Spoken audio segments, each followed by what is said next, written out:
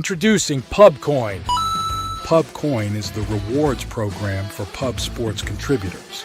Regular chat contributors share their play of the day, POD, in the YouTube chat, including the phrase POD in their message. At the end of the week, the amount of units earned are converted into Pubcoins. Pubcoin can be used as reward points for prizes, shop discounts, and contests.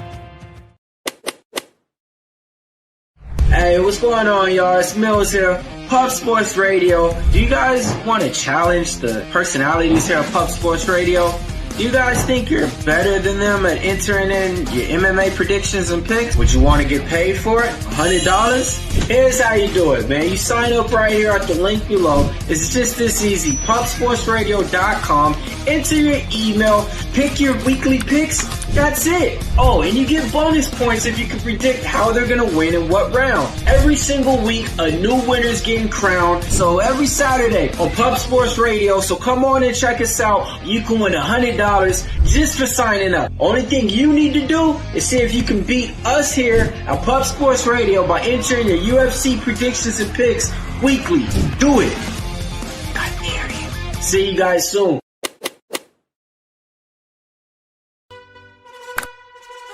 Your membership to gold, you will be automatically entered in every horse race, every Wednesday and Friday. It is time to race horses. We are racing camels today. Shout out to the gold members. We're racing in San Antonio immediately here. And we're off. 2 minutes, 74 canals on this racetrack. It's wide.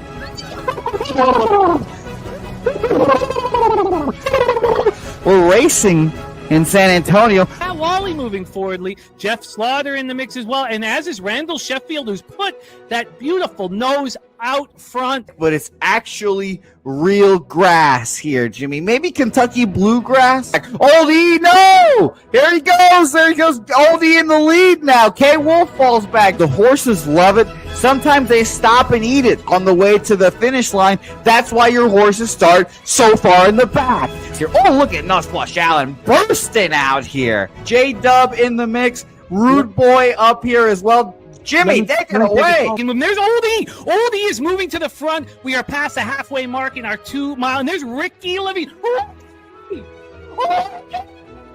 Oh my goodness, he's in the mix here. Jimmy, take it home. This is our first dog race ever. 19 seconds left in the horse race here. It's Fernando Mendoza trying to find the wire. 14 seconds left. Can Fernando Mendoza take this home? Here comes Kenny Can. Kenny Can wants a piece of the pie.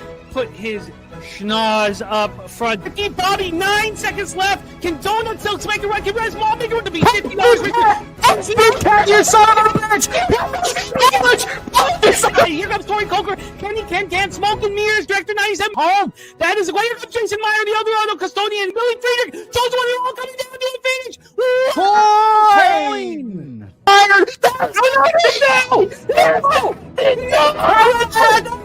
Nowhere! Oh no! Fanatical Jim!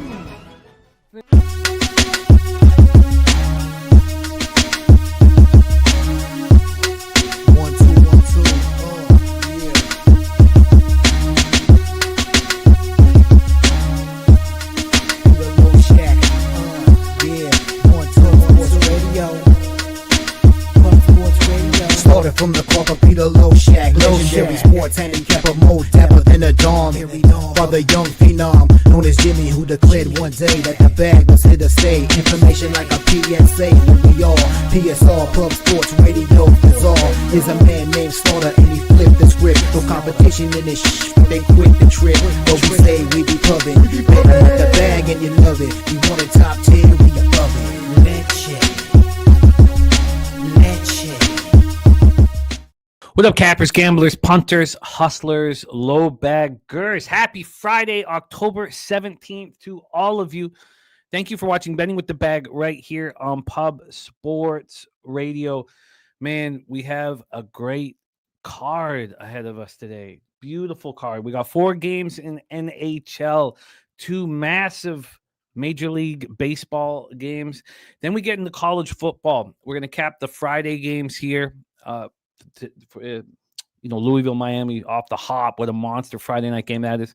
We're going to cap the 4 Friday games, and then we're going to move into Saturday games. Some of these games are wine times action. Others, Jose wants to attack.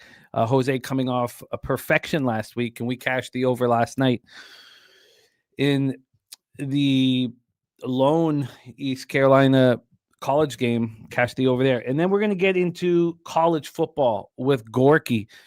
The last couple of years, we've dominated this week. It's probably the best week to bet Canadian football, and we'll talk about it. I've invested heavily, and we'll see Gorky's plan. So we'll break down those 4 games. They're very interesting games. Some teams are trying, some teams aren't. And there's only one game where both teams are trying. So we will be attacking that. Then, then Jose has picked out, and this worked so well last week, Jose's picked out a few games that he wants to go over the market history and allow the market lords to possibly lead him in a direction. And we saw it work marvelously last week. So we'll see if we can hammer that again. Great to see all of you guys. Let me get the chat up here very quickly, and let's discuss and plan out our attack. Let's get this weekend started with winners. And I know a lot of you guys cashed last night in the Thursday nighter in NFL. We got Stacks play of the day. Justin McKelvey in the house, ready to attack the Friday card. Let's get all this action copied and pasted and discussed. Justin McKelvey, Freddie Freeman over 1.5 bases, and Utah State, little Friday night college action. Utah State over 33.5 points. That's directly from our guy Justin himself. There's Fap win. Australian racing today. Ascot race 6. Napote or Napote. I don't know exactly how it's pronounced. At odds of 12-1, going win and place for Fap win. God, I usually bet horses on Friday night. After the kids go down, I get to chill out for a little bit. Not the best tracks running late Friday night, but I will be betting that. We got Billy Friedrich, Pig Milk play of the day. San Jose, Utah, first period under 1.5. And we got his UFC action from Billy Friedrich. We have our cappers firing away on this beautiful Friday. Beautiful for some. Starting to get cold up here. Joe Buddy is on Blue Jays run line. Look at that. Blue Jays run line. We got Gorky making moves on Panathinaikos in EuroLeague basketball action. There's Robert Cherry in the house. Robert Cherry, I also did not fare well in NHL last night. Disappointing evening. There are going to be those throughout the year, so we fire away today. And I just moved on my first bet. We're going to get into it. Gorky on a Hurricanes Blue Jays money line parlay. And Kripke is on a Hurricanes Dodgers money line parlay. I was extremely fortunate fading Scherzer yesterday that the Mariners did score first because Scherzer was great. I was wrong and did not deserve to win.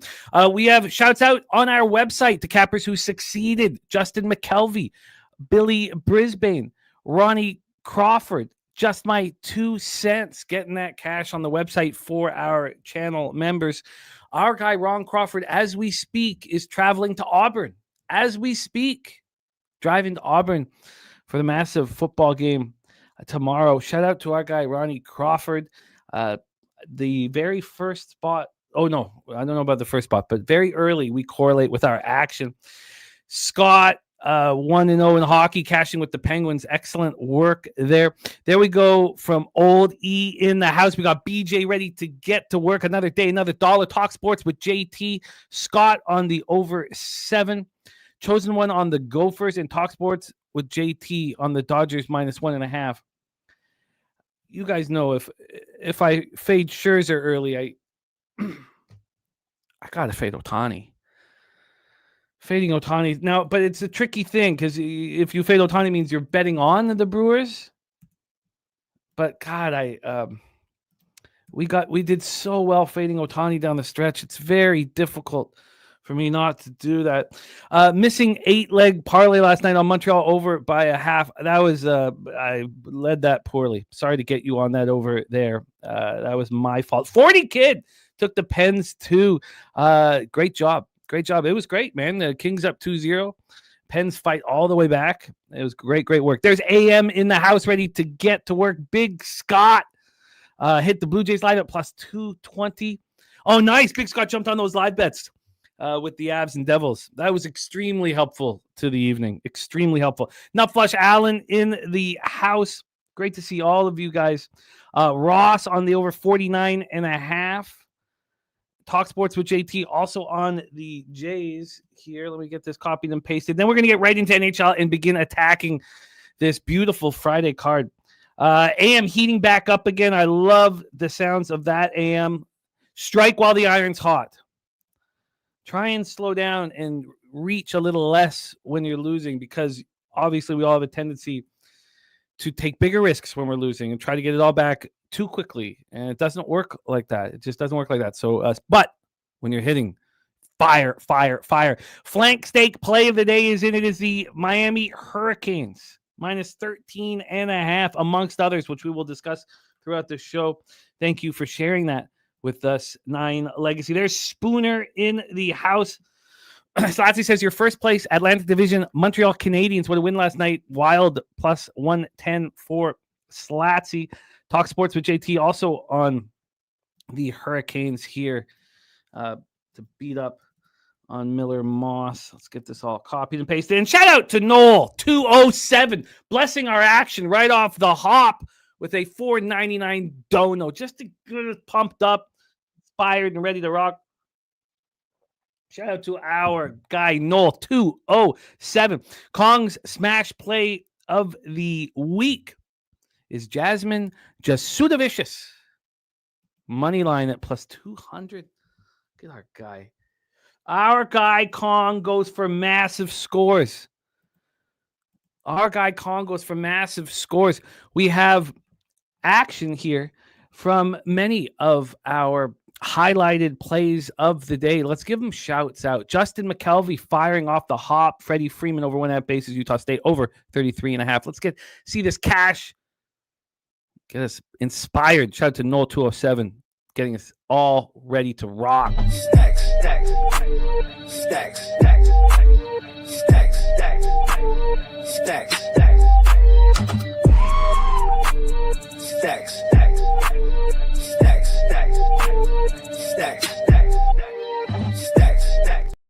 Pig milk play today. San Jose, Utah, first period under 1.5 for sweet pig milk.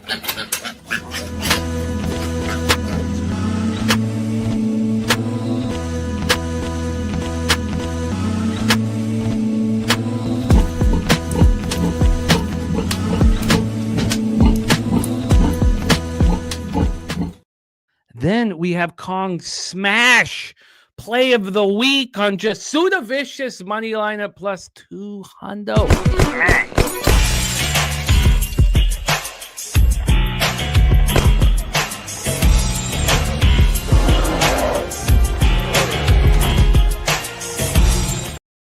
Andrew G, Will Johnson, JM ready to rock. We do Wine Time Sports ready to attack the card as well. He's got a little bit of time. I do have NHL that we're going to blow through here quickly. Noel, Blue Jays team total over 4.5 plus 160 cash yesterday. Beautiful. Nordy in the house. Will Johnson says, what was up with the Dallas Stars? That happened quickly. It happened very violently. A razor sharp picks in the house. We are 2 weeks away from the Breeders' Cup. And Billy says, ain't no fairy tales in Shawshank. Brewers all done. There's Res Mob in the house. Razor sharp picks. Big day yesterday. Smacking up Delaware Park. An 8K pick 5 and 10K overall.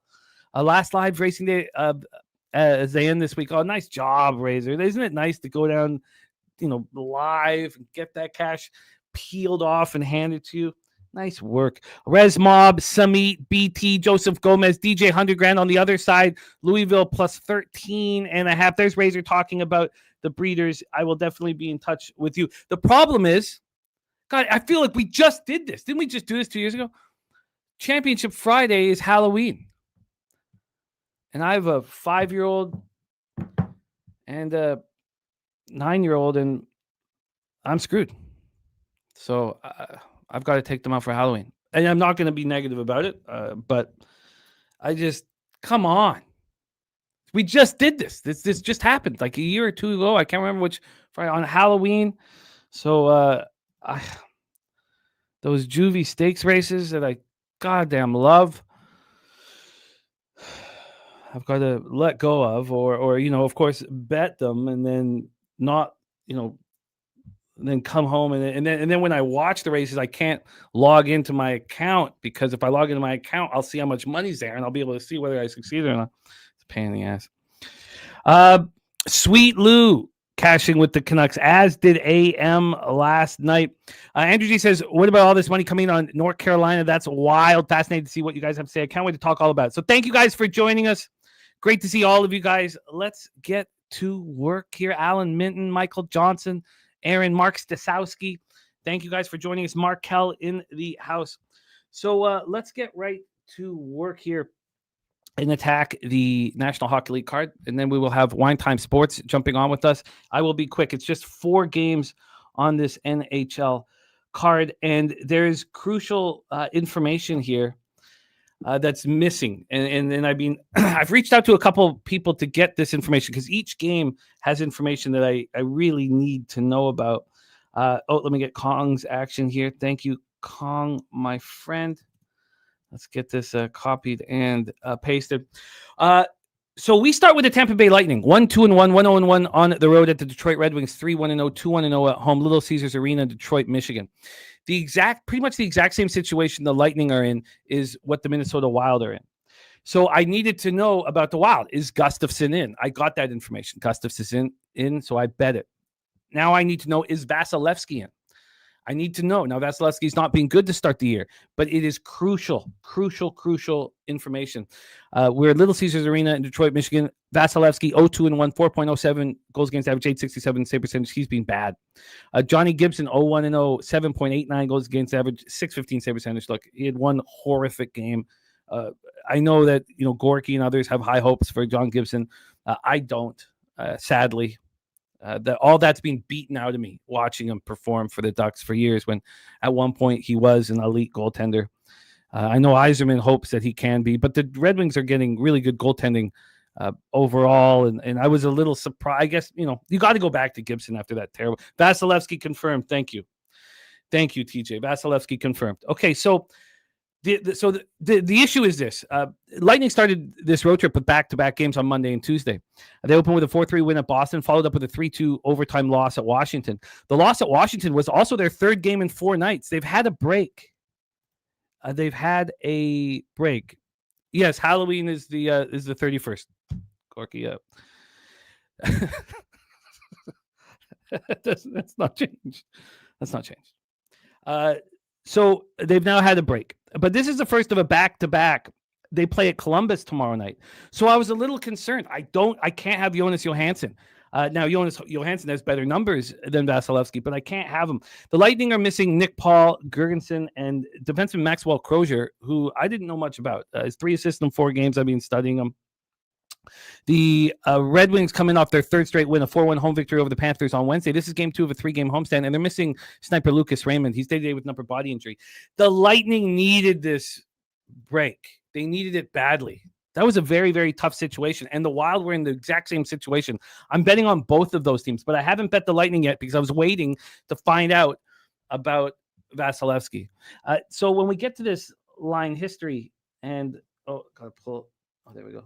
When we get to this line history and the cash flow, you'll see the Lightning are way too big of a favorite. And, going up against a team, second game of a 3-game homestand at home, they shouldn't be this big of a favorite. And a lot of people will then say, well, doesn't that mean there's value on the Red Wings? And I'm sure that there's a lot of models that say the Red Wings should be bet at this price.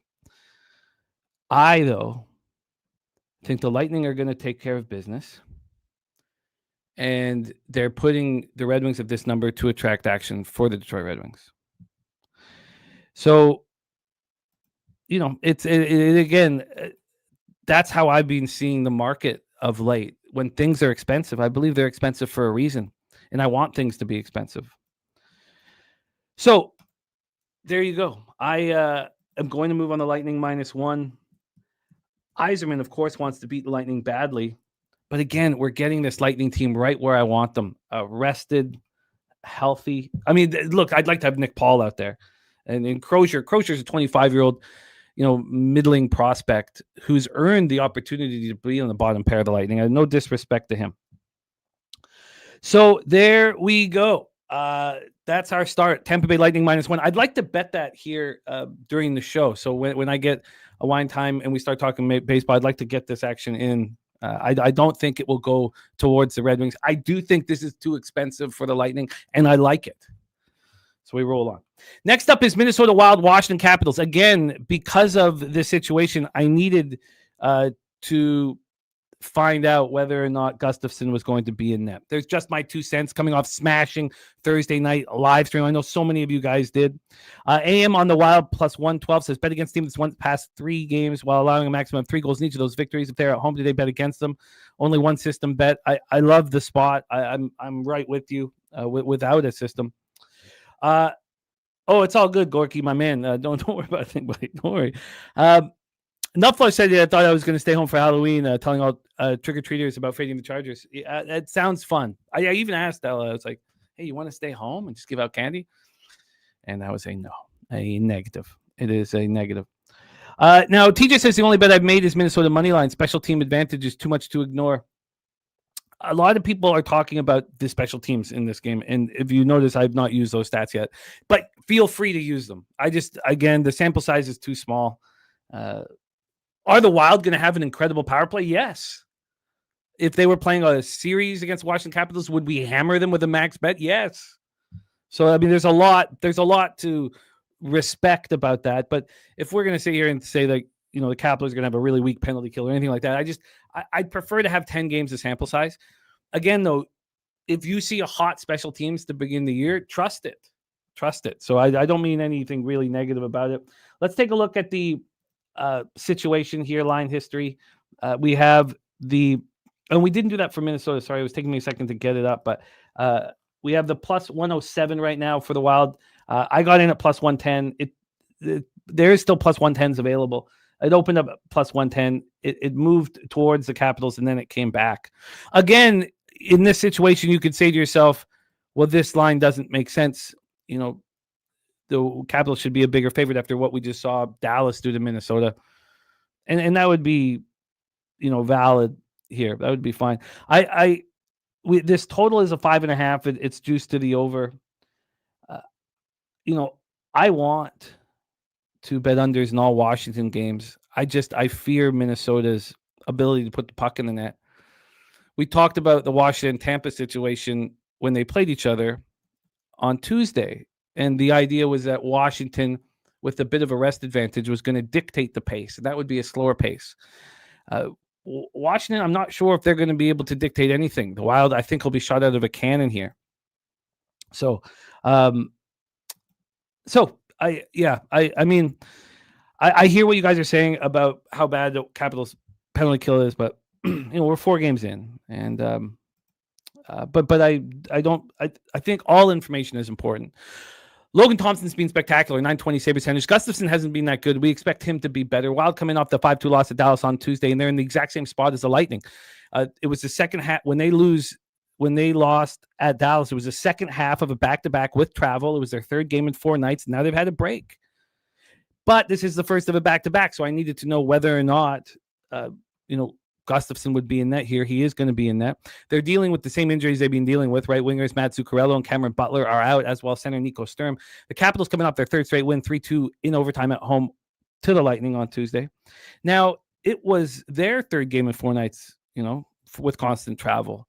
This is game 2 of a 4-game homestand. They host Vancouver on Saturday night.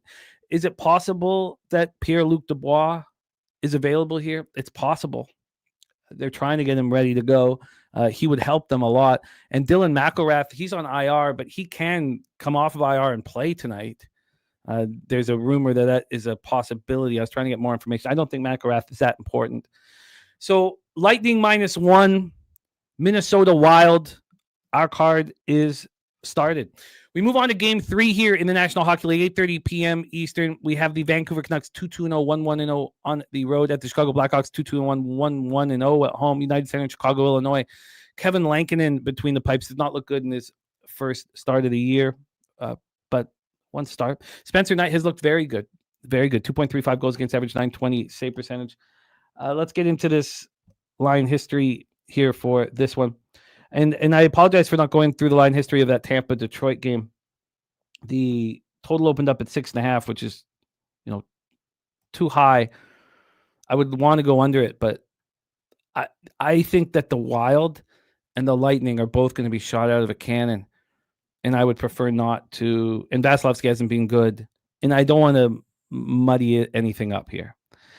For Vancouver, Chicago, we have this total opening up at 6, heavily juiced to the over. Now it's pretty heavily juiced to the under. And we didn't see the Blackhawks provide any offense until St. Louis. When they went to St. Louis, put up 8 goals, and we'll go over all of that. But it was a bit of a surprise to see the offense explode. We have a big move towards the Blackhawks. They opened up at plus 136. They're down to plus 115. And we talked about this with TJ last night. Dubois listed out. Thank you, Slatsy. We talked about this last night. I want to fade the Canucks as much as possible this year. And it burnt me in Dallas last night, and that doesn't concern me. They started their 5-game road trip in impressive fashion. 5-3 win at Dallas. They're dealing with injuries to Derek Forbort, Pierre, Olivier Joseph, Teddy Bluger, and Niels Holglander, but they were dealing with, that's been the situation for a bit, so it's not new. The Blackhawks coming off their second straight win, 8-3 at the Blues on Wednesday. They were full value, I thought, for the victory. I didn't watch. I had to revisit the game, and so I did the 30-minute version. But they did get out hit 28-9. It was their first game without captain Nick Foligno, who's with his young daughter's side. Gorky told us that. When we capped the game on Wednesday morning, I didn't realize that had been the decision that was made, and he's by his young daughter's side while she has heart surgery. My problem is this. I understand that the Canucks should be faded after beating Dallas and with their backup goalie in that.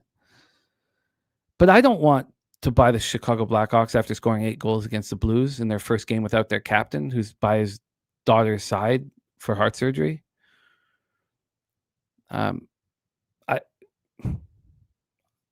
Which one are you going to buy high on? Which one are you going to sell high on? And you guys can make that decision. I don't want to make those decisions.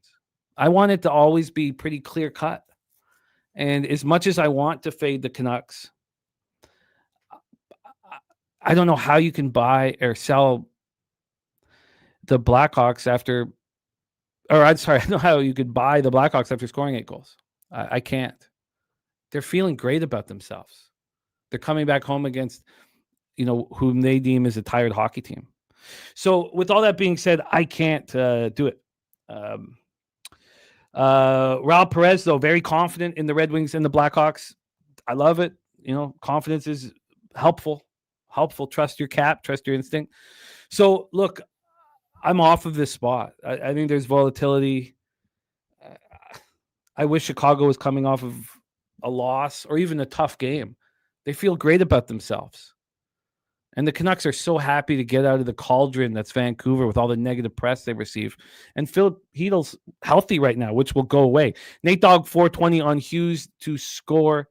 Picked up 2 points last night, so his second and third points of the year. Ross Pitt said, I would want to support my captain and play hard. Well, they sure did, Ross. They sure did. And now they got to turn it up again. Good luck, Razor Sharp Picks. Go get that cash, my friend. So I'm just not betting the game. Anybody else wanting to move on it, I get it. Trust your cap and go with it. But it's just not how.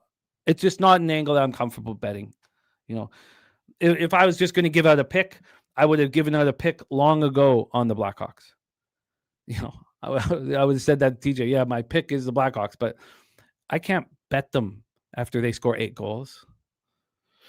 Okay, so let's move on to the final NHL spot on the board, and this is crucial. So, Razor Sharp Picks giving us his full Keeneland card. Thank you, Razor. There's a ton of work that goes into this. I can't tell you how much work goes into to putting a puzzle together in each race. So thank you for sharing that. Keeneland full card here from Razor Sharp Picks.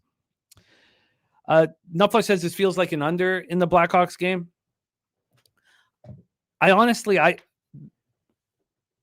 It's early in the year and both teams are coming off big wins. I don't want to be involved. I will regret it immensely. Well, I will regret it. I'll be sitting there tonight going, God damn it. Raul Perez put this parlay in the palm of my hands, and I was such an ass clown that I didn't just accept the glory that he was offering. Let's roll. And I lost my lightning bet because Raul did it again. This guy does it over and over. Well, actually, it's the first time that he's done it, but I will regret it. Final spot on the board, 9 p.m. Eastern. San Jose Sharks 0-1-2. First road game of the year. The Utah Mammoth 2-2-0, 1-0-0 at home at the Delta Center in Salt Lake City, Utah. We got Yaroslav Ask About Me, who has not looked good. And I don't know if he starts. He's just listed at this point. Going up against Karel Vejmelka, who has looked excellent. 1.66 goals against average, 928 save percentage. Let's get into the line history here. Utah minus 250. They opened up at minus 270. It's going, well, here, I'll tell you what this whole game is predicated on. So, of course, I'm very high, as you guys know, on the Sharks. I have them over their win total of 70.5. That's the only thing I have on them. I watch them as much as possible. Celebrini and Will Smith are going to win the Stanley Cup one day. Maybe it's in 8 years, but I think that they're phenomenal. And San Jose Sharks fans are so lucky. And Utah's not that good. And Utah can get pushed around. Now, they can't get pushed around by the Sharks, but they can get beaten up and pushed around. And I would like to fade Utah. We have a total at 6.5 at minus 120. So let me just spell out the issue here. And Samit says, just don't bet this yet. Let me just tell you the situation. Because I'm glad, Raul. Go get it, man. Respect, buddy. Go get it. Go fucking get it. Look, we're capping together, trying to succeed. We don't need to be on the same page. Peanut saying Lucas Raymond ruled out. Sorry, yeah. He's going to be out for a little while, Lucas Raymond. But let's talk about the spot. It's all based on one situation here. And you guys can figure out exactly what you want to do here. I immediately want the Sharks first period. Just out my gut. My gut's like, I want the Sharks first period. Heading out on the road for the first time altogether. And I don't think the Mammoth are that good. The Sharks coming off their third straight loss to start the season and their first bad one. They lose 5-1 at home to the Hurricanes on Tuesday. That's another thing. I like backing a team after losing to a very good team, playing against a team that I deem worse. Here's the problem. We've been talking about the injury report for all of these teams as we've gone through the beginning of the season, and they're mainly injuries that happen sort of in preseason, and the teams are now getting more comfortable without these players in the lineup. The Sharks are dealing with injuries to 2 defensemen, and now you could say John Klingberg and Timothy Liljegren, aren't that good, and that'd be fine. But Klingberg is playing 19 minutes and 33 seconds a game, and Liljegren is playing 20 minutes and 13 seconds a game. They have Dmitry Orlov and Nick Leddy playing the most on this defensive pair, and you can't play them. You can't play Orlov more than 21 or 22 minutes. So Liljegren has been put on IR, and Klingberg, knowing that Liljegren's now on IR, and this defense has no depth to begin with, has traveled with the team to try to play tonight. If Klingberg can't play, and you have both Liljegren and Klingberg out, the Sharks not only are going to lose, they're going to lose for a while. They're not. Liljegren and Klingberg are their best asset is the outlet pass. And when you have Michael Misa, Will Smith, Macklin Celebrini, Willie Eklund, the outlet pass is of the most importance. So you're going to tell me that Mumak Madulin and Mario Ferraro are going to play top 4 minutes? Klingberg is traveling with the team. If he plays tonight, everything will probably be okay. But if you take two defensemen that are playing 20 minutes a game from a team that has no depth, they're going to lose badly. They're going to lose badly. So I need to know about Klingberg, and I will wait. I will wait patiently for that news. The Mammoth, again, Orlov can't do this. Orlov can't play. Now, Orlov's been a huge difference maker already for the Sharks defense. The Mammoth come in off their home opener, an underwhelming 3-1 win over a young Flames team that was on the second half of back-to-back with travel. They're missing Sean Dursey. He's an important defenseman, but he's been gone all year, and he was gone a ton of last year. They're missing Liam O'Brien and Alex Kerfoot, but again, they're getting used to it. So if I find out Klingberg is in, I'm not betting the Sharks, not with Liljegren out. And if I find out Klingberg's out, I'm going to be on the Mammoth puck line. So I'm going to completely flip from wanting the Sharks early to backing this team I don't think is very good because it's too early to take out two defensemen that are in your top 4 that are playing 20 minutes a game. So I also think that they're going to have a tough time scoring. Now, I don't know if we can trust Yaroslav Ask about me because I would bet the under. And you can't bet a team total under on such a big dog in the National Hockey League. There's just too much parity, I believe. So there we go. Raul, we opened with that game, my man. We opened that game. We opened with that game. Yeah, I'm on the other side of you. I just need to know that Vasilevsky was going to be in. Look, the Red Wings are making their backers a ton of cash, Raul, and Steve G saying under 6.5. That's what I want to bet, but is Askarov confirmed? But back to the Detroit spot. Detroit's playing well, 3 straight wins. I get why you want to back them. They're making their backers money. The Lightning were exhausted. And I love backing a team on the road that get a few days break to regroup, all business, no families, and then get to be shot out of a powder keg to begin.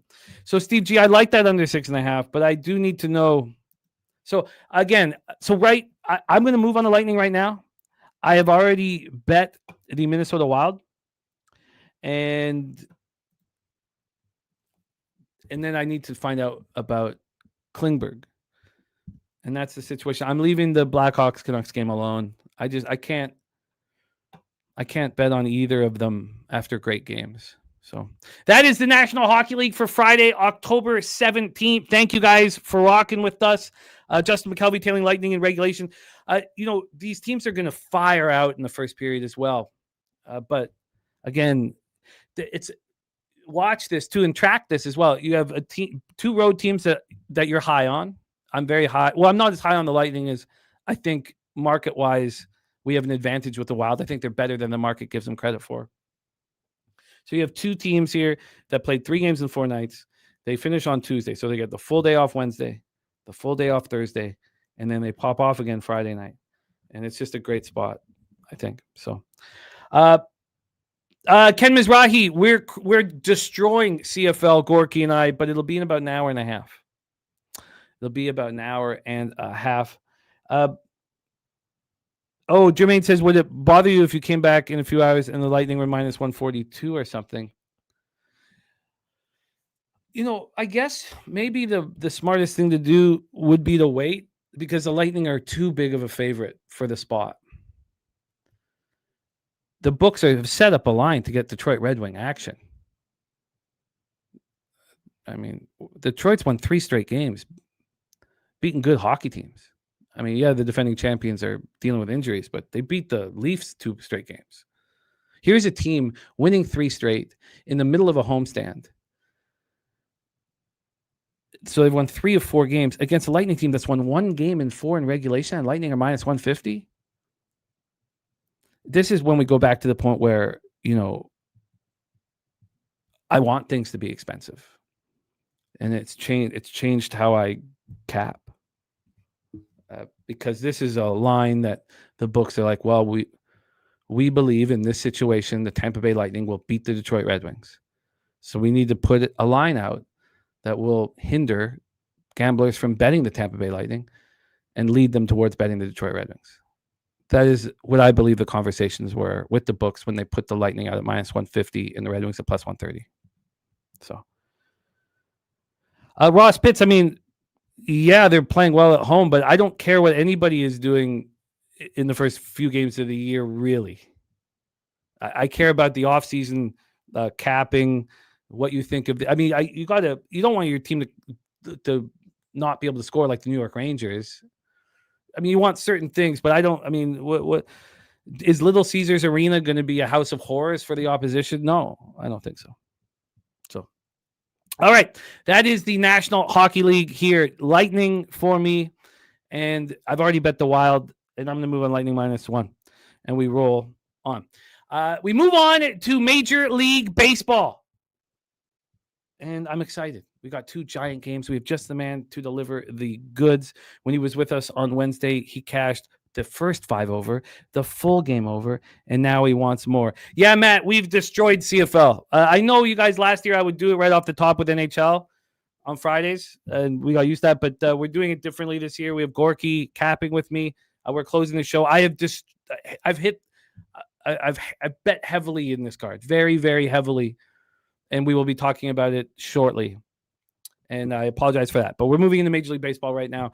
Please welcome from Los Angeles, California, the host of Walk Off Wagers, our guy, Wine Time Sports.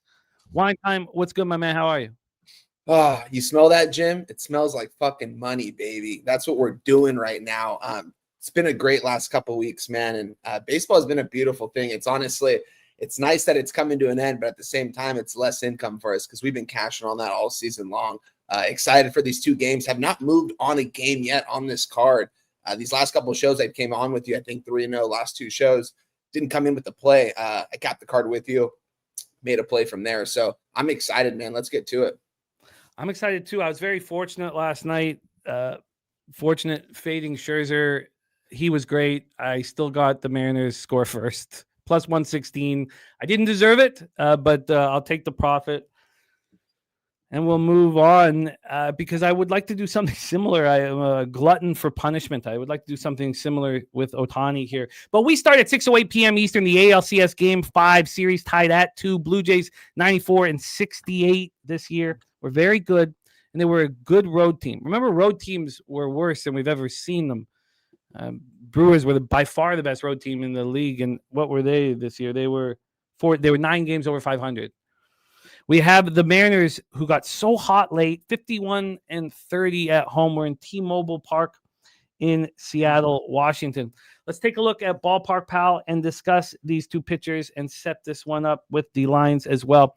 We are dealing with a very hot Toronto Blue Jays team, and when the pitching starts to come together, it just feels like we're seeing with the Dodgers that one pitcher hands it off to the next, and everyone's getting more and more and more confident. I still want to fade Shohei Ohtani early, but that's just my own issue. We have the Jays opening up at minus 115. Now they are minus 112. So a very, very slight move towards the Seattle Mariners. Total-wise, we have a 7. Now, do we trust that this opened up at 8, heavily juiced to the under, and lasted there for a few minutes? It lasted there for 9 minutes? Sure. There were limits. You couldn't bet much on it. It moved to 7.5. And then from there, it took 20 minutes to get to 7. So a massive move towards the under. Since it's moved towards the under, when it first moved to a 7, I guess the sharps were just hammering the under. There was an immediate 9-cent move towards the under 7. The under 7 got to minus 116. It's gotten there a couple times. The last time it got to minus 116 was 1:30 this morning. Since then, it's just been one-way traffic towards the over at 7. So since that spot at 129 this morning, we've had 16 cents of movement towards the over. Let's take a look at the cash flow and set this one up here. Sorry, I thought I had it up. I did have to do a quick computer restart to make sure everything was moving quickly. Let's take a look at the cash flow here for this massive baseball game. We have, this is so interesting, 50-50 ticket count and 87% of the cash on the Mariners. With all the momentum heading towards the Blue Jays, 8.7 of every 10 bets have come in so far on the Seattle. 8.7 of every $10 has come in on the Seattle Mariners. 55% of tickets on the under. We saw that move instantly. And then 67% of cash on the over. A fascinating situation here, Wine Time. Kevin Gossman on the bump. Let's hand it over to you. I'm going to bring up some more stats. Take it away, Blue Jays, Mariners. Oh, man. I said it on Wednesday, I believe, that I thought that the Mariners smelled blood in the water. I think the Jays smell blood in the water right now, or at least Vladimir Guerrero Jr. right now, because he's the hottest hitter in baseball right now. It's absolutely crazy to see. You pay this guy all this money less than a year ago, and when it matters most, he's showing up. Your team's down 2-0. You got to put the team on your back, and that's what he's been doing. It's been a team effort, but it starts with him, man. He's setting the tone for that lineup. He's got to be in these guys' ear every single day. They want to go to a World Series, man. This team's built for it. We talked about it a couple months ago. Kevin Gausman, I mean, guy's pitching super well in his 2 starts so far in the playoffs. Probably didn't deserve to lose that last start. Just couldn't give him any run support. I think that this is another clear-cut Blue Jays spot. I was on the Blue Jays yesterday. I got a worse number. I got it a little bit before first pitch.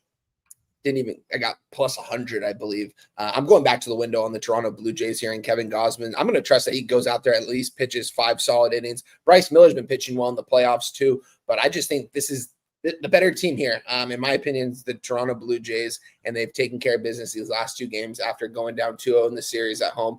One more game in Seattle. You take care of business here, and then you can go celebrate at home and not make this go into a game 7 and take care of business. And you're on the way to the World Series.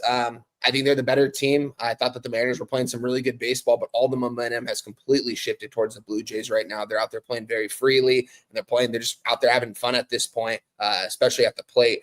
And I'm on the Toronto Blue Jays here, guys. Best number I can get. I'm going to have to take it a couple different spots.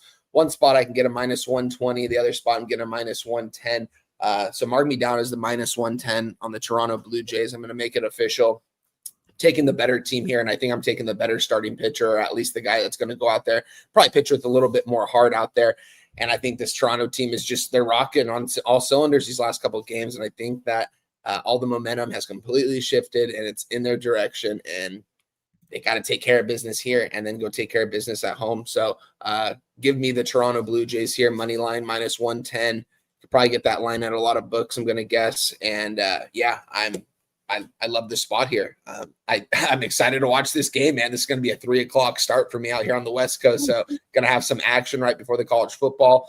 I'll have this one on, and it's been fun watching these last couple games, man, especially game 3. It sailed over that total in the first couple innings. It was so cool to see. And then yesterday, the Blue Jays just took care of business. It's really fun baseball to watch. So I'm excited for it. Mark me down, Jim. I'm already in. Just place the bet. Got to tweet it out. Can't forget this time. Toronto Blue Jays money line minus 110. So let me talk about the situation a little deeper to try and figure out, why would this line not be moving towards the Jays? You could say, well, it's the opening line. Right, that would be your defense. You'd say, well, look, the Jays are opening as favorites. They've opened up as dogs the first 2 games, so that is the reason why it's not moving. If it opened up at plus 105, it would close at minus 115, which is where it is. That'd be valid. This is my issue here, and if this was the regular season, and now of course things are different here, and we don't need to compare it, but the reason why I would not be backing the Blue Jays here is because Kevin Gausman has had 4 straight home starts. And he has looked very, very good. We haven't had a road start for Gausman since September 17th. Oh, wow. And it's just, so in football, we have been abusing and Troy's been hammering teams that have had 3 straight home games and go out on the road. Those teams are losing it. Now, again, that's a different sport, but it's a similar situation where a team or a player has gotten comfortable. So we have 4 straight home starts. Now he's getting out on the road. Is it after watching Scherzer, after watching Bieber, we have Gossman, who's 34 years old and has earned this opportunity like Bieber, like 41-year-old Scherzer. Maybe it's a gold medal 100-meter 4x100 team, where he's just going to take the baton, and it could be very likely. But does it concern you, and does it concern anyone in the chat here? Sorry, I had some stuff up here that there's been 4 straight home starts for Gossman. Yeah, that does a little bit. At the same time, though, this is a road game, but they've been in Seattle for a couple days now. I think they're a little bit comfortable there. I think Gossman's going to go out there and pitch well. I just think he's kind of, you said 34 years old. He's earned this opportunity, and he's pitched well so far in the playoffs. But I didn't put that into the cap that he hadn't had a road start since September 17th. So that's a good stat right there. But I still think he's going to show up. I think, they're going to pass the baton to the next guy up, and, this is your turn. Go out there and dominate. This is like, it's now or never. You know what I mean? If you want to win a World Series, like, it's now or never. Like, I think this Jays team is going to go out there. I think he's going to pitch well. He's going to give us at least, I don't expect him to go more than 5 innings, but I think he's going to give us 5 innings of solid baseball. And I think that's all the Blue Jays are going to need, because I think they're going to be able to put up at least a couple runs here against Bryce Miller. The way they're swinging the bat right now, these last couple of games, is just contagious. And like I said, it starts with Vladdy from the top. He's really put this team on his shoulders, on his back these last couple of games, and showing up when it matters most. So, yeah. And what, when especially in football, but generally speaking, when I'm on the fence about a bet, when I'm not just like, oh, I got to make this bet, I write down, why this bet would not, how I would lose the bet. And what would be your biggest concern here? The Jays have all of the momentum. You have Gossman versus Miller. Miller's last 2 starts have been on the road, so he hasn't been home. And the last 2 times he was at home weren't very good. What is your biggest concern? What's your biggest angle for this not cashing for you? Maybe Bryce Miller going out there and pitching lights out for 6 innings, throwing 6 innings of shutout baseball, if that does happen, because I do think this leans towards more the under so than the over in this game. So, yeah, if he goes out there and shuts these bats down for 6 solid innings, 5-6 innings, whatever they're going to get out of him, maybe he doesn't go into the 6th inning in this one, but 5 innings of solid baseball and shuts them out. If that happens, I don't know if I can trust these bats in the later part of the game against the bullpen, but same time, I think I can, because these bats are trustworthy, and they've been smashing lately. So, just these last 2 games. So that's probably my worry. Bryce Miller goes out there and throws an absolute gem. I think if the Blue Jays can get 3 off of him in 5 innings, then that's probably all they're going to need. So that would probably be it. Bryce Miller going out there and pitching a gem. You cashed with the first 5 over and the full game over, and in game 4. Here from Ballpark Pal, we have T-Mobile Park minus 14% runs, minus 11% homers, minus 15% doubles and triples, and minus 5% singles. Why are you not going back to the well? What is it right now? Over 7 minus 120 right now. It's because your fear of losing the bet is Miller pitching great, and you expect Gossman to pitch well. And I expect Gossman to go out there and pitch well, that the Mariners probably don't get much off Gossman. So that would be my thing. Like I said, I think I could see this being like a 3-1, 4-2 type of ball game. That would lean towards the under, but you never know, though. All it takes in a couple of these games is just 1 inning to get 4 or 5 runs on the board. So, and that's what happened these last couple of games. So, yeah, I didn't want to go back to the well in the over. It was only the under in this one, just because I assume that Gossman is going to go out there and pitch well. I don't think I really have a doubt about that. I think he's going to go out there and throw 4 to 5 solid innings. We have wine time on the Blue Jays. The High Owl says Toronto winning the World Series, baby. They're going as far as saying that. Here we got Roger that in the house. We got Jomo off of a huge day. Thank you guys for joining us. We're talking MLB playoffs here with Wine Time Sports. That is the Blue Jays. I'm going to need a little bit more time on it. I thought that I was just going to bet the Jays here immediately. And, a lot of you guys, and again, it's not the house's money, but a lot of you guys have made money on the Jays in games 3 and 4. I know you did, Wine Time, but I always have the fear of being late to the party and early to the funeral. But my whole plan was to be on the Jays, and I guess I'm just going to need a little bit more time. Let's move on to 8:38 p.m. Eastern, the NLCS Game 4. Dodgers leading the series 3-0 and look like a runaway train right now. The Brewers were a great road team, and I thought it was a clever move to save Quintana, bring on the kid Mizorowski for the it's all online. Let's make it 2-1. Then, it takes some pressure off of his squad. Maybe they'll play a little looser. We saw the Jays after they, took a big lead in game 3. They were smiling, got loose. They knew that, So here we're going to get an opener, and then we're going to get Quintana. And I want to take Milwaukee to score first against Ohtani. And I want to take Milwaukee in the first 3 innings.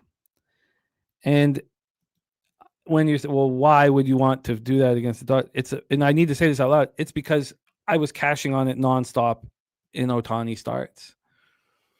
And he's not hitting well. He's always a danger, and he takes a lot of pitches. And even when he's not hitting, he's still a nuisance, and he gets on base. But pitching wise, he got hot in September. But in August at the Angels, remember the game at the Angels? We capped that game together. Yep. I attacked him. He allowed 4 earned runs in 4 1/3. Then at the Rockies, he allowed 5 earned runs in 4 innings. We attacked him there. And then he seemingly got right. 3 of those starts were on the road. He only had the 1 home start against the Phillies. He's only had 1 home start since August. 1 home start. This is a ton of pressure on him. I wonder if he's a tiny bit vulnerable. I'm not sitting here saying that the Brewers are going to win this game. This total opened up at 8, -115 to the under. It went to -128, and now we have 7.5. So it's a pretty big move by the market towards the under. And then on the money line, the Dodgers are just taking money. They opened up at -178, and then they move to -199, -178 to -199. Let's just take a look at the opening line in games 3 and games 4, just to see if the books are doing anything different here. So let's go to game. Let's go to game 4. My bad. Sorry. Let's go to game 4.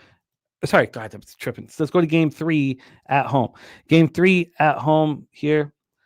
The Dodgers open up at -185, and they drop all the way down to -157. So here they open up 7 cents difference, and the Dodgers take all of the steam. When we get to the cash flow here, we have no information at this point from our main source. We'll go over to the Action Network. I'll pull that up. While I'm pulling that up here, Wine Time Sports, take it away. Game 2 of our 2 playoff games today.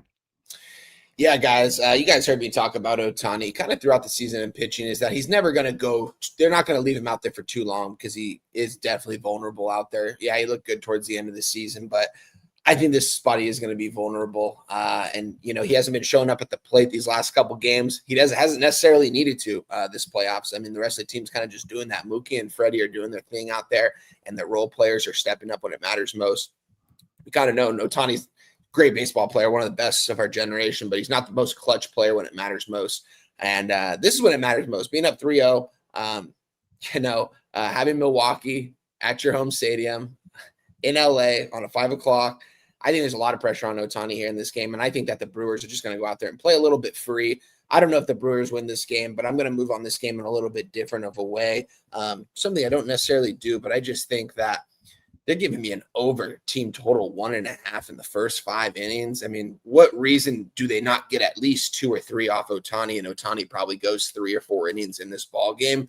I see no reason at all why they can't get 2 runs off Ohtani in the first couple of innings here.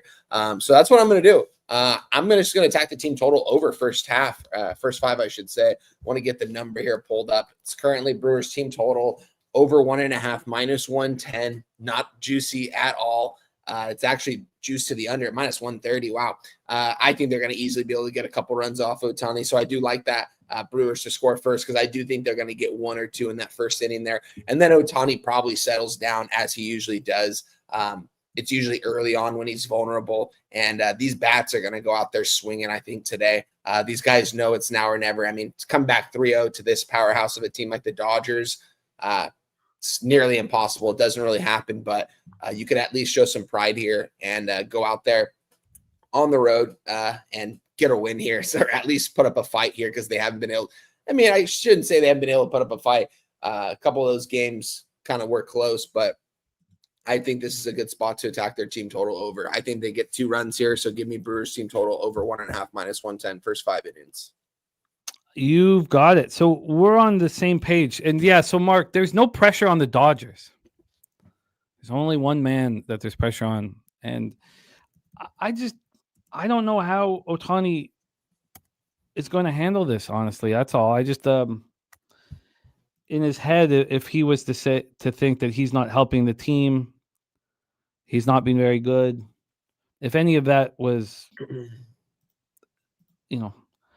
the Brewers to score first plus 100. Wow. That's actually, damn. That's a little telling right there, I must say. What are the Dodgers, minus 130? The Dodgers are minus 117. Now that's offshore. You get much better numbers offshore. If I go to 365, public legal, I have minus 110. I wonder if that needs to be bet, honestly. Yeah, that seems like it does. I mean, it seems like that they know the Brewers are going to get 1 in that first inning, probably off Ohtani. I mean, the Brewers got to come out. They got to come out swinging here, man. They got to do something. They got to set the tone early. They got to put up a couple runs on the board just to give them some confidence. And they have been. I mean, they did that. Jackson Churio hit a solo shot to lead off the game. What was that, game 2? And they didn't score another run the rest of the game. And Yamamoto pitched a complete game. It was just crazy. This team's got to go out there and show some heart here. They're too good not to. They play too good of a brand of baseball. So I'm going for the. I want to see the series extended just a little bit. I want to have some fun with this. So I do think that the Brewers are going to get to Ohtani. So I like that plus 100. I think that's very telling. Justin has Brewers to score in the first inning at plus 235. I wouldn't need that huge score. I got the Mariners to score first at plus 116 and got that in the bottom of the second. So I just need to win. I don't need a huge score here, because the Brewers first 3 at plus 150. If I'm going to try to attack Shohei Ohtani in the biggest stage, where I think I would honestly think differently if he had hit some big home runs in this series. Yeah. If he was hitting 3, if he was just like he's got to be feeling some kind of way, being like, I'm not doing my part and I'm making the most money on this team. The other guys are stepping up when it matters most. So I hear that. He's, there's definitely a little bit. There's no pressure on these Dodgers. These guys have been here and they've done that. Freddie Freeman's got him and Mookie have multiple rings. Like they've been here. They know they'll take care of business eventually. But there's no pressure on those kind of guys. I just think it's more so on Ohtani, because you mentioned he's been cold. Everyone knows he's been cold at the plate. Go out there and pitch well here on a Friday night. I don't know. It's going to be fun. I've got a couple friends. I've got this buddy that's gone to every Dodger playoff game. I want to ask him how much parking and all these tickets have cost. It's got to be thousands and thousands, because man, it's wild down there. My wife almost got a free ticket to tonight's game. It was just one ticket. And I was like, what are we going to do with one ticket? So didn't take it. Well, we're on the same page here, and I'm going to follow through and move on it. I was fortunate to scrape out a tiny bit of profit with yesterday's bet in a similar fashion, where I was wrong about Scherzer, and I could be wrong about Ohtani here. I don't care that much about these MLB markets. If we cared so much about it, we would have been on the Brewers in Game 3. That was a big move towards them. Yeah. So we're not getting the information from our usual spot, but I can tell you from the Action Network, they have 48% of the tickets and 77% of the cash on the Milwaukee Brewers, which is a huge surprise. Yeah. On the total, it's pretty 50-50, 43% of tickets on the under and 49% of cash on the under. Thank you, Billy. Thank you. So that is our MLB breakdowns here for October 17th. When we're joined by Jose, we will ask if he is planning on moving on this. So we have, I had planned to be on the Blue Jays, and I've become a little bit hesitant. I love Gossman. So it's not easy to have to not have a road start in a full month. But would I be surprised if Bieber handed it to Scherzer, who hands it to Gossman, and they deliver? No. And Gossman delivers? No. Then we have the Brewers' first 5 team total over 1.5 minus 110 from wine time, and Brewers score first, and Brewers first 3 at plus 150. Matt says, can someone please explain why there is an opener for a starter? Makes no sense. It's splits related. So for Quintana, there are certain batters in the Dodgers lineup that destroy lefties, and they're the most dangerous batters in the lineup. So if you need to get some bulk innings out of Quintana, you bring out an opener who's got better splits against right-handed bats, get them through that power first inning. You'd need a pitcher that you put in high leverage situations, pitcher you really trust, and then let Quintana start on the 5th batter in the lineup generally, and to give a better chance to succeed. So that's all. That's why they bring in an opener. It's generally a splits related situation where they fear that top of the lineup. Like, do you want Quintana to see the top of the lineup 3 times? You don't even want him to see the top of the lineup twice. Yeah. So you're just trying to keep a pitcher that you don't fully have faith in from seeing the top of the lineup too many times. It's a pretty simple spot there, but it can be. Sometimes the splits don't make sense. Sometimes they use an opener where, like, was it necessary? So I can understand questioning it. All right, it is time to move on to college football. Wine Time Sports. We have a big Friday night college football slate. Let me just move this all over to college football here, and let's attack. I have not got the NHL action out on X, but that will happen here very shortly. We have the cap yesterday on the over was as enjoyable as a cap we've had all year. The X's and O's did correlate enough for us to trust it, but we have to remember why we succeeded in it and why every article that was printed was on the under. They were trusting their numbers on these football teams. And they are trusting simple numbers. Points allowed, average points allowed. What we're going up against has a much more sophisticated model than, well, this team allows 26 points and this team allows 15. They only allow 41.5 points combined, and this totals of 54. You're telling me I've got 13.5 points of wiggle room here? What a gift.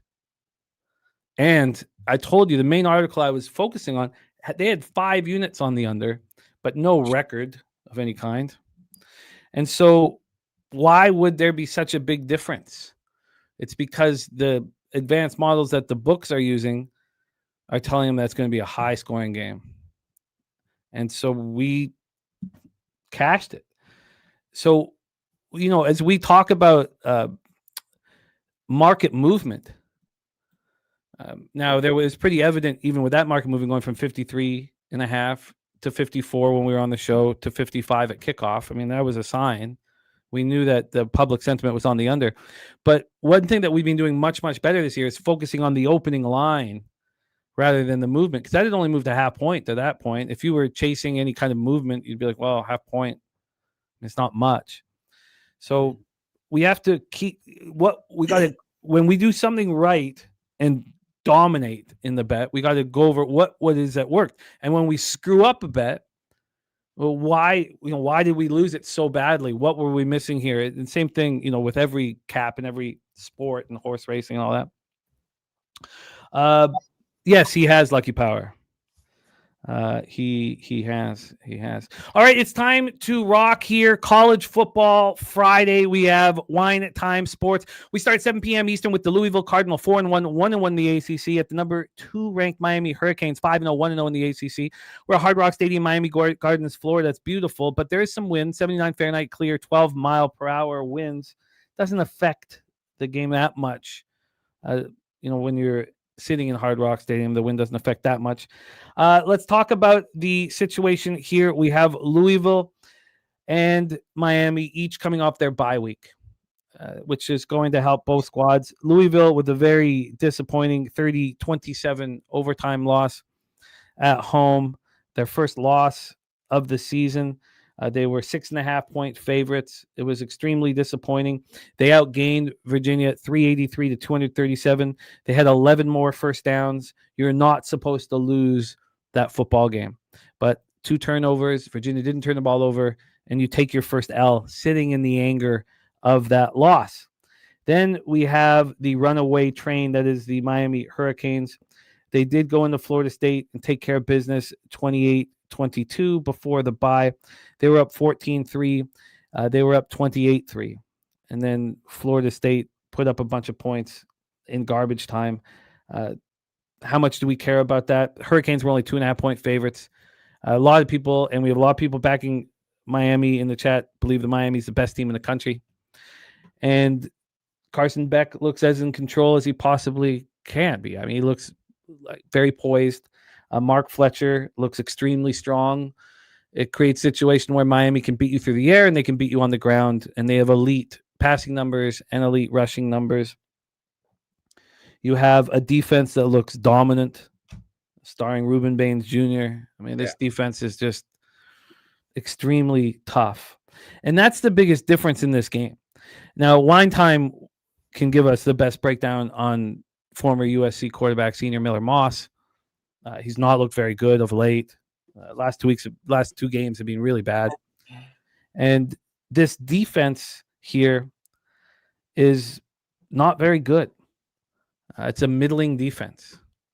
And I think that if you want to go toe-to-toe with the Hurricanes, you need to at least stop them.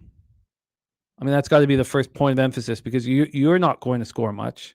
So you have to be able to stop them. And not sure if Louisville is capable. Now, coming off a bye week is extremely helpful. Let's take a look at the line history and hand it over to our guy at Wine Time Sports.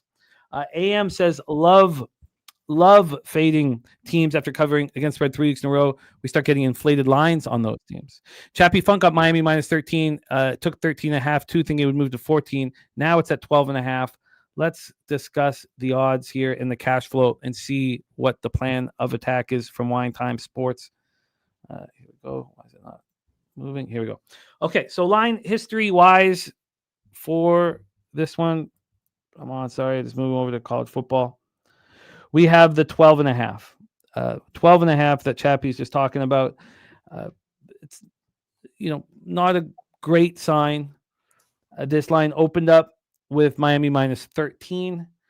It quickly went to 13.5, and it went to 14. This was a 14. That was the high water mark. So that was on Monday. Monday, it hits the 14. Tuesday, you wake up to a 13.5. It stays at 13.5 until yesterday. Yesterday morning, it drops to 13. And then at 11:35 this morning, they move it to 12.5. So we have a half-point move toward the Cardinal, who, again, I mean, if you're going to face arguably the toughest team in the country, it helps to do that off of a bye. At least you could try to put some plan in effect. This total has just been dropping and dropping. It opened up at 53.5, went down to 52.5, then climbed back up to 53.5. On Monday, you could have got this at 53.5. That's when it started moving.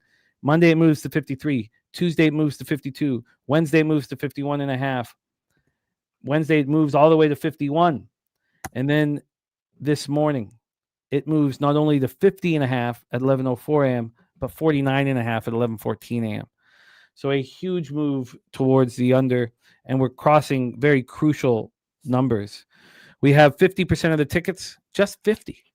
50% of the tickets on Miami, 79% of the cash. 60% of tickets on the over, 60% cash on the under. Wine Time Sports, take it away, my man. This is going to be a fun one here, guys. I've been eyeing this one out all week, just kind of been waiting to get involved in something. I ended up moving on something in this game. I guess I'll start with that first. But yeah, talking about Louisville Cardinal right here, Jeff Brom, offensive mind I respect in college football. I think he's a really good head coach. I think what he's been able to do has been impressive at times, although he has been disappointing at times as well. And Miami, I mean, listen, guys, Miami, this is a team that has played one game on the road all season long. It is October 17th. They have played one game on the road. Do you guys know where that was? Tallahassee, Florida, and Florida State. I don't know who is responsible for this, but this is I don't know how much Miami had to pay to do this, but it's outrageous that a team hasn't really had to leave the state of Florida, and they're not going to have to this week either because Louisville Cardinals coming to town. Louisville's been disappointing though, man. It starts with the run game. They go after Miller Moss. He's a guy that, a lot of people had projected to get drafted and stuff last year at USC after his first couple seasons because he does have a big arm, but he's also very vulnerable too, and he just sits there and he's got to get the ball out quicker. I don't really put necessarily the blame on him on this offense. It's more so the run game, guys. I came into the season saying that Louisville had potentially one of the best running backs in all the ACC, and Isaac Brown. This guy has been a major disappointment, true sophomore. Last year, as a freshman, was ACC freshman of the offensive player of the year. He looks so good running between the tackles. Not the biggest dude, but the way he runs, he definitely runs like a bigger dude, and he's very quick, especially with the ball in his hand. So I think that's been the problem. They haven't been able to get the run game going, and it's going to be tough to get the run game going against a Miami team. You mentioned it, Jim. I mean, Reuben Bain, this guy is a top 5 pick in the 2026 NFL draft. I mean, this guy is one of the best out there. He's hard to stop, and he's going to be in Miller Moss's face, I think, all game long in this one. Listen, guys, I moved on Miami money line in a parlay. It's minus 450 right now. It's going to be parlayed with a game. We talk about the Iowa Penn State game later on that we're actually getting some pretty good odds on. It's a 2-team parlay. Miami's the first team in their money line. I'm also moving on the team total under for the Louisville Cardinal. It's interesting, Jim. I'm looking at 2 different books right now. One book's giving me a 17.5 at minus 125. The other's giving me an 18.5 at minus 115. You guys know where I'm going. Under team total 18.5 for the Louisville Cardinal. I think that it's kind of the total's been dropping, but their team total hasn't necessarily dropped because the lines moved towards them. I just don't think they're going to be able to put up 20 points in this game. Realistically, the way they've been playing, I mean, the competition that they have faced these last couple of weeks in Pitt, UVA is a pretty good ball team. James Madison, Eastern Kentucky, these guys aren't anybody. I mean, most Power 4 teams should be able to go through these guys. James Madison isn't necessarily the team they were a couple years ago with Kurt Signetti, all that turnover over there. But a close loss to Virginia, who is a good team. But I just think that this team doesn't really have it, and they're not going to be able to start running the ball here. And you're going to put the ball in the hands of Miller Moss to get you 20 points in this one, to score nearly 3 touchdowns. Absolutely not. I think that this is going to be a Miami spot. They probably take care of business and cover this spread. I'm not going to move on it, though, by any means. I'm just going to take the money line because they absolutely win this game. And I don't think Louisville gets 20 points. So give me their team total under 18.5, 2 plays in this game. What was the juice on that under? Minus 115. Minus 115. Team total under 18.5. AM is on Louisville plus 13.5. Island. And there we go. Kelly McKinnon says lines at 49.5. It was at 52.5. It got higher than that. It opened higher than that, and it was missed. Yeah, I think that the best opportunity probably to move live in this game is after the scripted plays. They both are coming off their bye week. Oh yeah. So they've got to have these scripted plays down to a T. Now, Especially whether it's continue, sorry. Oh no, whether Louisville's will work or not is the question. But Miami should be able to, off of a bye, come down the field and score. What do you think? I would think it's just, I thought this season, Louisville was, I mean, their record is probably where I thought they would be at this point in the season, but I just thought the run game was going to get going eventually. They have they've got 2 true sophomores and 1 true freshman back there, and these kids just aren't getting it done. Very talented, but it's just, they're a run first offense and they're just not getting it done. And I do trust, I trust Jeff Brom as an offensive mind. I mean, I think he's been able to breed some really good I wouldn't really. He's had some good quarterbacks. I mean, Tyler Shuck, he's not playing in the NFL. I mean, he's 3rd round draft pick, but he was there last year, and he's had a good history with working with quarterbacks. And Miller Moss is a pretty good quarterback. I'm not saying he's bad, but I think this Miami defense is for real, and that defensive line. Ruben Bain, I mean, this guy's going to be playing on Sundays every single Sunday. He's going to be an All-Pro selection here in a couple years in the NFL. So be on the lookout for that guy because he's going to be a handful from the Louisville offensive line. I didn't want to move on. I couldn't move on this number for Miami, though. It was only the team total under for Louisville because I was getting a 17.5 all week, and I've been kind of waiting. And then an 18.5 popped up at one book. And it's weird, 18.5 minus 115, and another book, 17.5 to the under at minus 125. Really interesting. So I think I'm just getting a better number on this book. Maybe it hasn't adjusted quite yet. With the total, because what are we looking at the total right now? 49.5. It was 50.5 last night. And I was looking at it and seeing it drop. It's just dropping, man. This is going to go under. And it goes under because Louisville doesn't score 20 points. And Miami probably puts up, I'm not going to say how much they put up. I think they win this ball game and that it's going to be low scoring. Wow. Look at this. This is the sign. This reminds me of like 9 years ago when I went down to Costa Rica for the first time. I was like, I saw this thing in college basketball where Penny would have a team total and they wouldn't move the number, but they would just put it at a number where you couldn't bet it. And I was like, and I started realizing, I was like, oh, so then we have to go to a different book and bet the team total under. And it was like, that was maybe like 6. Well, I guess I got there October 1st, 2017. So it took, college basketball starts in November. So it was about, 2 months in, and it was the first light that came, where, you're working with great cappers, you're listening to them. You're like, oh, look at this. This works. The Louisville team total here offshore is 20.5. Wow. And the under 20.5 minus 186. Holy crap. And they're not offering anything else. Yeah. They don't want you to bet the team total under. Gregory B says, been struggling with this one. Louisville hasn't scored under 24 in a game in 2 years. I know Miami D is great, and Kong says Miami can score 40 if they want. That to me, when I see that tells me that you are absolutely on the right track. Full transparency, guys, since I'm only able to get 18.5 at one book, this is a half unit because I was only able to get 250 down on this one. So I'm not going to take the 17.5 knowing I have the 18.5. It's still all marked as 1 unit. I'm going to tweet it out as 1 unit. But just a little, I couldn't get a full unit on this. So let's bring on our producer, fresh off another casher last night on the over in Tulsa, East Carolina. His record is getting more spectacular, but he's gaining confidence. I love all of this here. Please welcome the backbone here at Pub Sports Radio, SN1P5, Mr. Jose Bouquet. Jose, how are you, my man? Can you guys hear me? We're all good over here. Wear that shirt loud and proud, Jose. I was on the UTSA Roadrunners last weekend, and that wasn't even a close one, baby. Let's go. No, yeah, it's what happens when your coach decides to take over play calling duties like you should have been doing the whole time. Well, that OC wasn't that OC the quarterback's high school like OC or something like that? Something like that, yeah. Yeah, he's a dumb slapdick is what he is. But it's nice to see everyone on screen in the chat. Excited to talk ball. Well, Jose, this line is moving towards Louisville. The Cardinals went in a spot where we wouldn't necessarily expect it. Wine Time is not on Miami on the spread, but he's on the money line as part of a parlay, and he's on Louisville team total under 18.5. What are your thoughts on this spot, and is it one that you want to attack? I don't think I'm going to be attacking it. I'd like to shore up all my other action first, honestly, and then roll back to this game. But it's definitely Louisville or nothing. And Miami definitely has a history of not playing well in these like Thursday night, Friday night kind of spots. So I lean Louisville. The fact that it's home is, obviously a little bit of a worry for me, but I have not moved on it yet. Boxing first vlog, BFV, my man. Whom are you asking? Are you asking me or Wine Time?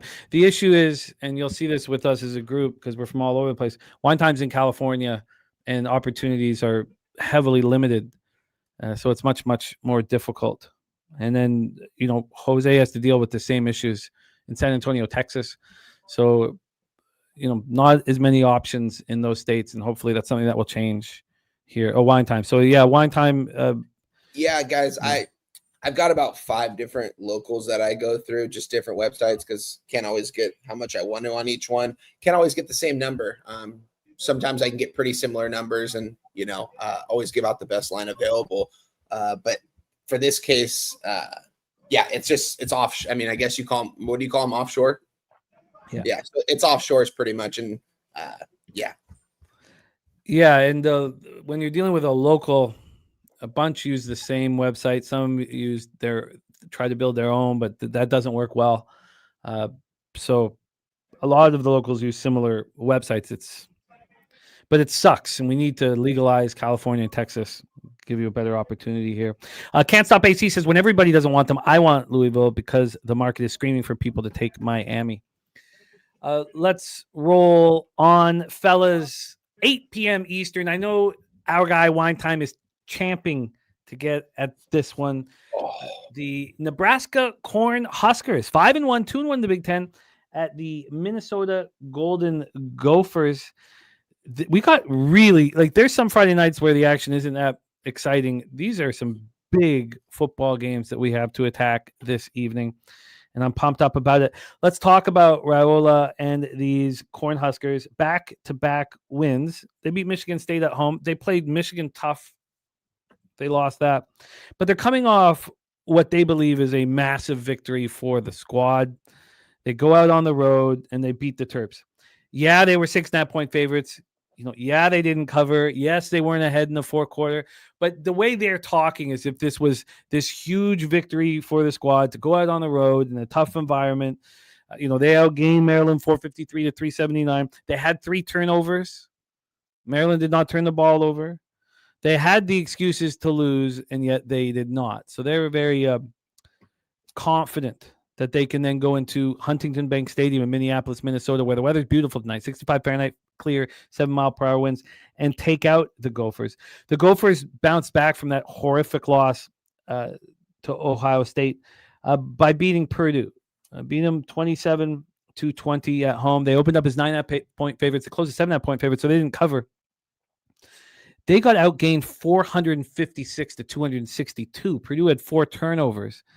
Purdue had 8 more first downs. Purdue had the ball for 34.5 minutes. It was a fourth quarter comeback by the Gophers where they stepped up at home. So both teams are coming in pretty confident for this showcase game. And neither is coming off a bye. They're both being put to the test here 6 days after they last played. Hooligan Cappers on Minnesota plus 7.5. Hooligan Cappers making moves here. Jason Meyer, the Eldorado custodian, says, I lean Golden Gophers with the points as well. Let's take a look at this line history in the cash flow and then hand it over to Wine Time, who is attacking this game. Here's another total that has been dropping, and it dropped really fast. This came out at 49 on Sunday at 1:51 p.m. Within 30 minutes, it was a 48. Less than an hour after that, it was a 47. I mean, this was just dropping and dropping. When we get to 3 hours after that, it was a 46.5. So this move was sharp and fast. It's not being a slow move like the Louisville Miami one. This happened in the first 5 hours that this line was available. So since then, there's been 10 cents of movement to the over, but the sharp action came in and the books were concerned and they moved the line quickly. From a side standpoint, we have the Huskers -7 at -113. They opened up -6, same time when the total came out, 1:51 p.m. on Sunday, and they moved to 6.5 4 hours later. They moved to 7 on Monday. They moved to 7.5 Monday morning. Monday afternoon, they moved to 8.5. Monday night, they moved to 9. Tuesday, a little after midnight. So basically Monday night, this 9 became -120. I'm sure 9.5s popped up. And that was the high water mark. From this point on, this has been one-way traffic to Minnesota. And Minnesota's come all the way down to +7. So if you're looking at the overall market, yes, it's gone from -6 to -7 to Nebraska, but that doesn't really tell the whole story. Let's get to the cash flow here, because clearly when it got up to 9, the Sharps came in and hammered it. 59% of the tickets and 72% of the cash is on Minnesota. 66% of tickets on the over and 80% of cash is on the over. The Golden Gophers have beaten Nebraska 5 straight times. They have Nebraska's number. Important. But Nebraska and Matt Rule, they are believing in themselves.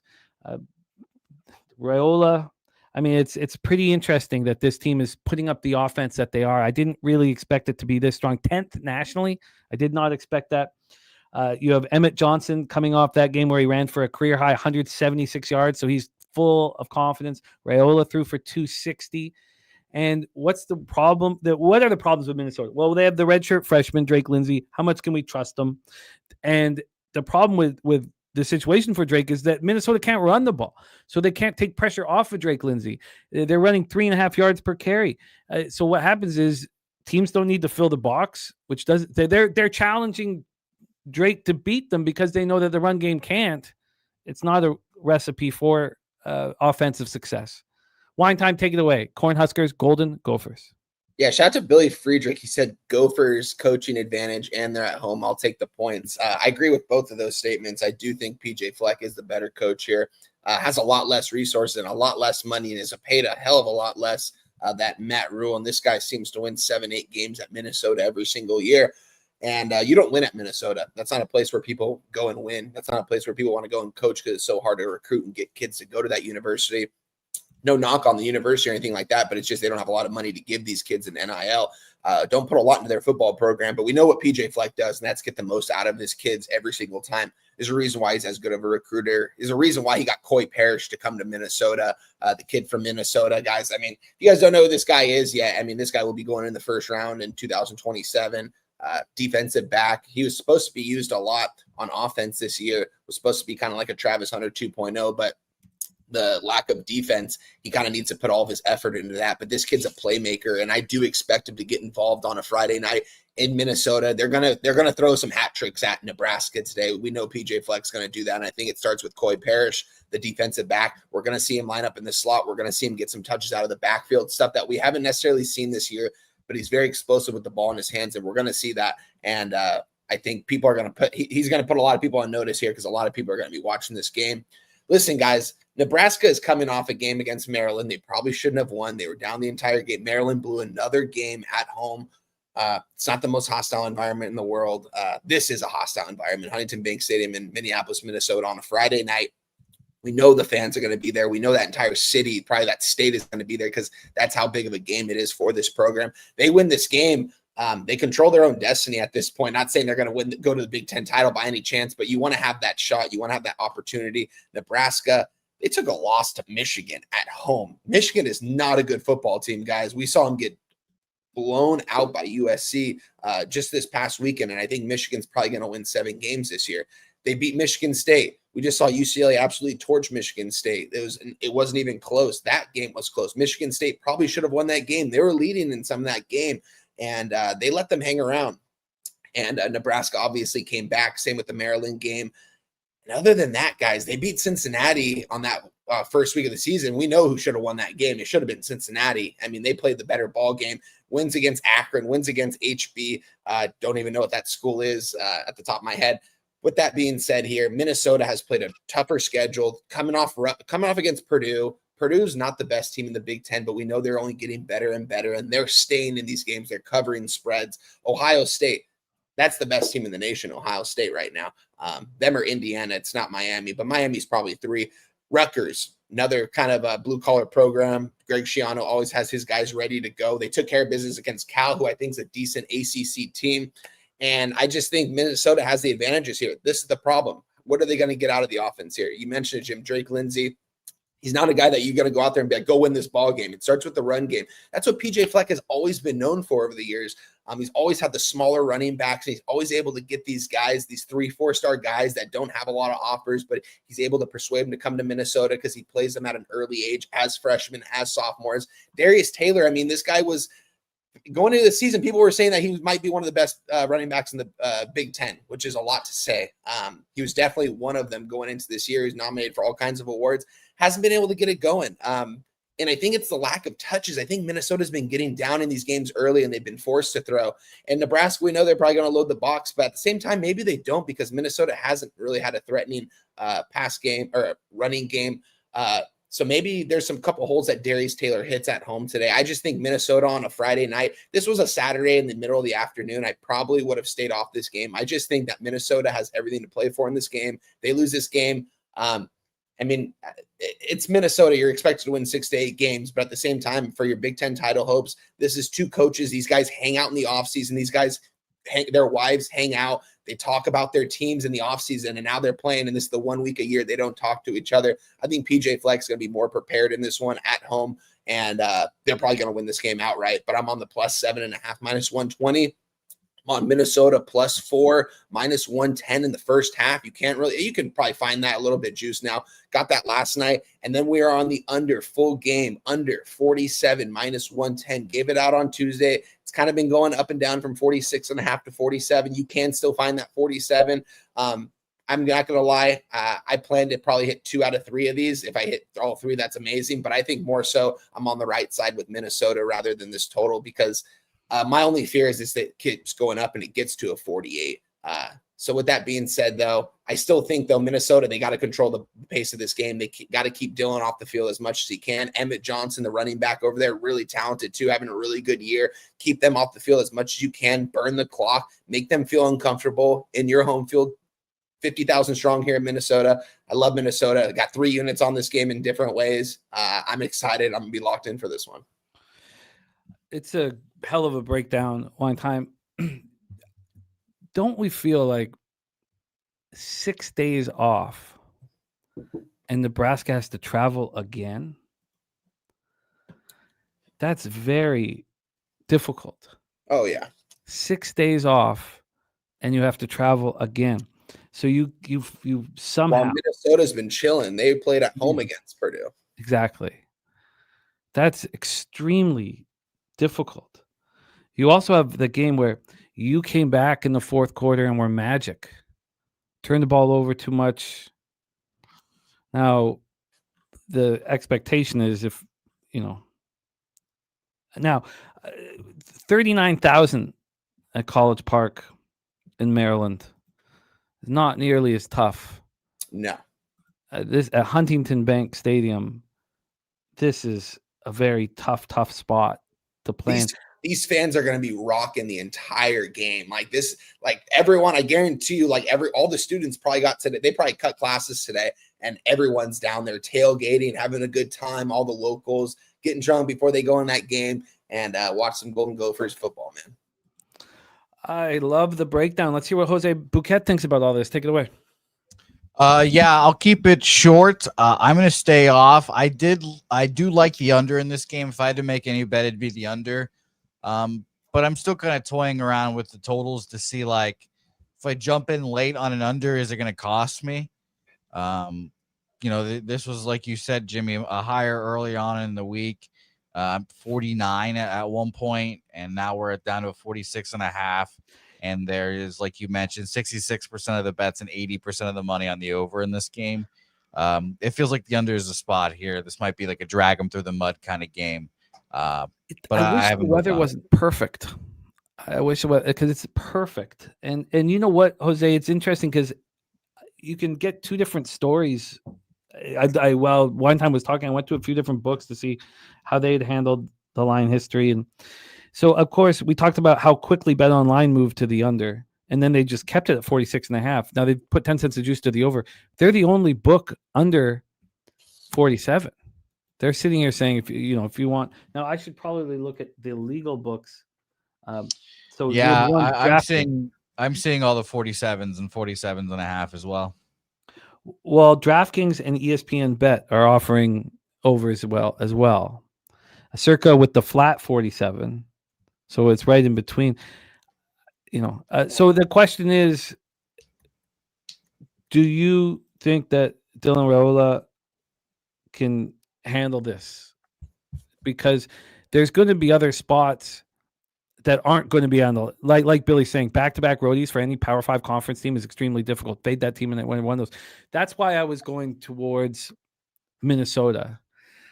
In thinking that this total is pretty sharp. I mean, free bet for sure. I move on the under 47, but the reason why I brought up the difference in books, if we go to the very sharp offshore, they did a similar thing. They opened it up at 48 and they took it to 46 in the first 3 hours that the line was available. Since then, they've gone up to 47.5. They just dropped it back to 47. They just dropped it back to 47 2 hours ago.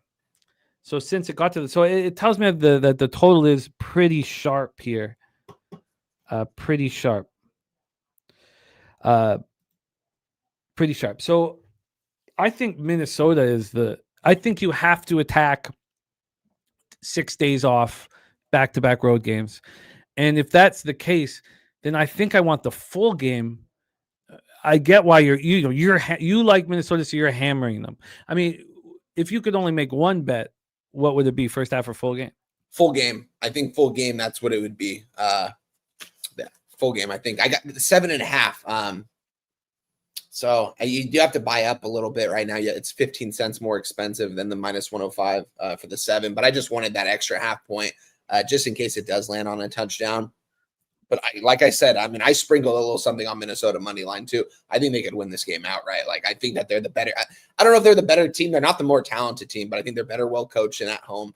And it makes sense to me to back Minnesota here. And then finally, and that's because Raul talking about how tough the Emmett Johnson is. He's from Minneapolis, Minnesota. But he just ran 14 times for 140 yards and 2 touchdowns. Oh, no, he didn't. Sorry. He just ran 21 times. Sorry, I was looking around. 21 times for 176 yards.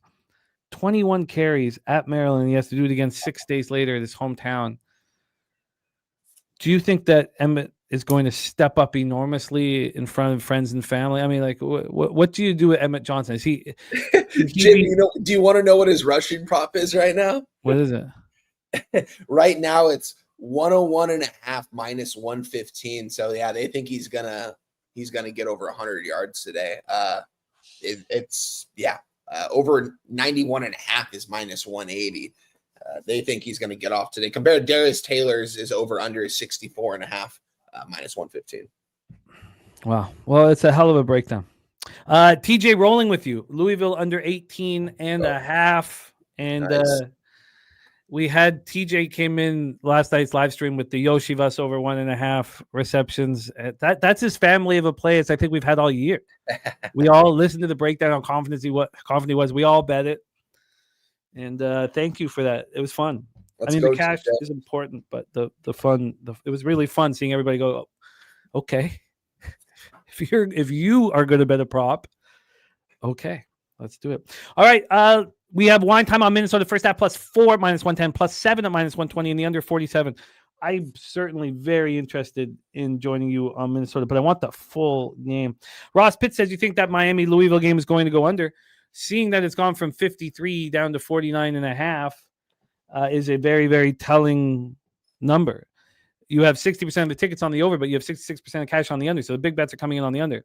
Now, the question you have to ask yourself now, Ross, is if this game ends,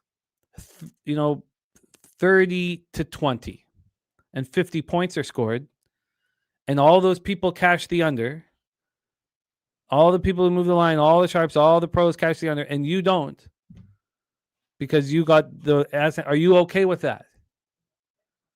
You have to ask yourself. And if you're like, yes, I'm so confident in the under, I'm okay with that, then you bet it. But if you're like, no, I'm not okay with that. I'm not okay with the pros cashing because they bet it early and me sitting here with 49.5, then don't bet it. It comes down to that. Okay, let's roll on to our next spot on the board. We got 2 more games for Friday night action. Next up for us, we have the San Jose State Spartans, 2-4, 1-1 in the Mountain West at the Utah State Aggies, 3-3, 1-1 in the Mountain West. And we come to the Stacks play of the day.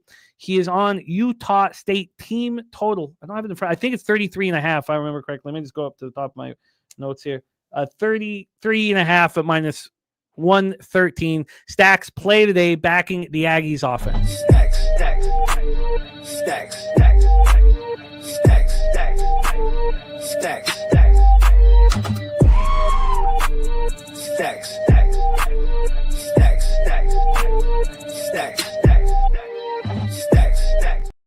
Skunk Blaster in the house says over, but AM says under 61.5. Wine Time saying he likes that look for Stacks. Jim Dewigger says, tell me how this game doesn't go over. Let's set this one up, set up the line history, and hear what Wine Time and Jose have to say. We have San Jose State coming off the 35-28 loss to Wyoming. They've lost 2 of their last 3 games, and they've both come on the road. Those losses have come on the road. They look pretty good against the Lobos at home, but they're back out on the road again. When they lost by 7 to Wyoming, they were up 28-14 at the half, and then they stopped scoring.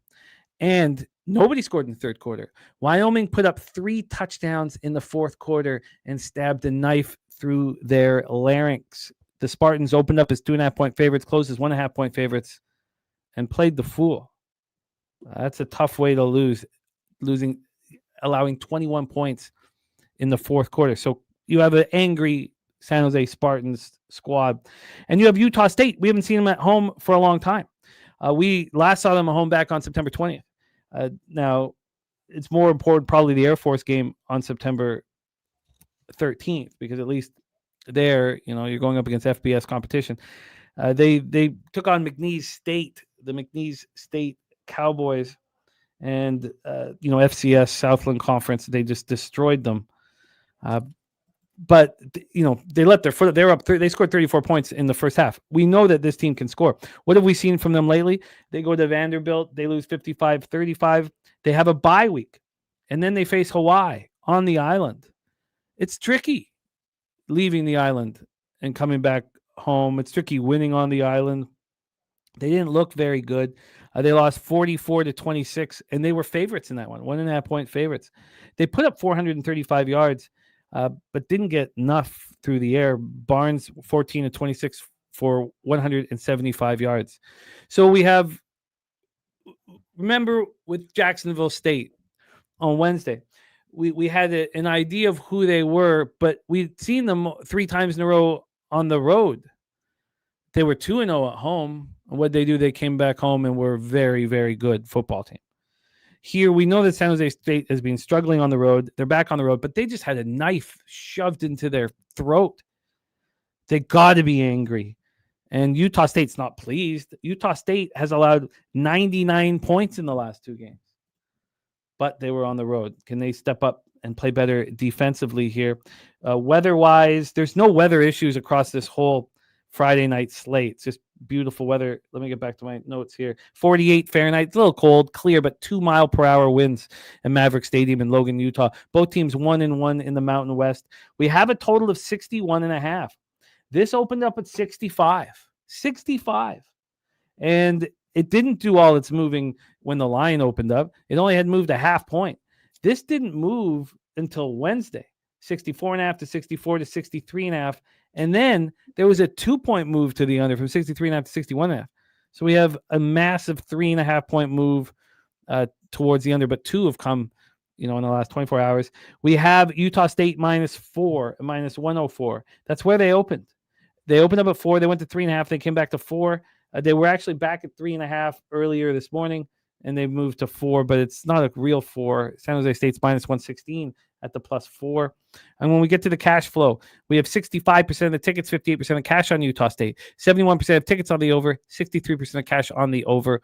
And there's Guillermo Zertucci in the house. What up, G? God, Breeders is so. I'm just so pissed off, G, that the Friday is on Halloween. I got to be with the kids. I'm very upset about that. It makes me want to punch a hole in the wall. But I will only say that to you guys. And on Halloween, I will be very enjoyable, and we'll have a great Halloween. Wine time, take it away. San Jose State, Utah State. Real quick, wine time. Are their costumes already selected? They are. But Ella's just going the same thing as last year, but more bloody. It's Sure. Wednesday Addams, but with more blood. Sure. And with Carter and all her friends, they're all going as Wednesday Addams. All Ella's friends. She's big. She's big right now. Yeah. And then we're still in talks with Carter. He wants a ninja go, and so we're working on that. A ninja of some kind. Sure. I got you. And also, it's picture day today. I don't mean to take this way, but it's picture day today. And I finally got Carter to wear his Vince Carter jersey. So Nice. I got him. Yeah, he looks so good. It's got the red long sleeve Raptor shirt underneath, and then the legit Vince Carter jersey from Vince's rookie year. Carter looks money in the bank, man. It would be funny if he went to the school just shirtless, sleeveless, just jersey. That would be hilarious. Yeah, it's freezing cold. It's almost freezing this morning. It was just a little bit above freezing. Wine time, take it away. Spartans, Aggies. Yeah, this is a spot I moved on earlier in the week that I'm thinking about buying out of still at this point. I don't really know how I could buy out of this, but yeah, I'm on the over, guys. I moved on the over 64 at -120. Got crushed by this line movement. I'm a little confused at what happened here. Why there was such a move to the under here these last couple days. Don't really know why. Talk about these two teams, though. I mean, these guys can't stop anyone. It starts with Utah State for me. That's what this whole cap was, is that both these offenses can score and neither of these defenses can really do too much here. Let me pull this up really quick. Yeah, but with that being said here, don't have that.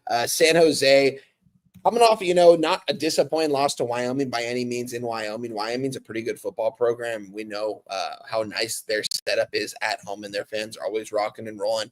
New Mexico, I was on New Mexico in that game. I remember talking about that game, and I took an L on that. And San Jose State played well. They can move the ball on offense. They've been able to do that all year long, and I just thought that this was a high total for a reason. I thought it was going to end up getting up to like a 66 or something like that, but no, it's moved down to 61.5. Not too sure how I can buy out of this. I probably can't. Probably just going to have to roll with the wind on this one, but I'm on the over 64 -120. My whole cap was that neither of these defenses can stop anyone, and both these offenses are very high powered. It's going to be a late night game at 6 p.m. Over in Utah is going to be 7 p.m. I think Utah is an hour ahead. So it's going to be a nighttime game in Utah State. I do expect points to be scored, but the market and line movement doesn't agree with me. So I'm on the over 64. You can get a lot better number. If you do like the over, it's like a 61.5 right now. But yeah, that was my play, over 64. I'll keep it short and sweet. What, Jose, when you hear the breakdown and you look at this, I think I might have just to leave this alone, because I don't want to judge Utah State from these two road games. I think it's probably better to judge them only with their home spots, and we've seen how critical it is when the Jacksonville State game just in my head. When they played Air Force, they were 3.5 point dogs. They beat them by 19.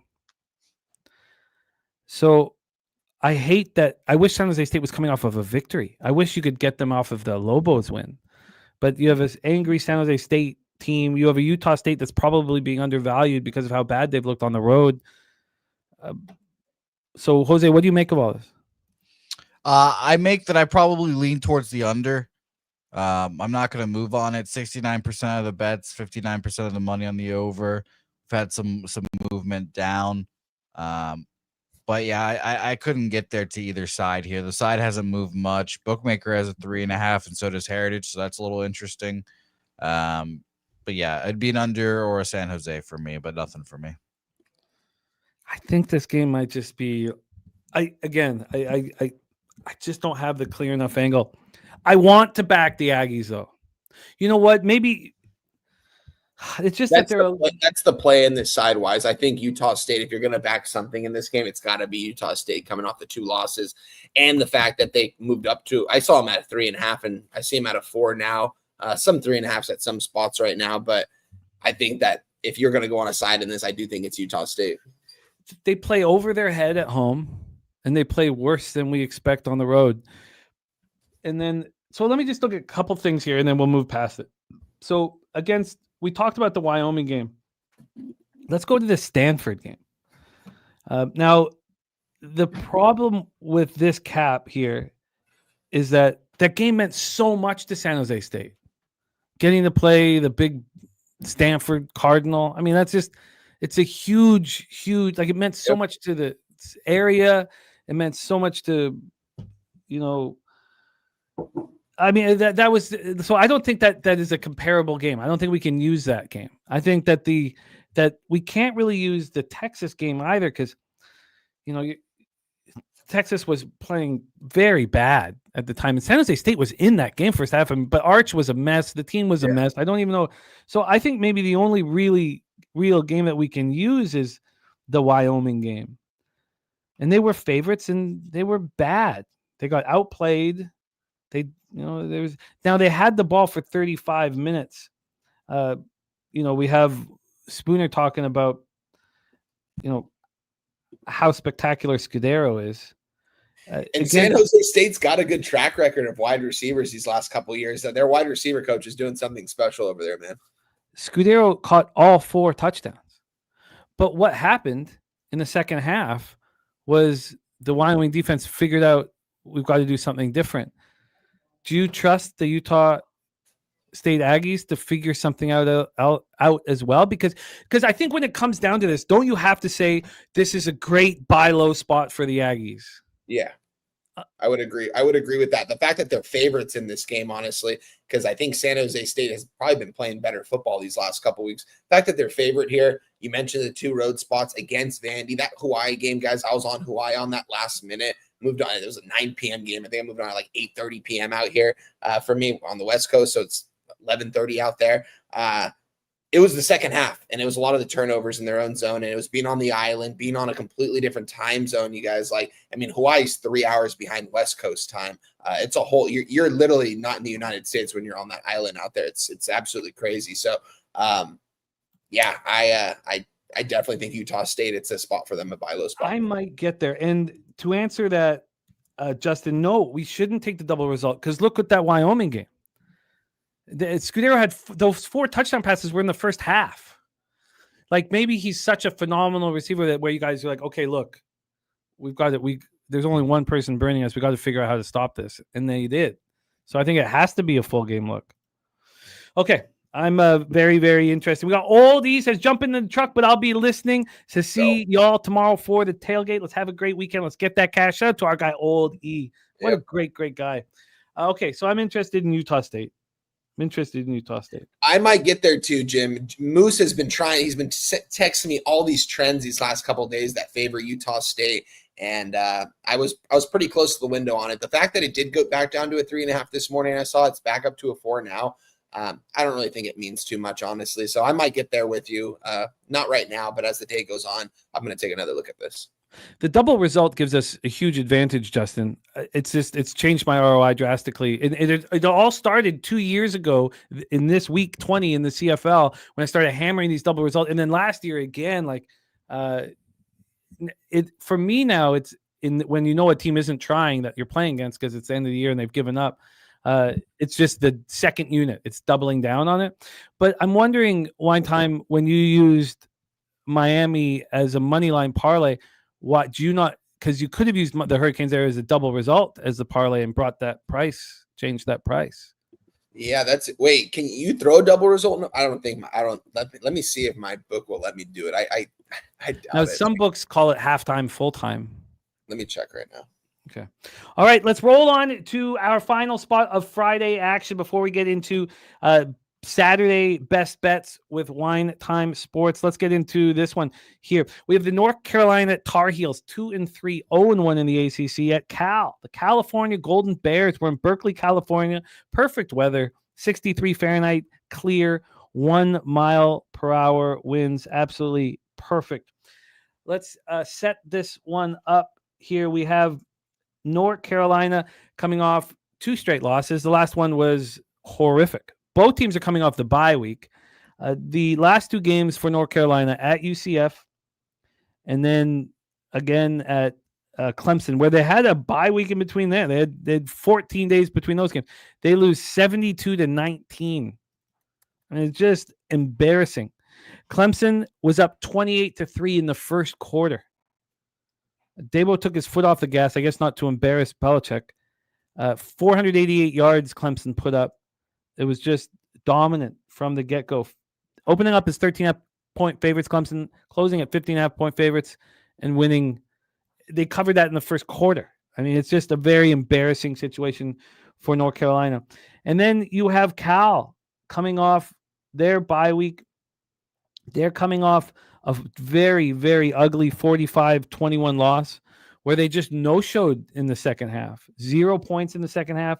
They were 3.5-point dogs. They turned the ball over 4 times. They got gashed. They got dominated, whether it was through the air or on the ground. It's mainly through the air, but they just got crushed.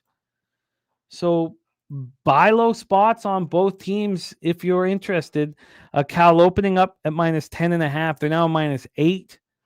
That line move was not fast and furious because when it came out, this line moved towards Cal. It got up to 10.5 to 11 to 11.5. This was, looked like Cal was just going to just destroy North Carolina.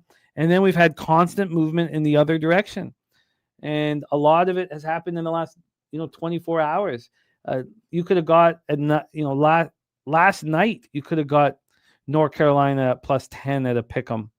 Now we're at a +8. There was another full point move this morning at 7:44. That's pretty dramatic move towards North Carolina. We have this total at 47. It opened up at 48. It moved to 47.5 within 30 minutes. And then it didn't move at all until this morning when it moved down to 47. So take a look at the cash flow and hand it over to Wine Time. And then here, if Jose feels like these are any spots that he wants to move on. Now, Jose has picked his best bets as well. Jose has picked his best bets, so we'll be getting there shortly. 66% of the tickets are on Cal and 76% of the cash. 66% of the tickets, 76% of cash on Cal, and we see this moving towards North Carolina. 60% of tickets on the under and 93% of cash on the under. Billy Friedrich says, now this game would be a good double result look. JT says can't take North Carolina full game, but took them first half +5.5. Ross Pitt says the East Coast to West Coast fave. Take it away here for us. Wow, Miami is now at 11. Wow. Happy Funk in his local. Hooligan Capper says Cal my top play at -8.5. And yes, Circa's moved it to -11 too. Wow. I've seen it. Yeah, it's 11 across the board. That's crazy.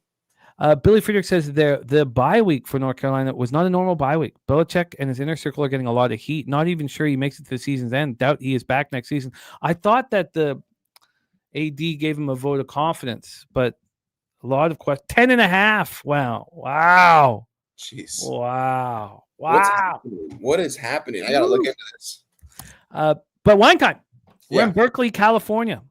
Take it away for the Golden Bears hosting the Tar Heels. Yeah, guys. Golden Bears hosting the Tar Heels here. You got Justin Wilcox here. 4-2 to start this year, guys. I don't know what it is. I like Justin Wilcox as a head football coach. I think what he's kind of done with Berkeley, he's a really good recruiter to get guys in there specifically because it's kind of hard. Cal, UCLA, the 2 top public schools in the nation to get into. You got to have good grades to get into these kind of programs. You got to have student athletes that want to actually go there and actually go to class and stuff like that. What did they do? I mean, Justin Wilcox, you hear so many of these wide receivers transferring out of Cal after a couple of years, being successful there, and then going on to bigger Power 4 programs. He's able to grab Jaron Sajapoulier, the quarterback here for Cal, 6'3", 225, ended up winning the starting job in the offseason over Devin Brown, the guy from Ohio State.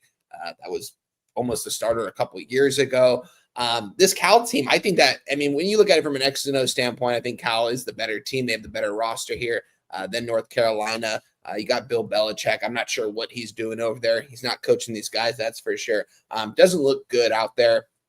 Can't say I'm surprised by any means either. Didn't think he really had what it takes to coach at the collegiate level. I think what is moving this line a little bit, I think Gio Lopez might be getting the start here over the graduate transfer Max Johnson, who started last week. They've kind of been switching back and forth with quarterbacks. Guys have been getting hurt, going in and out. He's just trying to try something different to get some kind of offense into this program. It's just not working out, guys. And that is why I am on the under 47.5 at -110 here. It's down to 47 right now from last night when I tweeted it out. I still like the 47. I think it's only going to continue. I think this is probably going to close out at 46.5 before this game goes off. I believe this is a 7:15 p.m. West Coast time in Cal. It's a tough travel spot for North Carolina going to Cal Berkeley in a late game. It's going to be pretty much 10 o'clock at night where they're from when this game starts off. Body clocks are going to be a little bit off here, and we know Cal's got a pretty good, they've got a decent defense this year. Nothing impressive by any means, but at the same time, this offense doesn't give me any kind of positivity for them to actually put up points on the board here. I think that this is, I'm on the under 47.5 at -110. I think this is good money here. I don't think either team are going to score too much here. Take a look at Cal. I think they're going to more so control the time of clock and possession here in this one. And I do think they win this game. I don't know if they cover this spread just because I'm seeing that the line's moving down. Yeah, we saw 10s last night. Now we're seeing 8.5s across the board. So I do think Gio Lopez will be playing today, the quarterback. I don't know if that's an upgrade. It is an upgrade because he can use his legs better than Max Johnson, but he also isn't as good as a passer as Max Johnson, and Max Johnson isn't a good passer either. So that should tell you something here. I don't think either offenses are going to put too much on the board. Cal probably puts up 20 to 24, and North Carolina puts up 10 to 13 points here. Who knows? I just think this is going to be an under. I think it's going to be a low-scoring game on a Friday night. It's a very, very good breakdown. Very interesting breakdown. One thing that Spooner was talking about is when you know ESPN Bet gives you they'll give you a better line than everybody else where they want you to bet it, and they're giving the over 46.5. DraftKings is as well. They're both giving the 46.5. So if you want bet overs, they're saying, hey, come over here and bet overs. And we need to track it more. But here is that a very similar spot. Jose Bouquet, what do you think of all this? We have a very, very interesting line move towards the Tar Heels with 66% of tickets, 76% of cash on Cal. Does that interest you in backing Belichick? I'll start with this. I'm officially moving on Louisville. Plus 11. I'll take it. And if the market is wrong, then it's wrong. It's whatever. But I'll roll with Louisville. Miami struggles in these games. As for this game, Jimmy, I think this is a classic. Everyone's throwing them away. Nobody in the chat. I just scrolled up. Only one guy I saw has any love for North Carolina today. Res Mob, shout out to you. He's on them first quarter. Everyone else, Cal, Bill Belichick sucks. Fuck this guy. He's an old piece of shit. Put him in the retirement home, et cetera, et cetera, et cetera. You told me they have a bye week before this, Jimmy? Yeah, we saw that for those. If you guys remember, we saw this similar situation. I don't know why they had the time off, but we saw this similar situation with the Calgary Stampeders. Everybody was on Hamilton, but Calgary had a week 15 bye week and a week 18 bye week, and that this is week 19. So you have since September 20th, North Carolina has played one football game. Yeah. Give me the North Carolina Tar Heels plus 8.5. Let me double check what I've got on them. Yeah, plus 8.5 minus 110 for me. You know what? If he gets me here, he gets me. But give me the alleged best NFL coach of all time with 2 weeks to prepare, getting shit on by everyone. Nobody wants him. There's 66% of the bets, 76% of the money on Cal. We've moved towards North Carolina. If I have to be the asshole, I'll be the asshole. It's fine. North Carolina for me. Keep it close, Billy. Look at this guy, man. So full of confidence. Let's go. And so the record is now, Jose? 7-1. 7-1. Let me double check real quick. 7-1, up 5.5 units. But I mean, it's just ridiculous. This is just a classic. Everyone's gonna just shit all over Bill. The line's coming towards North Carolina. There's more bets and money on Cal. I mean, this is a vividness bias for sure. I hear you, Jose, on the whole narrative about Bill Belichick, that he sucks and all that. I do think the line move is more so because Gio Lopez is getting the nod. I think he was hurt, and I think he is going to be ready to go. And he is the better quarterback out of the two just because he can run with it. Neither of them are good passers. I think that might have a little something to do with it. I'm trying to figure it out right now, but I think it's because Gio Lopez is the Is Gio Lopez worth that many points? Different to the other slapdick? Probably not, but then I would have to ask, I mean, did someone just come in and, I guess, bet a bunch of money on North Carolina at the +10, so they moved it? It was a really sharp better. Maybe they threw like $20K on it or something like that. That would be the only other thing, I feel like, because I don't know, Max. I don't know. Because, Gio Lopez isn't much better than Max Johnson, so that's interesting. I don't know. We'll see. It's going to be a fun. Bill, come on. This is like a 17-year-old, 18-year-old quarterback. Come on, Bill. Scheme it up. Confuse the fucking guy. Your boy Matt Patricia has the best defense in college football. Can you not just throw yourself a bone here? Take defensive control? That's your whole job. I don't think Cal scores more than 20 points. This is going to be mud, disgusting, bullshit football, and this will be a close game. Well, a lot of confidence. I love to see it. I'm interested. I'm really, really interested in joining you. I'm going to need to sit with it after the show. Young SN1P5 moving 7-1 record. You can hear the confidence in his voice. North Carolina +8.5 -115. Let's head over to Saturday action. We have Saturday action here. Best bet time from Wine Time Sports. So let's. You want me on for these? I know we overlap in some of these games. Yes, I've got that in the description. You're here for these. These are the now. Well, if you figured. I just wanted to double check. Oh yes, I've got Wine Time Jose. Now I'd like you to stay, but if you wanted to leave after the Texas Tech Arizona State game, that's totally up to you. I got you. Yes. Okay, it's totally up to you because you're gonna have a break anyways if you want to stay because Gorky and I are getting in the CFL. And hold on. Maybe I've got some CFL action you don't know about, Jimmy. You don't know that. You should have some CFL action because Gorky and I are gonna destroy the board. This is, and we'll get into it in a second. But I'm really, really excited for our. Yeah, you dominate these weeks apparently. Yeah, last year was disgusting, and it started 2 years ago. But it's also with the double results as the second unit. Is this the last week of the regular season? No, because the last week of the regular season is trickier because those teams, we have teams that are going to clinch now this week. So this is the week that you get all of your money, not the last week of the season because now then you'll have two teams that don't care. But we'll get into that with Gorky here shortly. All right, let's roll. We just talked about how bad Clemson beat old Billy Belichick. Now we talk about the Clemson Tigers hosting the SMU Mustangs Memorial Stadium in Clemson, South Carolina.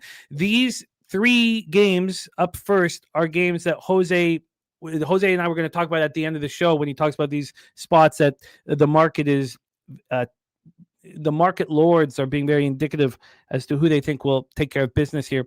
We have SMU on the road. We've seen SMU on the road, and they haven't looked very good. Who cares what they did to Missouri State? Congratulations that Missouri State's a FBS team now, but SMU went to TCU, and we have questions about how good TCU is. SMU, they were 6.5-point dogs, and they lost by 11. 35-24. That was the last time we saw them on the road. TCU put up 517 yards against the Mustangs in that one. So SMU comes back home. They beat Syracuse by margin, 31-18. Then they beat Stanford by margin. I mean, they beat Syracuse. They were 17.5-point favorites. They didn't cover. And, if we could get a noise canceled score from PFF, I'm sure it would have been closer than 31-18. Then they beat up on the Stanford Cardinal. But at that point, they have their second straight home game. They're completely in control. But it was another spot where they got fortunate with, Stanford's 2 turnovers. Stanford had 6 more first downs. SMU only had 16 more yards of offense. Stanford had the ball for 36.5 minutes in that game. Again, if we got a noise-canceled score, that would be closer than what the score would tell us. But they did cover. They were 19.5-point favorites. So what we have is SMU off 2 very easy home games, and now they head out on the road. And the road is where everything got right. Clemson's looked bad at home. They just looked bad until they beat up on North Carolina. Then they beat up on Boston College, both on the road. Very easy competition.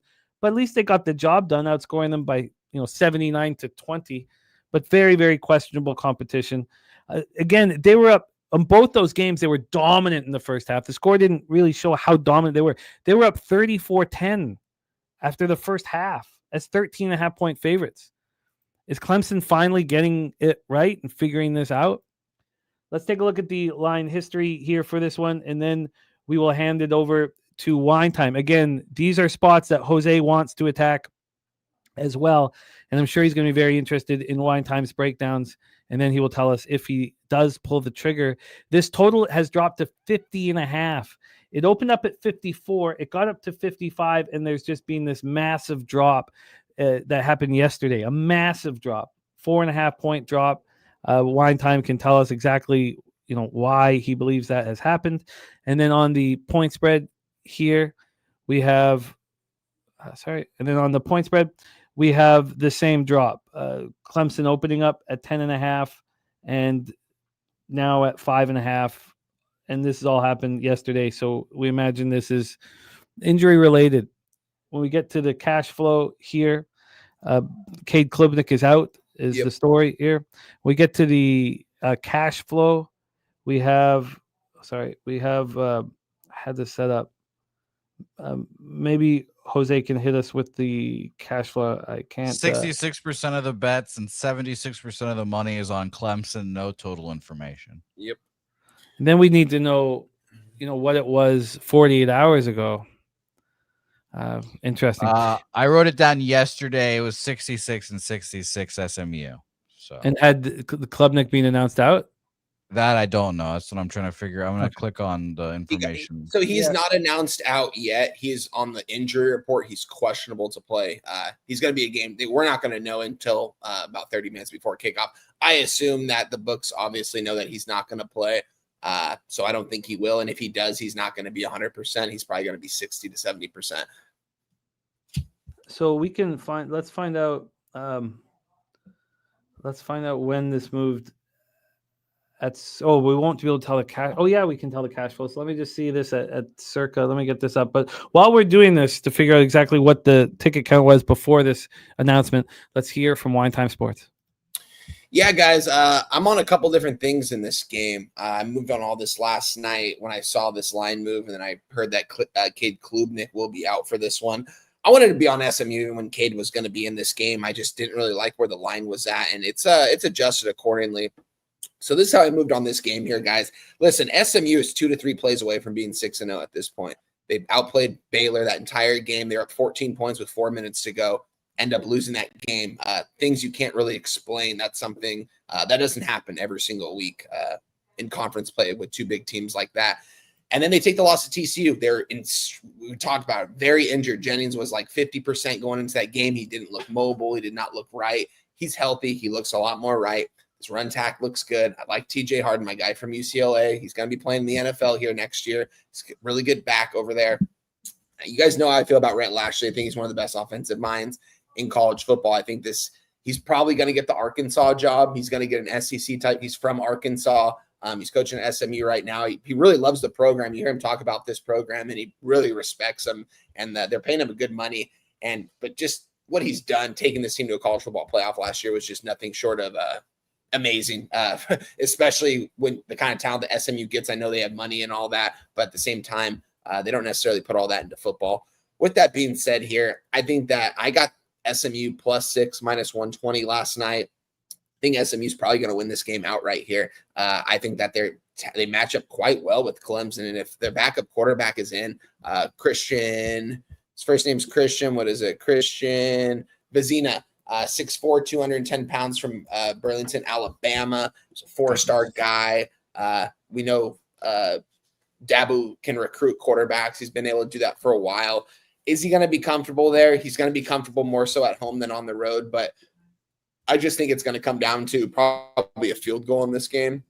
I do think Clemson, I haven't sprinkled money line on SMU yet because I think Clemson finds a way out. I just think SMU can win this ball game. You're giving me 6 points. I'm going to take it. Not only did I do that, I moved on a 6-point teaser with another game we're going to be talking about soon. I moved on SMU +11.5. That's the first leg of a 6-point teaser. And I'm on SMU full game plus the 6 -120. I just think that they're going to probably be able to outplay Clemson here. I think they have a lot to play for going forward. It's a big matchup here for them in the ACC. They had a Big 12 loss, so that doesn't necessarily count. They do have they have 2 Big 12 losses. Yeah, 2 Big 12 losses for SMU. So they have everything in front of them. They could win out, and they will then go to ACC title game, which still can happen, guys. I mean, don't be surprised if they make it there because they have one of the best coaches in ACC. Give me SMU. I'm on them in the teaser and on the +6. Jose, take it away. I think I'm going to stay off. Truthfully, and this is the most slanderous thing I'll say on this program, I would much rather bet against Clemson with Cade Klubnik in. I think he is ass cheeks.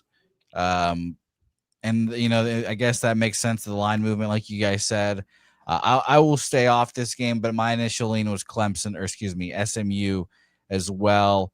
I was hoping there would be more, Clemson money rolling in as it got closer, but I also was hoping Cade Klubnik would be in to help get that money in there. So I'll stay off, but and that'd be great, and if he does play and this line is the way it is, then SMU, he'll go back to 7 or 7.5. I think if he does get ruled in, so I'll get the shit end of the number, but I might have to take him again if he does get ruled in. But so I like SMU going into it. There's no concern for you one time with SMU on the road? No, I don't think so. If I think that they just have so much to play for. A little backstory here too, guys. I mean, you guys remember why Clemson was able to get into the college football playoff last year? It's because they beat SMU in the ACC title game, and SMU was able to still get in somehow because that was, I think, their one loss last season. Also, guys, who did SMU play in that first round in the playoff, guys? Penn State. Who was the defensive coordinator there? Old Tommy Allen, who's now the DC for Clemson.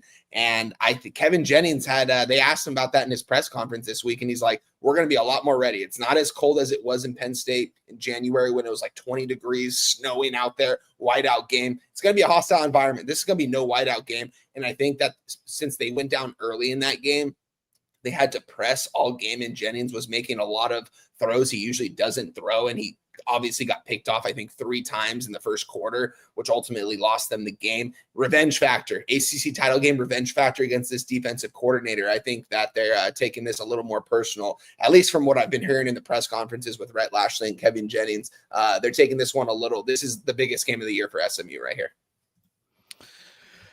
SMU +6 and 6-point teaser that is at 11.5. We roll on 3:30 p.m. Eastern. We have Jose's alma mater, UTSA Roadrunners, 3-3, 1-1 in the American at the North Texas Mean Green, 5-1, 1-1 in the American, Denton, Texas. I remember, Jose. I remember Jose's sad face in the rain with his hood on when UTSA was going for perfection. 2021, yeah. Oh, God. I was early on in our relationship as well. God, was that hilarious. Yeah. Jose just sad in the rain as North Texas just put the boots to the Roadrunners' perfect season. Yeah, we took out our starters halfway through. It was great. It was so fun. While you were in the rain. Yeah. Oh man, how many games have you traveled to since? I went to UNT again. We lost again. That sucked. I went to the Texas State last year. That sucked. So these road games, it seems like, are not fun for me to go to, is what I'm coming up to the conclusion of. Do we sell UTSA high 61-13 victory at home? They had played 2 road games. They scored 61 points in 45 minutes. They were 9.5-point favorites. The line had moved against them. It had moved 3 points towards the Owls, and they destroyed them. Now, North Texas is coming off. They were ranked. They were feeling good about themselves. Gorky was heavy on the South Florida Bulls, and Gorky was right. It was 21-21 at halftime. That was a fun game. Gorky said that game might hit 100, and it damn near did. I think 99. And they only did it because they didn't score in the final 5 minutes. It was funny. I was like, yeah, you cashed that over as well. There was over 1,000 yards. Didn't go over 100 points, but we got over 1,000 yards. So we have a very angry North Texas Mean Green team. We have a very pleased UTSA team. UTSA or North Texas has the 1-day advantage and doesn't travel. Let's take a look at the line history, and we'll get Jose to hit leadoff here for this one. We have UTSA right now. Sorry, I had it up here. +4. Line is moving pretty clearly towards them. Opening up at +5.5. It took 5 hours to get to 5. It took 9 hours to get to 4, and then it jumped up 4.5 and back to 4. So we have a 1.5 move towards the Roadrunners. From a total standpoint, we have UTSA right now this total sitting at 65.5. Opened up at 67.5, got up to 68.5 before this move towards the under. And then when we get to the cash flow, I know that Jose has this up, but 54% of the tickets and 57% of the cash is on North Texas. 87% of tickets on the over, 94% of cash on the over, and they're dropping the total. This is Sancho, I haven't moved on the Blue Jays. The 4 straight home starts for Gossman does have me a little nervous. I'm going to need to sit with this afterwards. But hearing Wine Time's breakdown of that Dodgers Brewers has given me more confidence to fade Ohtani early. Jose Bouquet, Roadrunners, North Texas Mean Green, take it away. Yeah, what a fascinating game. This is going to be a rivalry game. Everyone knows that down here. I fucking hate North Texas. Just as much as I don't like Texas State as well. Here. Now, the big change is everyone's, I'm sure, wondering why the fuck did they score 61 points last week against a Rice team, which is probably ass cheeks. Is that Jeff Traylor said, you know what? How about I call the plays? I'm an offensive coach. How about I just take the reins here? And that was something I don't know if it was released before the game, but it was something everyone kind of pointed out during the game. They had the play calling sheet in his hands doing the damn thing. So I was impressed by that. Made me want to back UTSA here against the spread. It really did. On top of that, it being, like Jimmy just said, 54% of the bets, 50% of the money on UNT line moving towards UTSA. I was okay, sure, but the line's gone back to 4s at some places. So I was like, you know what? I'll stay off the side and I'll just bet the under in this game. Like you just mentioned, Jimmy, the numbers, by the way, just changed. 91% of the bets, 91% of the money on the over in this game. Wow. And we've dropped. I will be taking the under in this game for me personally. It just seems like we're screaming under. I was going to say, honestly, I think if UTSA has a chance in this game, they want to drag it into the mud too. Because their last, and take out the Rice game, their last few games have not been the most high-scoring games. Colorado State, and then I forgot who the other one was, Temple, I believe it was. So that made me think under in this game, and I think I'm going to roll with a full game under in this one. We have rain showers, Jose, at the start of the game. That brings bad memories. It's bad memories. But the rain is supposed to stop. around halftime. If we get a half of no scoring, we need fucking 65 points. I'd feel okay with that. There's not that much wind, though. We're talking about 6-mile-per-hour winds. So there weren't much winds that day, Jimmy. I'll tell you that. The winds were not howling that day. Oh man! And that day specifically, I couldn't hold on to the ball for whatever reason. So can you pull out a picture of that day? Do you have a picture of that day? Yeah, I think I have one of me and the fucking tailgate getting polluted. Oh, please pull one out. No, I would like a sad picture of you in the rain. Wine time. UTSA, North Texas. Take it away. Yeah, guys. I'm on opposite of Jose, I guess. I'm on the over here, over 65.5 minus 110. I moved on this last night. I don't think this North Texas team is going to also have an answer for Robert Henry II or Willie Henderson out of the backfield. I think both those guys, man.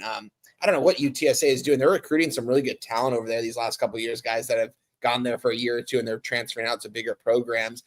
This guy, Robert Henry, I think he's going to be playing in the NFL. I don't know if he gets drafted, but he's definitely going to sign a contract at some point. Will Henderson, super explosive with the ball in his hand as well. He's only, I think, 5'10", 180 pounds. But you put the ball in this guy's hand, he's quick in between the tackles. And you got Owens McCown, redshirt junior quarterback. I remember I told Jose I thought he was going to transfer last year, end up staying with this team again, running it back with his high school OC, I believe. But Jose mentioned it. They switched the play calling duties. Jeff Traylor is calling the plays now for UTSA. And now let's talk about North Texas, guys. They had their first sellout ever last Friday night, guys, in Denton, Texas. The entire school, they let the kid, there was no school on Friday. They wanted the kids there. They wanted them to be rocking and rolling, and they definitely were. That place was going nuts. But that second half, it was crazy events in that ball game, guys. USF pretty much couldn't get stopped at all. North Texas had no answers. And I think UTSA is going to attack them in a similar way. I think they're going to attack them in the run game here. And I kind of hope that it does rain because I think that it's going to be probably vulnerable for more points in this game as well, especially if a guy like Robert Henry. We saw him how many runs take off on Texas A&M. Yeah, Texas A&M at the time had tackling problems. We talked about it. They've cleaned them up since then. But the fact that he did what he did in that game and how productive this guy has been in the backfield for this team, really like everything he's doing over here. I'm going to add it. I'm on UTSA +4 minus 110 now. You can get that number available pretty much everywhere. I'm going to sprinkle a little bit on the money line. Nothing crazy on the money line. But I think if UTSA wants to win this game, they're going to have to put up at least 30 to 40 points here because we know North Texas is going to score at least 30 in this game. I would assume so. That's how high-powered this offense is, and they're going to come out pissed off coming off the loss yesterday. Know their head coach, Eric Morris. This guy's an offensive guru. There's a reason why this team has been scoring so many points this season, and since he's kind of taken over as the head coach here, I think there's going to be points. I don't think you could put a high enough total on this game, honestly. I think this goes way over 65.5. Market might not agree with me. I didn't realize that, but I still like this over, and I think UTSA probably wins this game outright. North Texas is a good program, and they're heading in the right direction where they are in their conference with their head coach. I think they have a good head coach. They have to address a lot of things on defense in the transfer portal next year if they want to actually make some noise in the AAC. So give me UTSA +4 minus 110. I'm going to make it official right now. I'm going to place it. And 2 plays in this game. Didn't expect to honestly move on UTSA, but I think they win this game outright. I think they're the better team here. What is the total that you got? I got over 65.5 minus 110 last night. So from the capping angle, you don't think that North Texas, after that slap in the face, can figure it out defensively and bounce back? And you think that what we saw against Rice at home is what we'll start seeing more and more of? Yeah, because North Texas, if I'm going to compare defense between them and Rice, I don't think it's I think it's actually fairly close. And I think North Texas's offense is just very high powered, and they've been able to put points up on the board pretty much all season. And I don't think their defense is going to be able to stop UTSA. I think UTSA is going to be able to score here. I think both teams are going to be able to score, but I'm going to take that +4 because I think UTSA will win this game outright. And I think if they do want to win this game outright, they're going to have to score because North Texas isn't going to score anything less than 24, 27 points in this game. I think they probably even score 30. It's probably going to be like a 44 to 33 type game, 30, I don't know, something around that range, I feel like. And I think UTSA wins this game out. I think they probably win. I think they probably put a 40 piece on this North Texas team. because I think, like I said, it starts with Robert Henry II, man. He's a really good running back there. I think he's going to take off on some really explosive runs, because if North Texas can't, their tackling is an issue too. And I should have mentioned it when we talked about when UTSA played A&M, the tackling issues there. They couldn't tackle them in open space. These guys took off for a bunch of yards. So I think they're going to have some issues tackling this guy, especially when it's raining. There's going to be It's going to be slippery out there. I think it's going to be more of an advantage for the offense and defenses. Well, we have Jose and Wine Time facing off on the total. Wine Time also on UTSA +4 at -110. Let's roll into our next spot on the board here. 4 p.m. Eastern. We have the number 7 ranked Texas Tech Red Raiders 6-0, 3-0 in the Big 12 at the Arizona State Sun Devils 4-2, 2-1 in the Big 12. We're at Mountain American Stadium in Tempe, Arizona. Let's get this one all set up for us. Sorry, we'll go through the line history. I thought I had it set up here. But let's touch on this very, very tough, powerful Red Raiders team. And issues at quarterback, questions at quarterback right now. Wine Time will go into that. But we have a team that's absolutely rolling. Coming off a 42-17 victory at home over Kansas. I was on Kansas. It was right at that number 13.5, 14.5, 13.5, where anything between 12 and 15, I've been better historically just taking the first half. I kept it clean, and Kansas was shut out in the second half, and Texas Tech just showed their quality. It was only 21-17 at halftime. It was 18-0 after the first quarter, and then Kansas put up 17 points, and I started feeling pretty good about the situation. But they head out on the road. Look, we've seen them dominate on the road. 34-10 at Utah, 35-11 at Houston. It's a dynamite team. Arizona State came out of the bye week and couldn't obviously, they didn't have their starting quarterback healthy. Sims came in 18 of 38. It was ugly. He didn't throw an interception. So, I mean, it wasn't. I mean, they just could get nothing going. They couldn't run the ball. Brown had 67 yards rushing. It was a very ugly football game. And I was thankful to push the first half under. I lost the full game under. It was pretty ugly. Let's take a look at the line history here for this one and see the move for our guy Wine Time and what Jose is planning on doing with it. We have this total that opened up at 50.5. It started dropped down to 48.5, got up to 52. It's now sitting at a 51. So overall, there's been a slight move to the under, but very U-shaped. When we get to the point spread here for this one, we have this sitting at, right now. I just blew past it. Too many games. We have it sitting at a 7.5. So it's moved towards Arizona State. They opened up at 10. This got up to 12. And then the question marks at quarterback came in and it dropped to 7.5. So very, very peculiar, interesting situation. We will hear from Wine Time on it. 70% of the tickets on Texas Tech, 55% of cash, 75% of tickets on the over, 80% of cash. Wine Time Sports, take it away. Guys, Tempe, Arizona here, home game for Arizona State.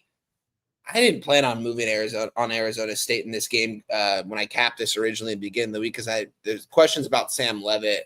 We're still in question. I don't really think we have any more questions about that. Kenny Dillingham's interview yesterday pretty much said that still got 2 days to go. Anything can happen, but he's looking like he's on the right track to play. Books adjusted this line as they should have when that news was announced. So that's why we are seeing such a line drop and move towards Arizona State. I got Arizona State last night plus 7.5 -110. It's also the other piece of the teaser, 13.5 point teaser with SMU. I got 13.5. I got plus 100 on that 6-point teaser there. And I think ASU might win this game outright.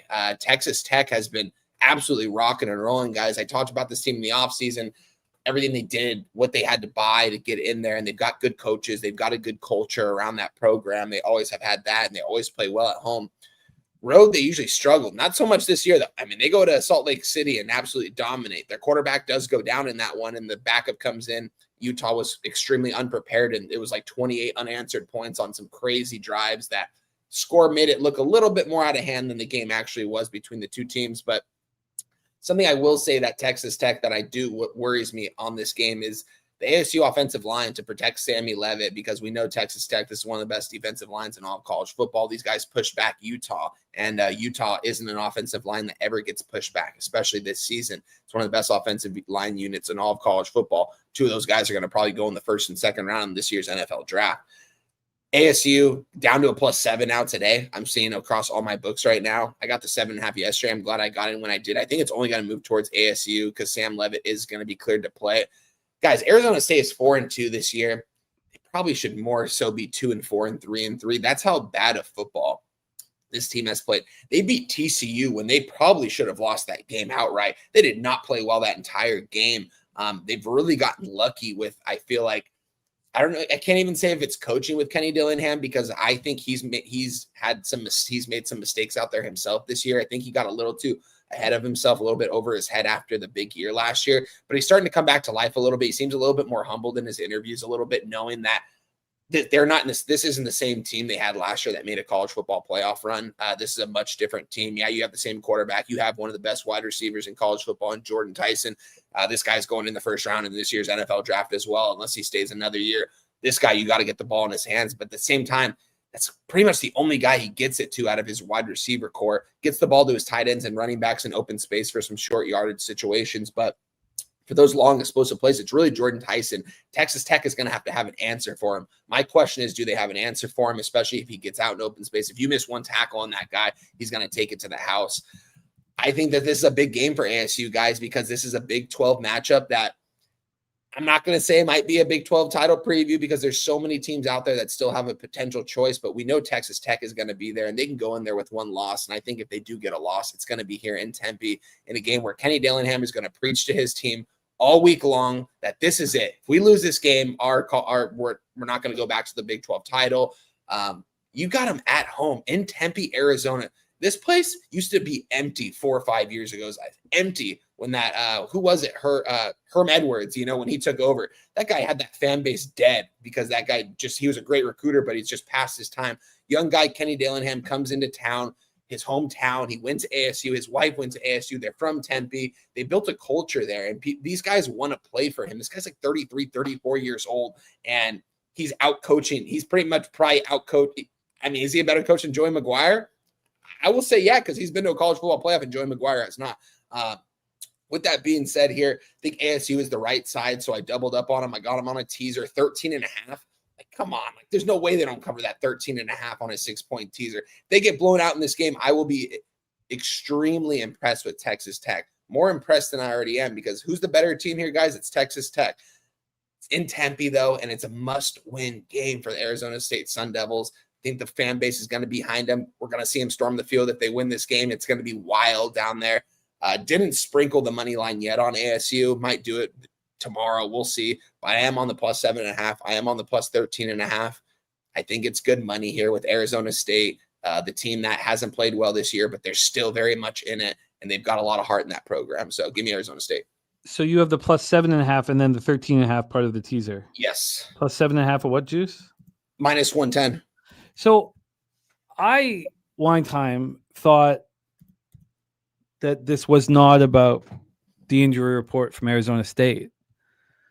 I thought this was about the injury report from Texas Tech. So I took it as a different angle. Yesterday, Levitt was listed as probable. I just thought that people expected Levitt to play. When Baron Morton was listed as questionable, like on Wednesday, they announced that defensive tackle Skylar Gill-Howard out, receiver TJ West out, cornerback Terrian Grant out. Morton left the Kansas game with the calf injury, but I thought he was going to play. Roy Alexander, safety Chapman Lewis are doubtful. They have outside linebacker Romello Height and offensive lineman Holton Hendricks and Hunter Zambrano also listed as questionable. So I took it as the injury report out of Lubbock was the reason why the line moved. And you have taken it, and you know better than me, but you took it as the line move that Levitt being probable was the move towards Arizona State. I think so, yeah, because I don't think a lot of people expected Sam Levitt to play in this one. And once they got the confirmation in the interview yesterday, that's when they really adjusted the line. But as far as Byron Morton, yeah, they've got a good backup in Will Hammond, who's definitely going to be ready to go. I don't know if the injury report for Texas Tech was worth what was this line at where has this line on Wednesday afternoon moved from 9.5 to 7.5. So I think I don't know if the injury report for Texas Tech is worth the 2 points. Maybe it is, especially if Byron Morton isn't going to play because Will Hammond, I mean, he came in that second half in that Utah game, but that team was unprepared for him. They have some tape on him now. I thought it was more towards Sam Levitt just because I think he is worth 1.5 to 2 points here in this matchup at home. Could be wrong, though. I didn't know about that wide receiver being out for Texas Tech, though, so that's interesting, too. The El Dorado custodian, we got your answer. 70% of the tickets are on Texas Tech, but just 55% of the cash. 75% of tickets on the over and 80% cash on the over. Jose Bouquet, take it away. I think I'll stay off this game. I leaned Arizona State as well. Not even just because of the market. I like Sam Levitt and I like their coach as well. And I think that they could give this Texas Tech team a run for their money here. Like Wine Time said, I think they could even win this game outright. So I was seeing 7 points. Like, I think this team can win outright. 7 points, what is that? But, you know, a little bit of a market chicanery situation. There's more bets and money on Texas Tech, but there's seemingly bigger bets on Arizona State. So I lean that way, but I'll keep it. I'll try to keep it clean, and I'll stay off this game. So with your first set of additions, which we're going to go over line moves at the end of the show for your next group of additions, you have the under in UTSA North Texas. What was the number you got? I got 65.5 minus 110. So you guys are up against each other with the same line here. And very much so. That is you added North Carolina tonight, but that's your only action from the added games thus far. And Louisville plus 11. Yeah, but I just mean from your best bet list. Yes. Okay, cool. Okay, well, Jose, we will see you again at the end after CFL when we go over your rest of your best bets. Yep. Good luck to everyone. There he is. What's up, Jose? SN1P5. We roll on 7 p.m. Eastern with the Penn State Nittany Lions. 2 games left for Wine Time Sports, and then we hammer that CFL card. And I'm expecting a lot of money from the CFL this weekend. Penn State Nittany Lions 3-3, 0-3 in the Big Ten at the Iowa Hawkeyes 4-2, 2-1 in the Big Ten. We're at Kinnick Stadium in Iowa City, Iowa. We have the Hawkeyes coming in off a 37-0 smackdown at Wisconsin. It was impressive. And now the 2015 loss at home to Indiana looks better. It looks better after knowing that Indiana could head over to Oregon and take them out by 10. Penn State is in flux. We're 0-3 in the Big Ten. Franklin fired.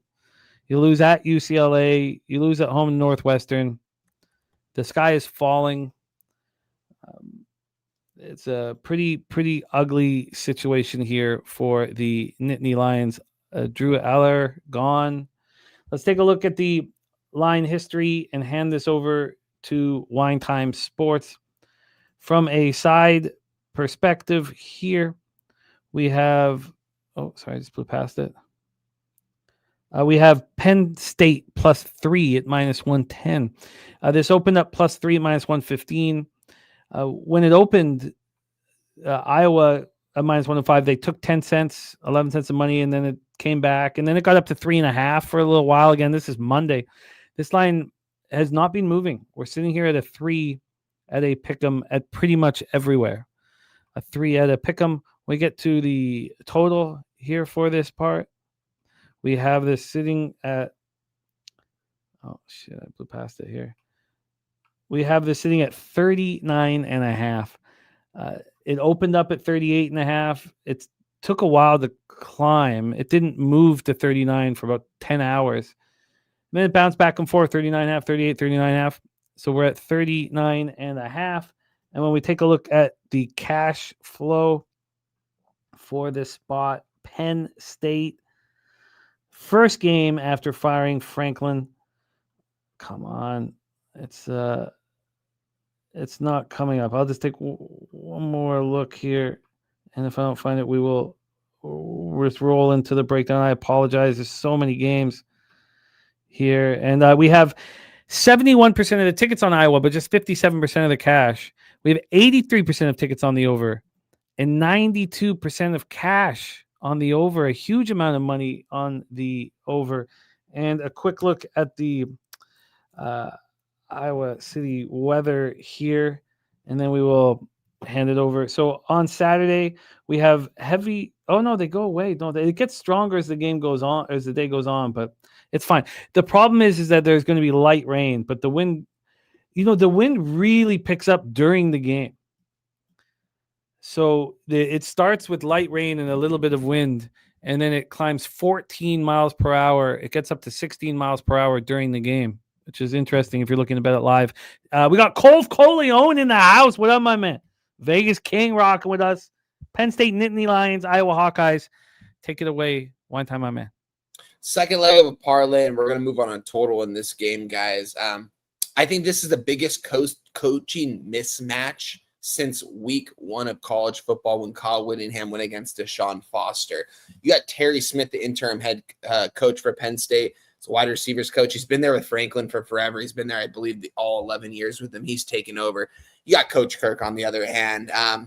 This guy is college football right here. I mean, what this guy does, you guys, I'm not going to get too sentimental about this program because I just love everything they do over there in Iowa City. But listen, when you play at Kinnick Stadium, 70,000 strong, do you guys know how many people are in the state of Iowa? It's going to be most of them there in this stadium here on this game because that's how big of a ball game this is going to be.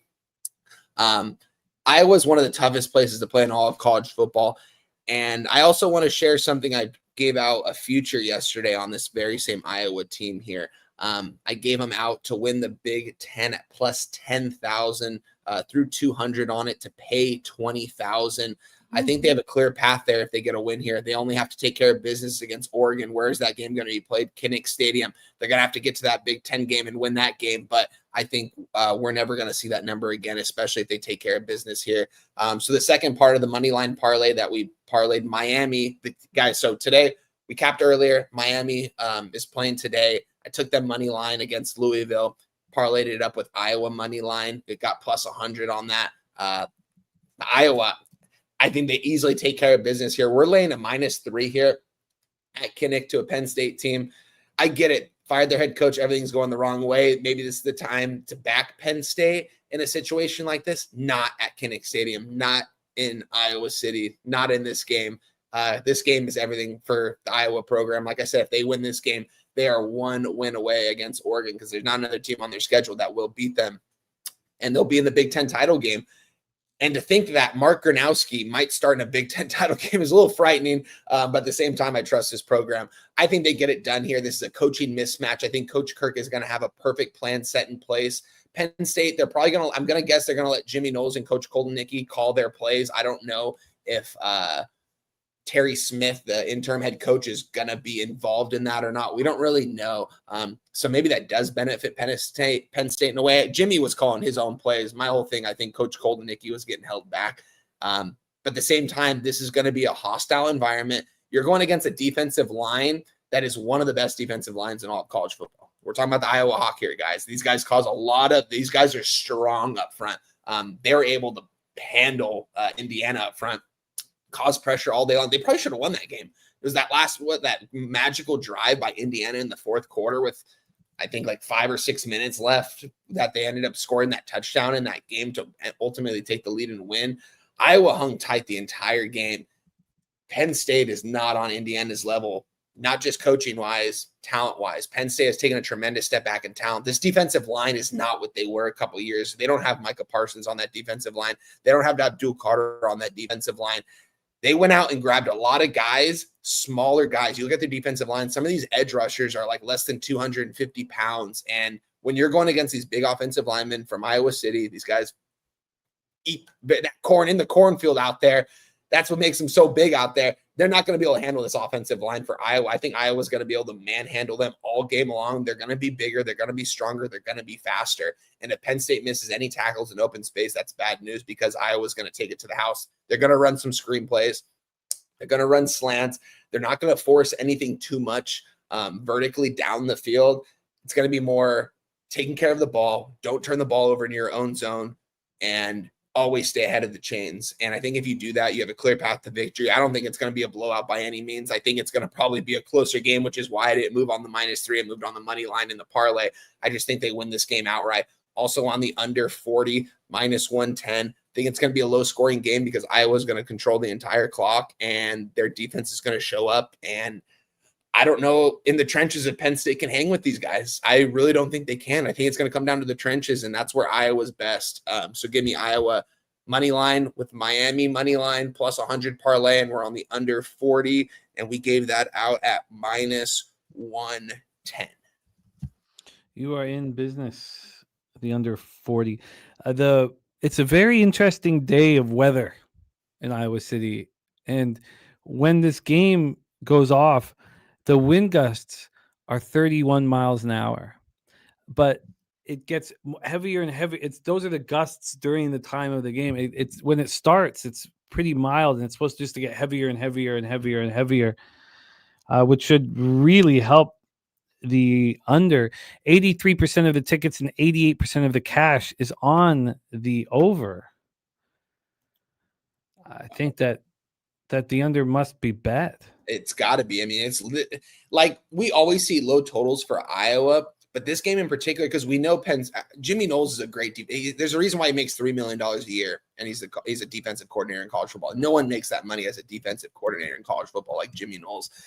And he's kind of got embarrassed a little bit. I mean, he got embarrassed by UCLA. He could not stop that offense at all. I think he comes up with a good game plan, but at the same time, Iowa does just enough to win as they usually do. It's never pretty watching, guys. You guys, I might not watch this game. I might have to watch the replay after because it might get frustrating watching this game. But at the same time, that's what I want because we want the under too, but we want the Iowa money line because we're on that Big Ten. I swear that Big Ten ticket, man, it looks good. I don't know. It's very unlikely, but I just thought the odds that we got on that, the plus 10,000 to win the Big Ten last night, it's just like, I just thought it could not be taken. So yeah, I like Iowa here. Do you trust Penn State's defense to get you to the under? Yes. Oh, yeah, exactly. Yeah, because I think Iowa's going to want to run it, and I don't think Iowa's going to put up more than 20 points in this game. Maybe they put up 20. This is like a 20-13, 20-14, 20-17 type of ball game. I don't think Iowa's going to – they're not going to blow these guys out. Like, Iowa doesn't do that necessarily. I mean, they did blow out Rutgers, and they've taken care of some business in some games. This isn't that game. I think they do exactly what they need to win. Coach Kirk doesn't force anything. Him and PJ Fleck, those are the two coaches where they really stress 1-0 every week. It doesn't matter what happened the previous week, 1-0 this week because we got to be better. 1-0. It doesn't matter last week, doesn't matter next week, 1-0 this week. And I think that's all that's on Coach Kirk's mind. Oh, it's a great breakdown. I'd like to join on the other. I might even double dip. I might even first half and full game, but I got to really study the weather. Because if it's just going to get heavier and heavier as the game goes on, maybe it makes sense just to be on the full game. So I will be doing that as soon as the show ends. One final spot here for Wine Time Sports before the Goracle and I talk CFL Week 20. We have the Terps, an angry Terps squad, lose 24-20 at home to the Huskies before losing 34-31 at home to Nebraska. This is a angry Terps squad. Now, they were 5.5-point dogs losing to the Huskies, but they're up 13-0 at half and 20-3 after 3 quarters. So what have we seen from this Terps team? We've seen them fall apart in 2 straight fourth quarters, which at home, in front of their fans. I mean, it's just an astonishing 2 fourth quarters that would have to make you lose your mind.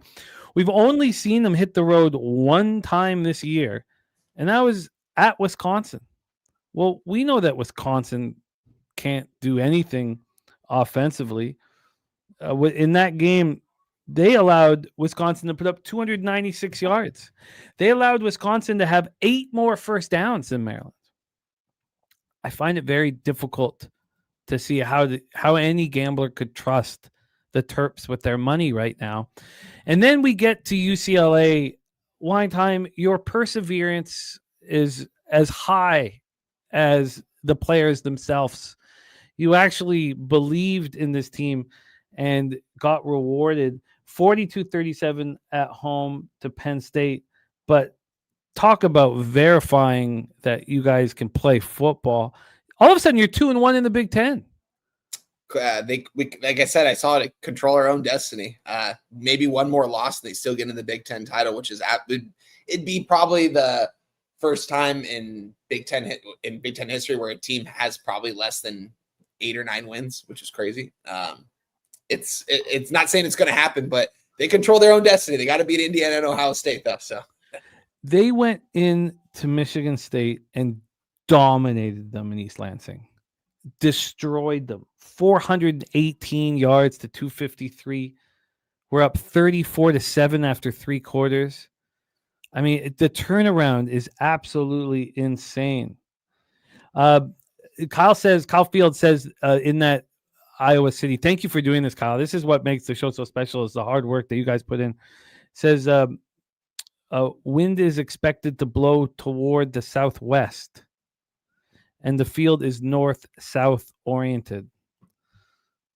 Oh, this is good. This is going to help me. So I'm going to be going over all of that here. We just put that right under wine times under. Thank you for the help there. Okay, so we have Terps Bruins. We're at the Rose Bowl in Pasadena.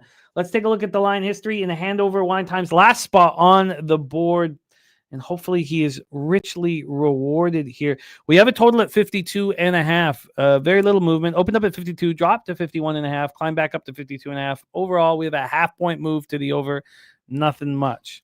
Then we move on to the spread here, the side.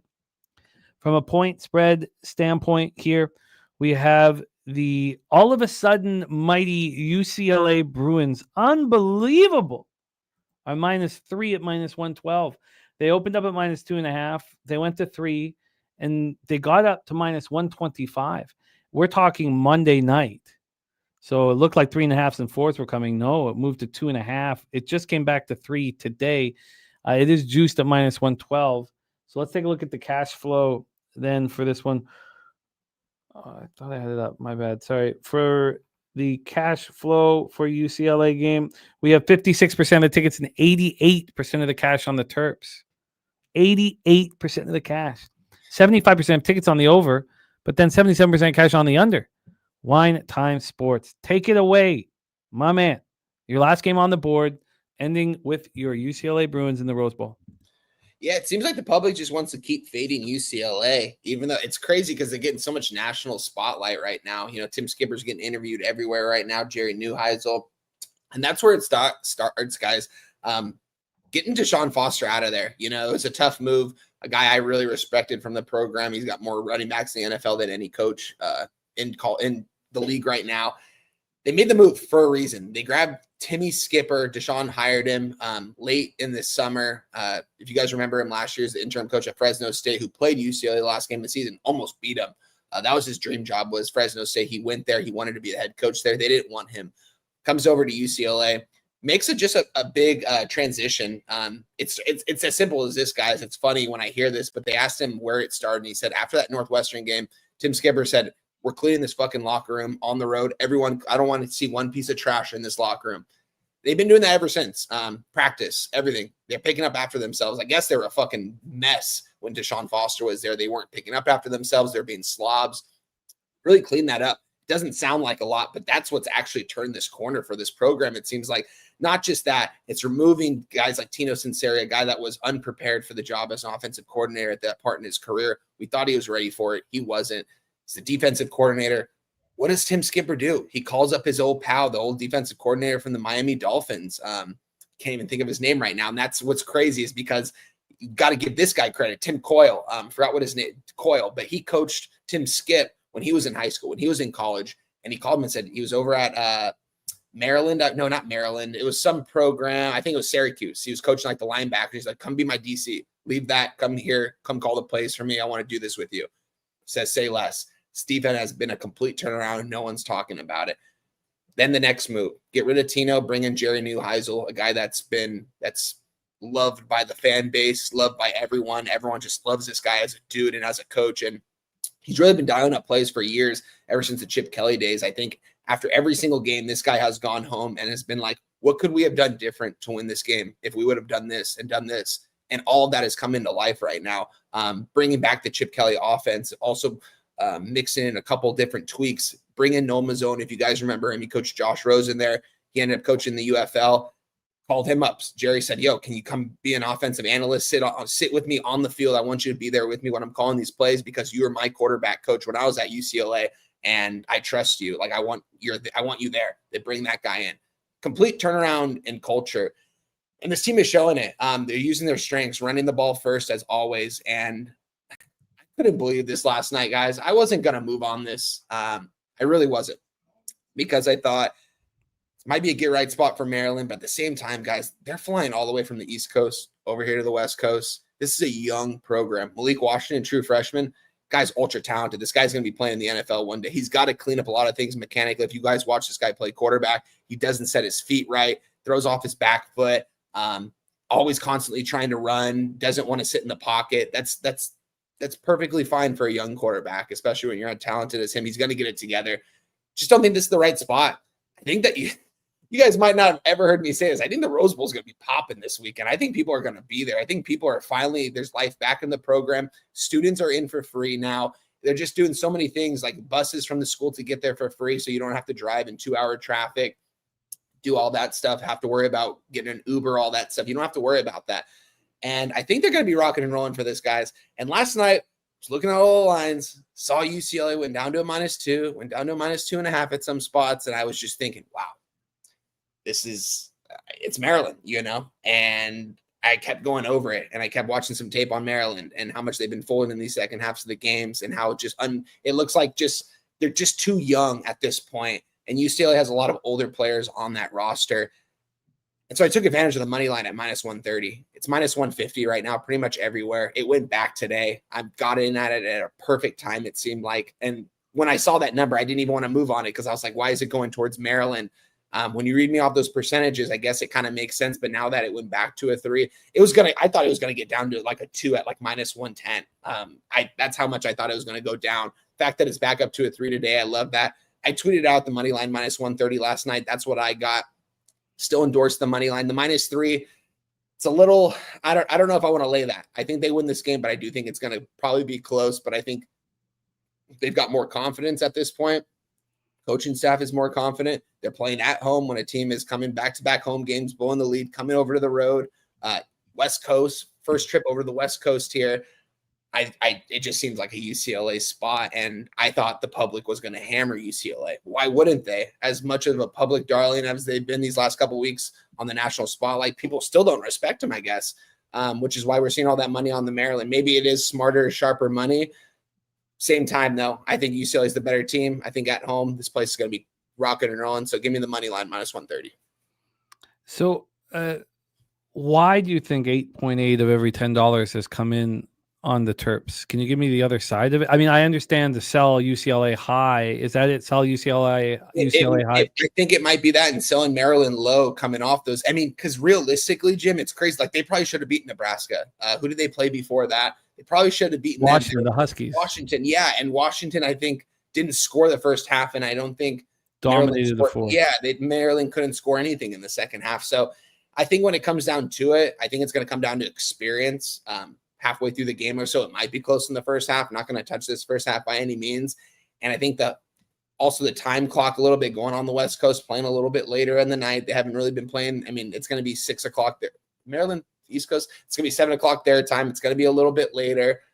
Yeah, Jerry Davis, Maryland should be – it's crazy, Jerry. They really could. I watched those games. I was on Maryland in a couple of those games. I was on Maryland last week. Like it seems like – but the second half, they're just playing a different brand of football. And I think it's because of how many young guys they have out there. It starts with the quarterback. I think he's very talented, but I just think he needs to clean up a lot of mechanics. He needs to be taught a couple things by a quarterback coach, planting his feet, all that stuff. But at the same time, I thought the -130 was too good a pass up for UCLA, even though that it was moving towards Maryland. Normally in that spot, I would be on Maryland. I'd be, okay, Maryland's the side, but the X's and O's couldn't get me there. Only the market could. And I just took my X's and O's and probably took my heart into a little bit, which I probably shouldn't do.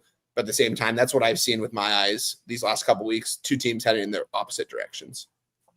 Spectacular work from Wine Time Sports. UCLA money line, the under 40 in Penn State, Iowa Hawkeyes, the Arizona State Sun Devils plus 7.5. He's on the over 65.5 in UTSA North Texas. He's on SMU plus 6, and he's on a teaser SMU plus 11.5, Arizona State plus 13.5. Got that at plus 100. He is on the over 64 in San Jose State, Utah State. He is on Minnesota first half plus 4, Minnesota full game plus 7, and the under 47. On Wednesday, when Wine Time was with us, sorry, 1 second. On Wednesday, Wine Time gave us Duke money line, Baylor plus 3 in the over 66, UCF minus 7 at minus 120, the under 47 in Purdue Northwestern, the over 61 in Texas A&M Arkansas, and the Utah Utes minus 3 at minus 120. Wine Time, you are a monster. Another monster performance from you, my friend. I'm gonna pop your X handle here in the chat. If you follow Wine Time, you would have UCLA minus 130 as well. You would have all of these spots. Please follow Wine Time on X. He asks for nothing in return, and he just wants to get that cash. And for him and for our group and our community, I'm gonna pop it here in the chat. Wine Time, thank you. Have an incredible weekend. Have a weekend that's full of cash. Yeah. And thank you for all your hard work. Any last words for the Capper supporting the show? Oh, man, yeah. I thought I had a lot pending last week. I actually have a little bit more pending this week right now in the account. So looking forward to him. It starts today, though. Like, there's a lot going on the line today. You guys know I have 3 units on a game in different ways, +7, +4, and under in the Minnesota game. It starts tonight, guys, and it's going to go into tomorrow and then go right into Sunday. Really excited, man. It's going to be a fun weekend of sports. Love doing this with you every single Friday. Jim, wouldn't trade this for anything, my man. So appreciate you for having me as always. Appreciate Jose for joining us. Appreciate everyone in the chat too, man. Jerry Davis, Kyle Fields, Andrew G, AM, my guy Stack. Shout out to you, Stacks. Good to see you, brother. We need to have my guy Stack. I got to hit him up. Maybe he can come on with us to the tailgate tomorrow, guys. And again, tomorrow morning, guys, 7 a.m. over here on the West Coast, 10 a.m. over there on the East Coast for you guys. We're going to have the tailgate starting Dabby Cab, Moose Money, myself, Guns Picks, Gorky. I'm going to reach out to my guy Stacks to make sure he's there. And Kongs as well. Kong's always joining us. Kongs is always going to have his solo on screen where he's able to cap all of his games for you guys. So you guys know, we know you guys love that segment. So appreciate you guys. Appreciate you guys for having me as always. It's most important that we cash these tickets though. Starts there. I'm looking forward to it, Jim. I'll be talking to you soon, my guy. Good luck on the CFL. I'll be backstage listening to you guys, so I'm looking forward to it. Good luck to my guy Gorky, too, about to come on, and shout out to my guy Jose. Oh, I love it. There he is. Wine Time Sports in the house. We shift gears, but we stay in the gridiron. We shift gears from college football, and we head up north, week 20 in the Canadian Football League, and we have just the man for us to attack this very intricate week 20 with. He is closing in on breaking Gogster's record for the highest average line over a season. And we'll see if it gets there. I don't want him to force the high average line. I don't, but he's on his way for the highest average line that we've had over a season. Please welcome a man with a vast knowledge of both professional and college sports and European and North American. Please welcome the Goracle to the show. Gorky, what's good, man? How are you? What average line are we talking about, Jim? What sport, brother? Canadian football. Jose will put up our records here in a second. And there's your up-to-date Canadian football record, Gorky. I want to get it better before the end of the year. Let's go. Well, we believe in you, Gorky. And look, the black is the black. And that's what's important here. The black. Let's get to work, Gorky. We head to Canada for what has been the most profitable week for me over the last couple of years. We also have Bobano's action that we are going to discuss. And let's get after it. We have 2 games tonight. 2 games tonight, and that's where we start. And then we will move on to the 2 games on Saturday. Gorky, we start this very evening, 8 p.m. Eastern, Princess Auto Stadium in Winnipeg, Manitoba. The weather's nice. The wind's not an issue. It's not too cold. We're going to be dealing with that soon, but not yet. Bobano gave us the Winnipeg Blue Bombers double result. And he gave us just the double result. I took it further. I took the double result at -140, and I added the Bombers -7 at -120. This opened up at 5.5, and it quickly went to 7. It moved to 7.5 at 1 p.m. today. Are the Riders not playing anyone? Well, I'll have all that here as well. And then it moved to 8. So we have the Bombers now as 8-point favorites. And what Gorky is talking about is the most important factor here. It's that the Green Riders at 12-4 have clinched the bye through the first round. Right. And and also the total 48.5 has not moved. The interesting thing here is Jake Maier starting at quarterback, and I am higher on Jake Maier than many. But the quarterback who is being rested, Trevor Harris, is angry. He's upset. But right, because he wants to play, Jim. He knows what can happen in the playoffs if you don't play for 3 weeks going into your semifinal and trying to book your ticket for the Grey Cup. It's like he's going to end up playing 2 games in a month. He's upset. There are load management situations for the Rough Riders that are listed as out. He's not. He's going to be fully dressed. Yeah, but Jake Maier is starting, Jimmy. Jake Maier is starting, but it's important to note that if something was to happen to Jake Maier, that Trevor Harris is going to demand to go in, and he's dressed and available. So just a note, because I'm against the Rough Riders. Yeah. These are the players who are out. Jackson Ford, their defensive back, is out. Their defenseman lineman, very important, Micah Johnson, is out. Receiver Keyshawn Johnson is out. Defensive back Nelson Lacombo is out. Wide receiver Dante Myers out. Defensive back Roland Milligan Jr. out. Star running back AJ Ouellette out. Defensive lineman Shane Ray out. Defensive back Marcus Sales out. Offensive lineman Trayvon Tate out. Linebacker Malik Straker out. For the Bombers, they don't have Nick Dembski. Every single other person on their injury report is available and will be playing. So the angle here is that when you take money away from a sport, and the CFL lacks cash, when they let go, things fall apart. Let me find my CFL ticket so I know what the hell I'm talking about exactly. The backups are, it's not that they're so much weaker, it's just that there's less infrastructure. And so what you deal with is when a team lets go, you book full trips around fading that team. Full trips. The Bombers have to win this football game. AM says 3 straight unders for both teams. Overlooks really nice.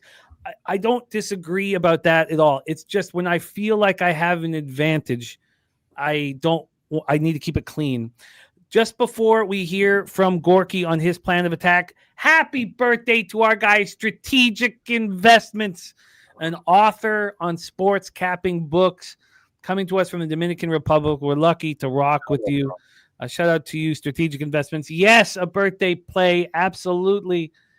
Absolutely. So I am on the Bombers double result. and I'm on the Bombers -7 at -120. Bobano is on the Bombers double result. Gorky, your plan of attack.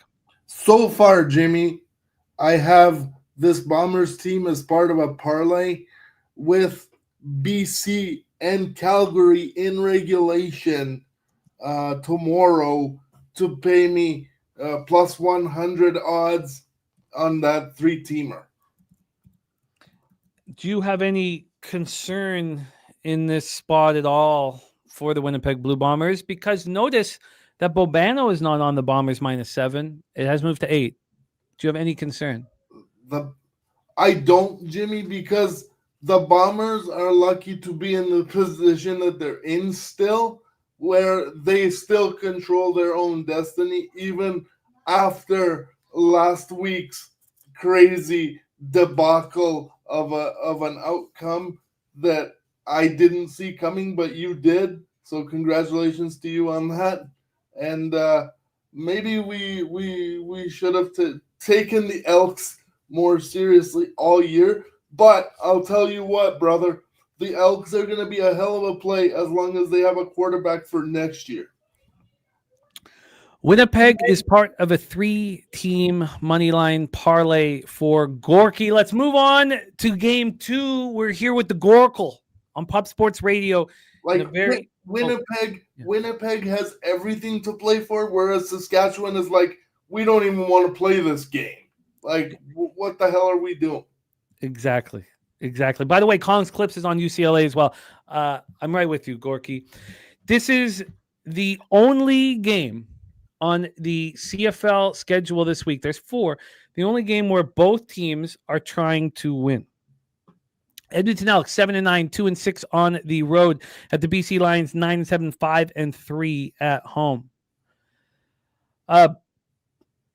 Yeah, Peanut, I would take the Bombers -8. I wouldn't. I would push it up to as long as you can and get plus money up to like 14, to be honest with you. Make it 13.5 so that the second touchdown gets you fully paid.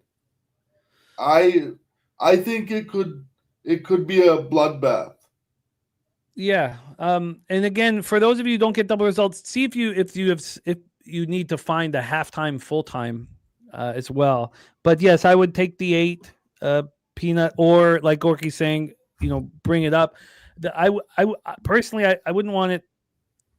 Like 9.5 would be, but for me, I just want to win the bet. But I understand what Gorky's saying. You know what? Because it's the CFL, I wouldn't be so bullish on it because you never know, especially inside the 3 minutes of the fourth quarter and second quarter. So don't listen to that second part of what I said. But yeah, I would trust Winnipeg to cover the spread. Any kind of normal spread that they give you under 10, 9.5 would be tremendous. Yeah, I'm with you, and I'm with you in the spot. I like it quite a bit. Let's move on to the game where there is actual emotion from both teams. We have the Edmonton Elks 7-9, 2-6 on the road to the BC Lions 9-7, 5-3 at home. Bobano gave us the Elks plus 6.5 at -115, and I bet them too. I got 6 at -110, but I bet them as well. Bobano gave us the over 55.5 at -118. That total is at 56.5. The over is juiced, and we see 57s here on the board. From a point spread aspect, we have 6s. You can get a 6, the exact same 6 I got, widely available if you want to. But let's hear Gorky's breakdown because this is a game where he has got the money line on the other side. So we want to. I do, but I'm not super confident because BC is clinched.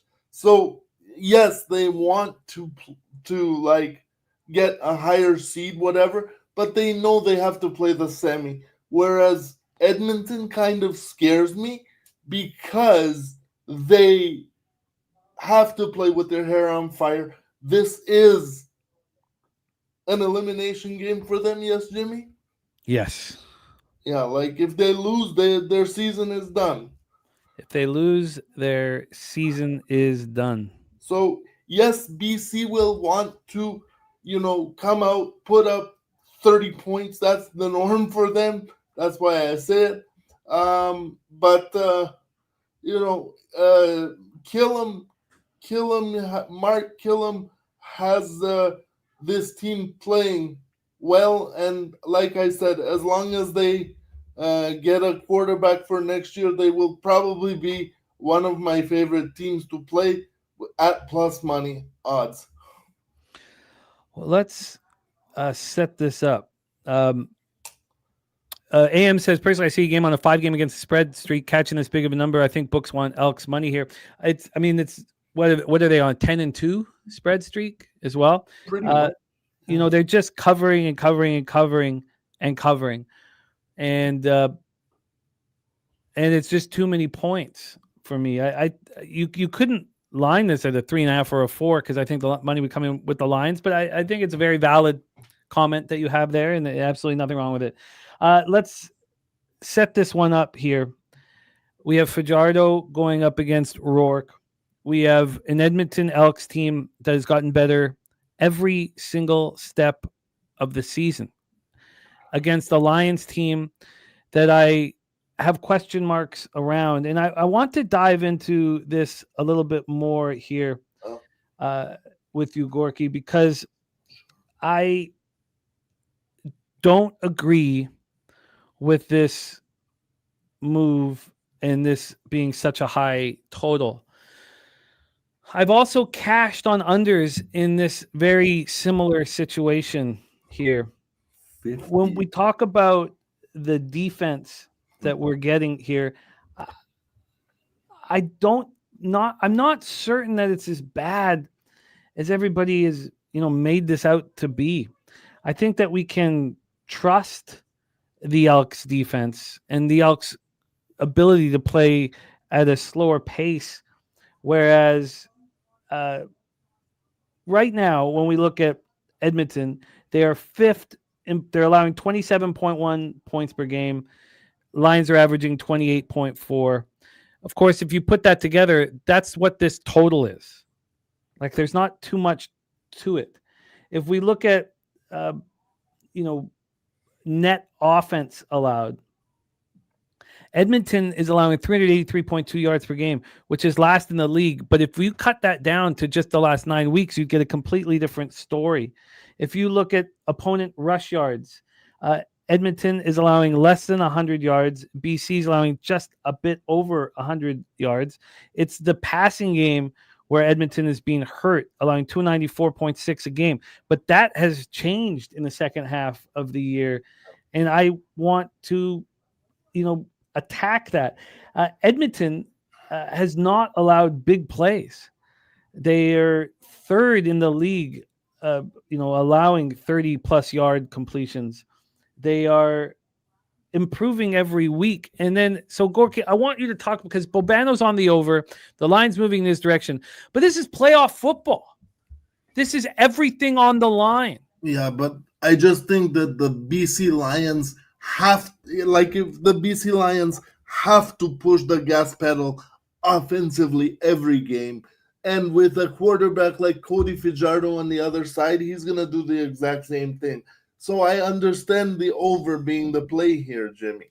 Like, I even think that it's kind of too low, because if the books actually wanted to protect themselves, they would put it in the mid-60s. Well, let's then touch on these. Okay, sorry, I got to move this back here. Let's then touch on the last BC Lion home games. They played Calgary. 62 points were scored. BC put up 38. Yeah. This was week 18. Calgary was an absolute mess. That was the Turkey Bowl, Jim. Yes. Then we have week 17. We had the exact same total here for Argos Lions, and I cashed the first half under and full game under like it was nothing. It was very, very easy. Then we have the game before that versus Ottawa. BC puts up 38 again.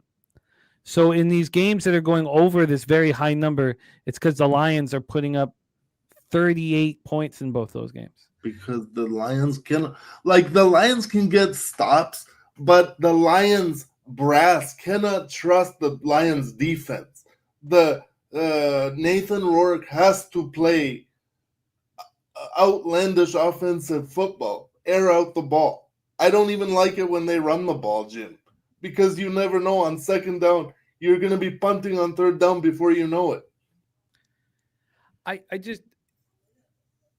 It's a tough game. Whole season on the line. Yeah. You don't think there'll be heightened defensive intensity?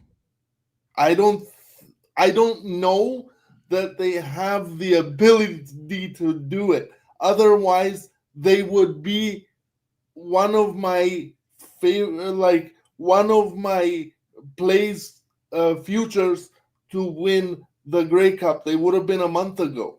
I don't know that they have the ability to do it. So Edmonton's last game, the season was on the line. We bet them. The game went way under because the season was on the line. Now, who was the opponent, Jim? The Bombers. Okay, that's what I'm talking about. These two teams are very offensive. The Bombers like to play under games. They need to play unders in order to be at their best. They had put up 40 points the week before the Bombers. Yes, but that's an anomaly. And the game still went under because the opponent put up 3. Yes. Correct? Oh yeah, I had faded the Hamilton in that spot. Okay. Well, I mean, if you look at BC's games, they've climbed way over. I want to bet on the defensive intensity here so badly. If anything, I would bet if you want defensive football, I expect it more out of the Elks. Exactly. I don't know. No, I agree with you. That you have to play defensive. You have to keep the Lions off the field. You have to have long drives. Get the Lions team total under. If you want to play defensive. I guess that is my option. Eh? So, okay, I'm going to fade the market. I'm going to fade the recent statistics of BC Lions home games other than the Argos game. Of course, I have a bias because I cashed on that Argos game, but I've lost my fair share of unders in the Lions games. So, okay, so thank you. That was about the side here, Gorky. Now, tell us about your second leg. Oh, sorry, that was about the total, of course. I've got the Elks +6. Bobano is the Elks +6.5. And, of course, Bobano also has the over 55.5. But tell us why the BC Lions are the second leg of your 3-team parlay. Why they are? Yeah. Because I feel like this is going to be like we talked about already. This is going to be a back and forth game, and I just trust the BC Lions at home to get another win and get going to the playoffs in second place, probably in the West.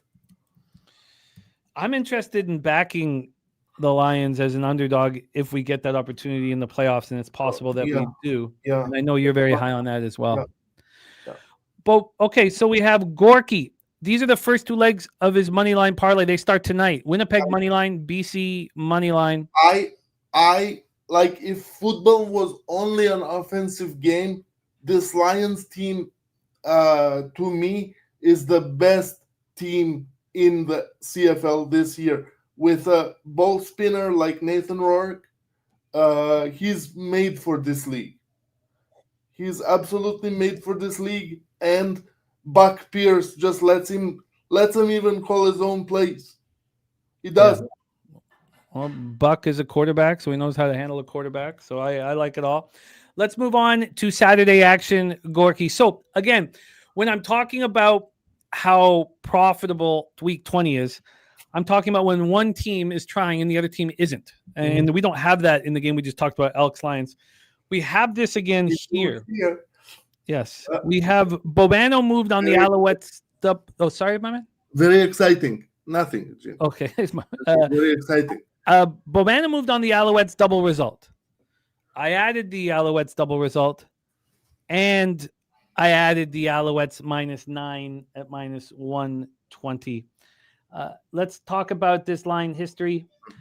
Gorky, if you could talk about the quarterback we are going to see for the Red Blacks, a fourth string quarterback, but one that is a dual threat, and injuries have caused him not to get as many opportunities. One who understands the game. Now, I got the 9 at -120 yesterday at 365. I see an 11. There's a 10.5 here. This line moved at 11:45 this morning, a full 1.5 towards Montreal. Then from the total here, we have a 51.5. This total hasn't moved. Again, I'm just keeping it very clean. I'm right with Andrew G. I was curious, and I went over the video from yesterday as to why Bobano didn't want the side with the Alouettes, and maybe there's some concern with the Alouettes on the road. But if you ask Moss, if you ask Davis Alexander, and I went through their interviews, they said, we want to play our best football of the season on Saturday, October 18th. The best football we played all year. They both said it. So obviously Moss said it, and then Davis Alexander's just repeating it. Yeah. I am on the Alouettes here, -9, -120, and the Alouettes double result. Bobano's on the Alouettes double result. And our guy Gorky did not move on this game. So I have since, Jimmy. I tweeted it out, brother. Beautiful. Take it away. Right before the show. And I'm taking the Alouettes to win by margin. More than 12 points, fellas. This is the play you guys wanted me to make live yesterday. That this is the play I'm coming back with in this spot tomorrow. And what number did you get? I got +110, Jim. +110. You timed that right, because that's becoming the -110 line. So you timed that right. Take it away. Your thoughts. It's a margin play, and I need those 13 points. But here I believe in it because for all the reasons that you said, the Alouettes actually coming out and saying we want to play our best game here is kind of insane in a way, because it's a game that only gives them that possibility to have the bye in the head-to-head against Hamilton, but it really doesn't mean a whole lot outside of that. But they want a shorter path to the Grey Cup final, which I understand completely. This team is probably the best team in the CFL when they are completely healthy, and for me, this is why they are the play tomorrow. I agree. Tyree Adams is getting his second career start here. He had one other start in the CFL, happened back on June 30th in 2023, and it was for these Red Blacks.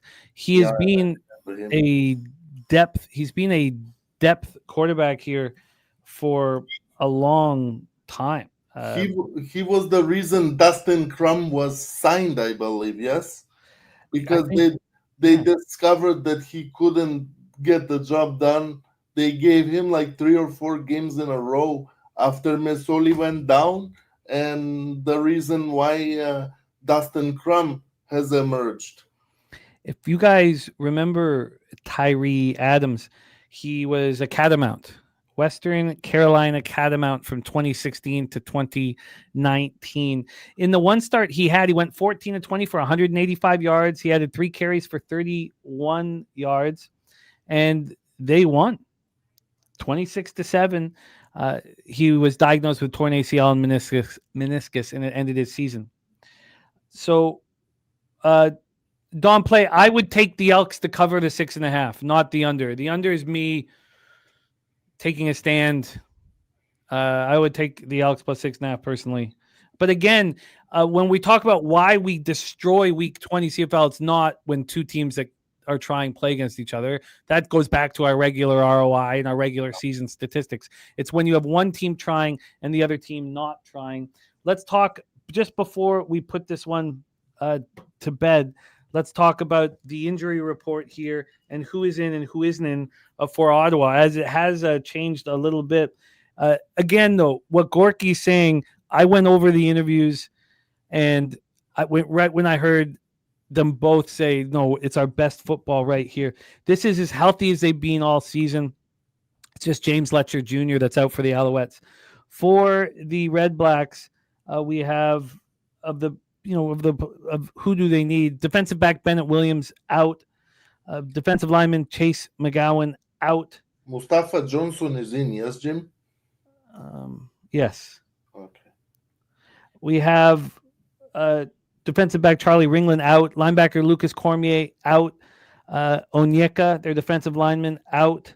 Another defensive lineman, Cleon Lang, out. Of course, Dustin Crum out. Offense, look at these linemen that are out. I mean, they're hoping that Drew Desjardins plays because they have Stars Kala out on the offense line. Daniel Okpoko out. All these guys, so 3 offensive linemen out, and you have Tyree Adams with his first start since it's not the third team quarterback. Yeah, it's QB4 on the depth charts. It is. Tyree. So I'm right with you. Gorky has moved, so we've got his second bet here. Gorky is the Alouettes minus. And actually, I would say that this here is actually my play of the weekend. I like that parlay spot, but anything can happen. Like we talked about, Edmonton is live. I'm not gonna tell anybody not to bet Edmonton, especially given the fact that they need the game. Then why did you play it, Gorky? Well, because I believe in Rourke and that offense. That's why. I love it. Let's talk about our final spot here on the board, and it is the Toronto Argonauts at Calgary Stampeders. This is a pretty interesting situation here. When we're fading Ottawa, we're going to study what Tyree does and probably fade them again as soon as the line becomes available when they're at Hamilton. Yep. The Argos are different. They have a bye in week 21. Their season ends tonight, and they don't care. But again, Bobano did not want the Stampeders at this number. I did. I moved on the Stampeders double result at minus 155, which is extremely expensive. But it was just adding a unit to the Stampeders minus 9 and minus 115. It's not just going to be Daigie at quarterback here. Toronto's going to experiment, fool around, find out what they have in their 4th string quarterback. We have this line not moving. It's been sitting at minus 9 for a long time. It's not moving. Toronto's being able to cover a lot of these big numbers this year. Nobody's moved this line since Wednesday, and I don't care. I don't care. I am on these with confidence, the Stamps. There's so much on the line here for the Stamps to deliver. And then look at what's happened with this Toronto defense. It's one thing to say, oh, look, Toronto can still put up points even with, no Arbuckle, no DeMonte Coxey, no Devarius Daniels. These are important wide receivers. But they have some depth at wide receiver. It's not really about that. This is who is out here not playing. We have defensive lineman Andrew Chatfield. We have offensive lineman Sage Dockstader, offensive lineman Dylan Giffen. We have defensive back John Edward. We have defensive lineman Theodric Hansen. We have defensive lineman Anthony Lanier. And we have the most important linebacker, arguably in the league, Winton McManus, out. We have Ojo, defenseman lineman, out. I mean, how are you? Look, I understand that they've been covering big lines, but this is it. Season ends, and want to. Is Calgary clinched, brother?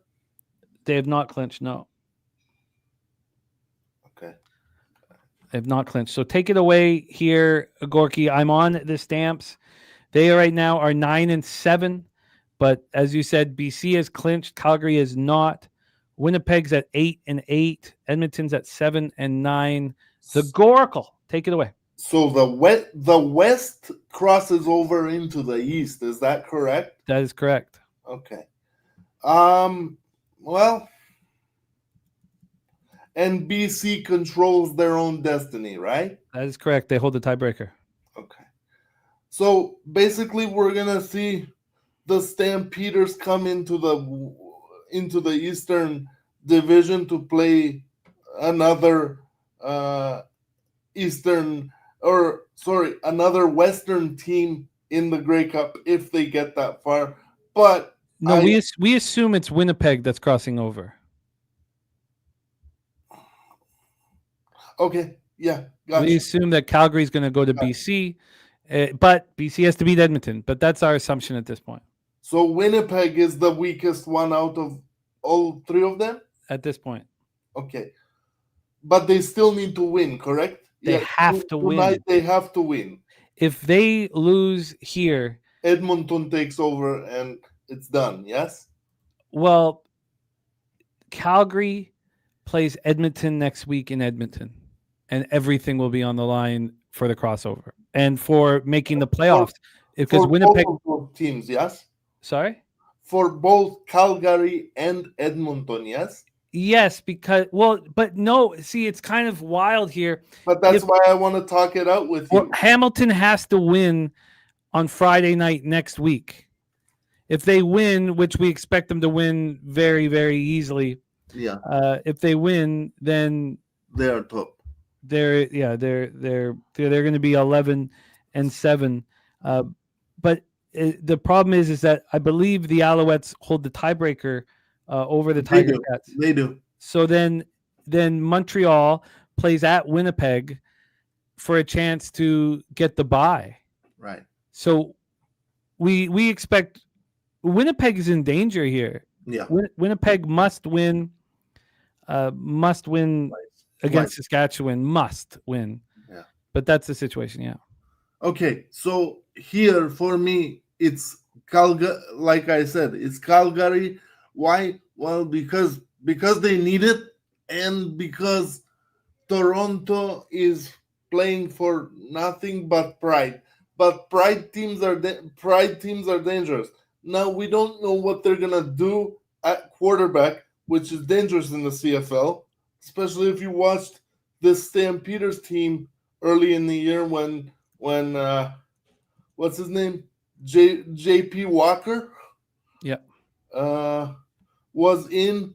That guy should be playing running back, I think so, somewhere in the CFL if he's gonna play. I think that you need real passers to be backups in the CFL.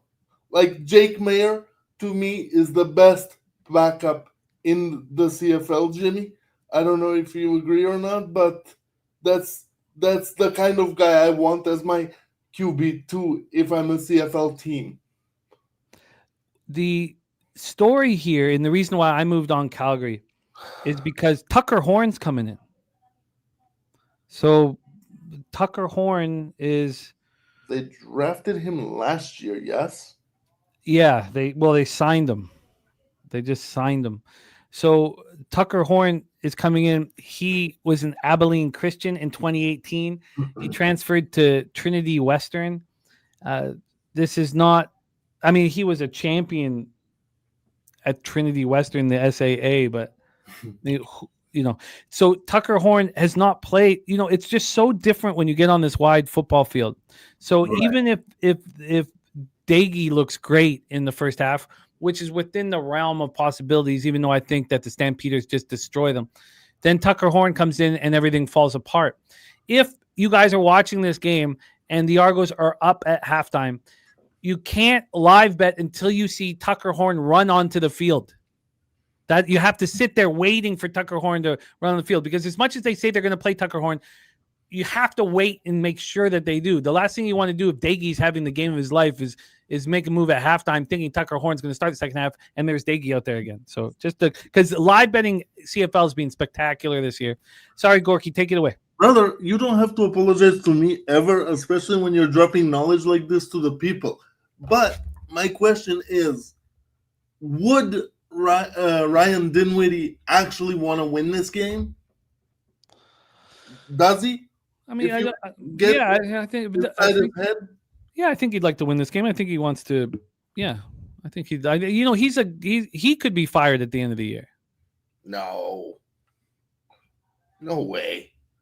You don't win 2 Grey Cups in the last 4 years as a dog and get fired. No, but possible. But no. I don't know. Probably not though. But you have stamps in regulation, Gorky. I do. I do. Going. I have stamps big, and I would take this up. I'm actually thinking about doubling up on it, but I probably won't with my 13-point play. So yeah, I believe in the stamps here because they need it. They need it. I'm right with you. They need it. I'm on the Stampeders -9, Stampeders double result. So for those of you that are looking at the breakdowns, do know that the Bombers double result, you know, I've got Bombers double result, Bobano's Bombers double result, Gorky's got the Bombers starts 3-leg parlay, but I'm the only one that took them on the spread. If you want to focus on the spots where the spread was also bet, you won't find them with Bobano. He's only moved on the Alouettes double result and the Bombers double result. He didn't take the Stamps double result, and he, you know, the Alex Lines is a different spot. Again, when one team is trying and one team isn't trying in a league without infrastructure, financial infrastructure, the team that's not trying completely gets decimated. So we'll see how it bangs out. Gorky's on Winnipeg, BC, Calgary regulation at +100, and he added what he calls his best bet on the board. That's the Alouettes -12.5 at +1. And that's based on the fact that what is coming out of their coaching staff and their team as a whole. Like them talking like this is like we're going on a 3 or 4 game win streak and we're never going to lose another game until 2026. So that's what it's based on. Now, could that backfire? Sure. Because people that run their mouth don't always cover their tracks. To me, the only way it backfires is if Tyree Adams is spectacular, which I'm willing to bet he's not going to be, though, Jim. We both are betting that he's not going to be. Yeah, so I think I'm good, especially with that front seven. That defensive line is crazy good. I popped Goracle's X handle in the chat. Please hit that and support our guy, the Goracle, who will be starring tomorrow in our big college football show, The Tailgate. You can catch him right there. And our Monday night football doubleheader. We have 6 hours of NFL football. Gorky be rocking with us. Gorky, thank you for your time, your energy, your angles, and your knowledge. Any last words for the Capper support? I would just like to say to the people, just follow everybody on Pub Sports Radio and you will find me down the line. Don't worry about following me directly. But if you want to, I'm more than willing to speak about all my picks as well as some non-conventional ones that don't get covered on here, but we can talk about that at a later time. Have a good day, guys, and keep cashing. There he is, the Goracle in the house. So we are adding a segment here in college football based on Jose Bouquet's spectacular work last week, which is carried over to this week. We are Jose is 7-1 here, as we wanted to take more onus on this market being so sharp this deep into the season, whereas we can start really trusting the market overlords, as Jose so deftly put it. So let's get to work and bring back SN1P5. Are we ready to attack Mr. Bouquet? Yeah, I'm starving too, so I'm gonna be running faster today because hungry dogs want it more, right? All I know is that Mexican street dogs have huge balls, just giant balls that bang around. They're crazy. If you look at a Mexican street we're talking dog, literal. Oh yeah, big old. I'd never seen anything like it because in North America, most dogs are neutered. You go down to Mexico, these street dogs have huge balls banging around. The biggest balls. It's emasculating. Yeah. Something I learned the one summer I went back to Venezuela. I didn't realize there'd be so many stray dogs. Something you learn. Yeah. Well, let's see if you have the balls of a Mexican street dog here, Jose. You set up the line history, but I will set up one thing for a couple of these games. This first game for you, Jose, we have wine time moving on Baylor +3 and the over 66. Why don't you set up this line history and tell us why you like it? Yeah, so like we talked about these games throughout the week, and I'm bringing some of them back up because I find them interesting, and hopefully Jimmy and I can reach a conclusion on one of these games here. I do have one officially a bet, so we'll talk about that one here shortly, but there's 89% of the bets and 93% of the money on the over in this game, 66% of the bets, 61% of the money on TCU here. Now I'm going to do a quick refresh of my line history sheet so I can make sure we have the most accurate line history going here. But this line has been pretty stagnant. I saw this 2.5 pop up. I see that FanDuel has 2.5 apparently right now, which was semi-interesting to me earlier in the week. I was admittedly hoping that this would get down to 1. See if Baylor is really live here. But I don't think the line has moved too much to make me feel better about myself here. This opened up at 3.5 at BOL, quickly became a 3. Honestly, it probably opened up at a 3 and it was just misprinted there. At Heritage, the same thing, 3, hasn't moved. Like I said, I was hoping more that it would be 2.5, 2-1 down to Baylor to hopefully get some reverse line movement, but we have none of that here.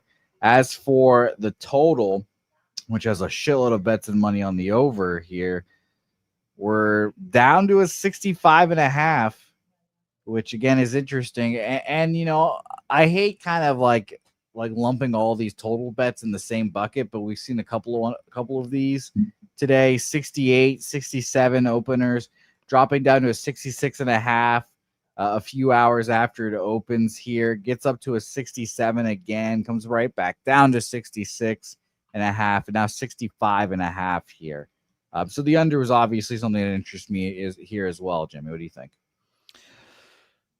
Well, market-wise, you have to find the under very appealing with all of the cash on the over.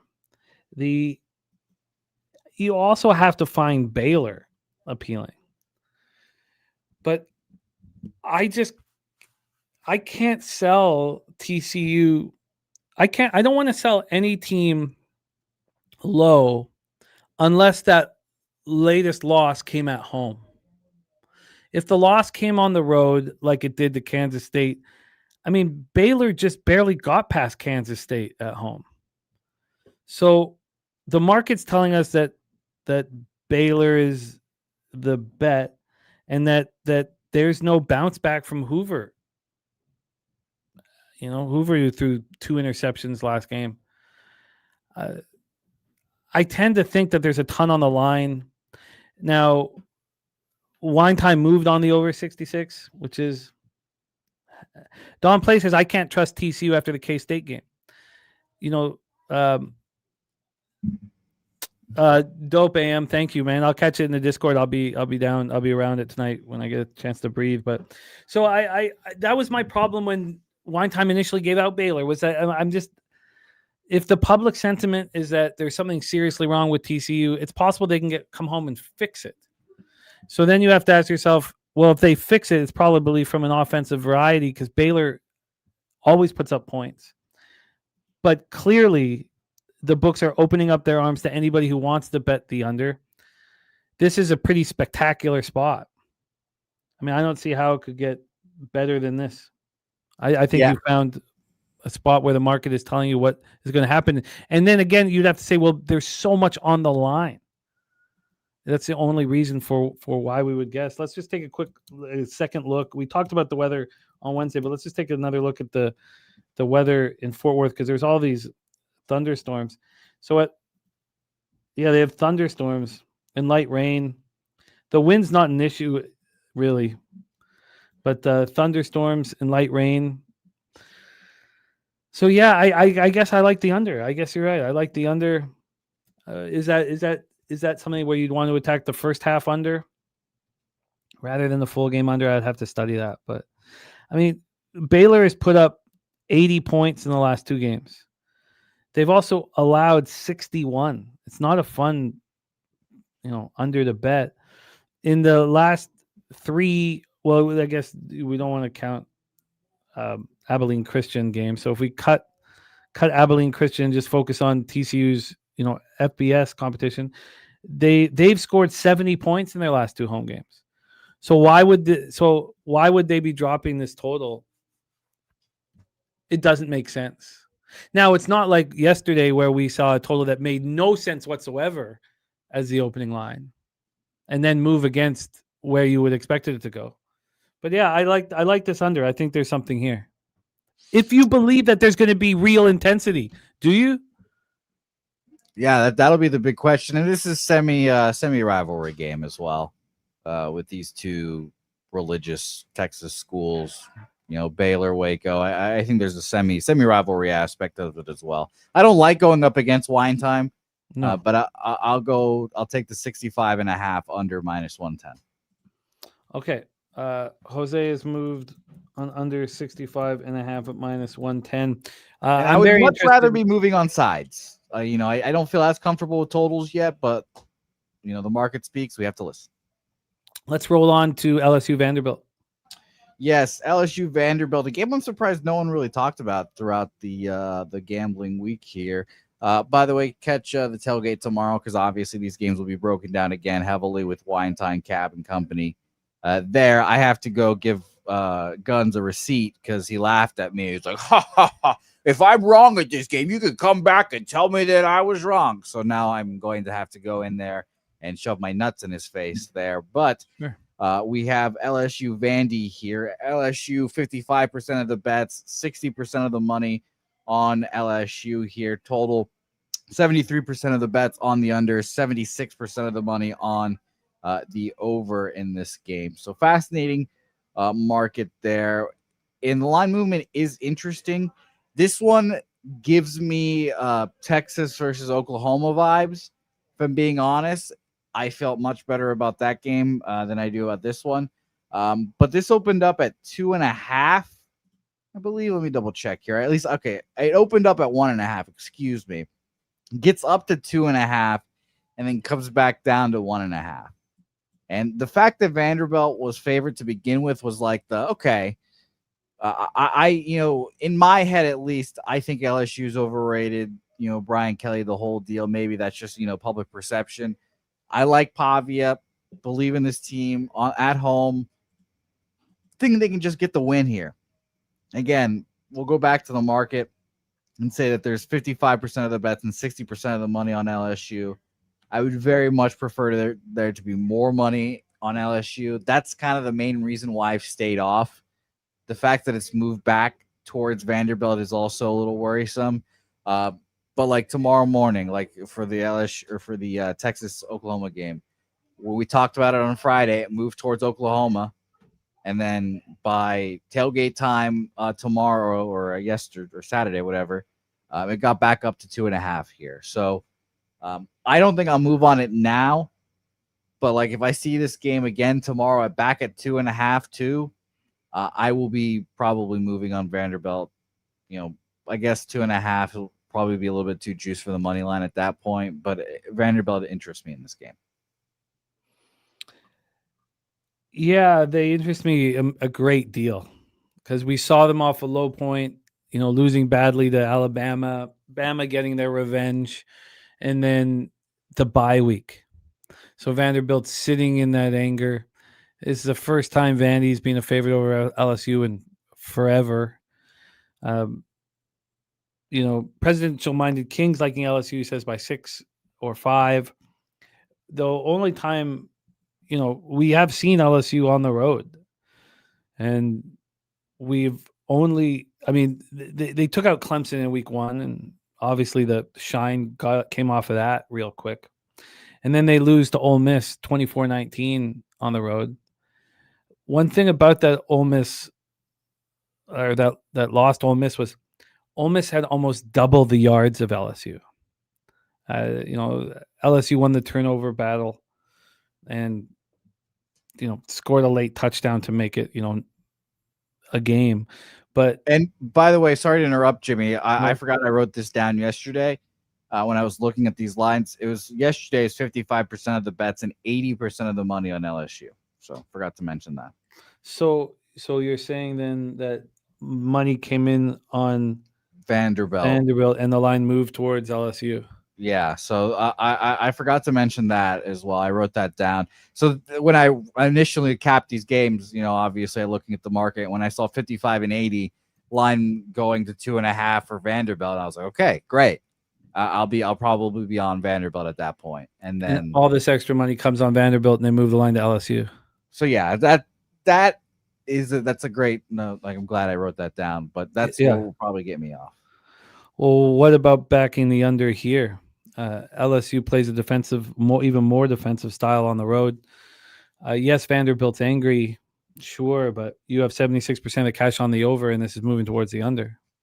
Yeah, that's the part that's scary. Like, I would love if there were more bets, like tickets, on the over as well here. It feels like I just don't love going up against a spot where 25% of the bets, but 80 or 76% of the money is on them on the over. Like, it just, someone maybe knows something. Maybe there's some sharp bets out there, but I agree with you. It'd only be under for me. It's not being respected. No, the sharp bets on the over. I mean, it's not. No one. I mean, look at Circa's moved it down to a flat 48. Yeah, I agree with you. The under does look appealing. Going over that total a little more with the cash flow, the money was all under. It was all under money coming in, and so Circa moved this down to a 47.5, and then all of a sudden everything flipped, and it was all over money coming in, or over tickets coming in. Oh no, sorry. Sorry, looking at this wrong. It's a different site. It was all over cash coming in. So it's the same thing that happened on the side, but the opposite. All of a sudden, you have all this money coming in on the over, and they took it from 49 down to 48. So I guess they initially saw this money coming in. They moved it from 47.5 to 49, and then they didn't care. Dropped it back down to 48. It's interesting because this is not only is it a 48 right now, but it's juiced to the under as well. I mean, in my head, if I was mapping this game out for Vanderbilt, it's just Garrett Nussmeier and them struggle. And I like Diego Pavia, but I think the LSU defense and those athletes can hold those guys down. So I do. The more we talk about it, the more I warm up to an under. Yeah, and we also, talk in the chat about Nussmeier's injury. He's going to play, but it's been bothering him now for 3 weeks, this injury. Yeah, Brian Kelly would beat his ass literally if he didn't play. Fucking that guy's interesting fella. Yeah, he says he's starting to feel better. This is just recently. He said, I'm starting to feel better. I'd be lying if I said differently, but still just focused on the offense. It's his torso that's hurting, and it's bothering him. So, I guess the side's a bit of a problem now that all this money's come in. I think it's really helpful. So we got to keep doing this. You got to write it down. Yeah. It's really helpful doing that. Very, very helpful. Yeah, I did it on some of them, not all of them for today, but I will do that going forward. All right, let's roll on. Let's head to Chestnut Hill. Yeah, now this game's a little bit. I don't know. Like I said, I've told you guys, I have a buddy that coaches for UConn football, so I care about them a little more here. And this market was fascinating just because, these smaller games always have smaller markets. How many people are betting these games? How many tickets and count are on these games? And when I see 79% of the bets and 92% of the money on the UConn here, I was like, wow, really? And then, my fucking asshole ass is like, okay, if the line's moving to Boston College, and I've kind of got to bet Boston College here and fade my buddy. But we've gone from 3 to 1.5 to 1 at some places. Heritage throwing a 1.5, Bookmaker a 1, BOL 1.5. And it did get to 1 at one point at BOL as well. But the fact that at least that the line makers and such are reacting to all that money on UConn makes me feel like they've got a shot in this game to win. Billy O'Brien, I thought would have a better head coaching career in college, but he's fallen the same way as Bill Belichick, I guess. But in this game, I was definitely interested in UConn in some form or fashion here. I don't love taking a big public side here, but it makes me feel better that at least with all that money on them, it's been moving towards UConn. And the ideal scenario would be waking up tomorrow and seeing this game pick'em or UConn -1. That's obviously the ideal scenario. Will it get there? I don't know. But maybe I'm not tracking UConn and Boston College football hard enough here, because the fact that this opened up -3 I thought was super low. UConn losing to Delaware earlier this year and Boston College being shit. I get it, but I thought this might be a UConn spot. I don't know how you can back a public side when you have a 4-2 road team against a 1-5 home team. I mean, it's just the public perception is that Boston College is absolute trash, and yet they open up as a favorite, so they're going to get immediate UConn money, and that's what's happened. So the fact that the lines move towards UConn would make UConn gamblers feel more comfortable, but we know it's the opening line that is probably the issue here. And then you have one team coming off beating Florida International by 41, and you have another team losing to Clemson at home by 31. I'd rather, it's not so late in the year that teams have really given up. Yeah. Like you could tell me that they've given up, but Boston College only lost by 4 at home to Cal in their last home game. So no, I don't think anything is comfortable here. The money on the under, the line moving to the over, the fact that the 4-2 team, it line's moving towards them. We'll look at the opening line, but the fact the line's moving towards them is a bit of a concern. I can't. Spooner, that Louisville line got to be looking good right now, my man. Yeah, shout out to you, Spoons. Plus 13.5, got to be looking good. So yeah, I don't like this one. Cool. We roll on then. It's a nice, short, and easy there to Arizona, Houston. The one game that I did bet coming into the show before the show started, not really before the show started, like right when it started.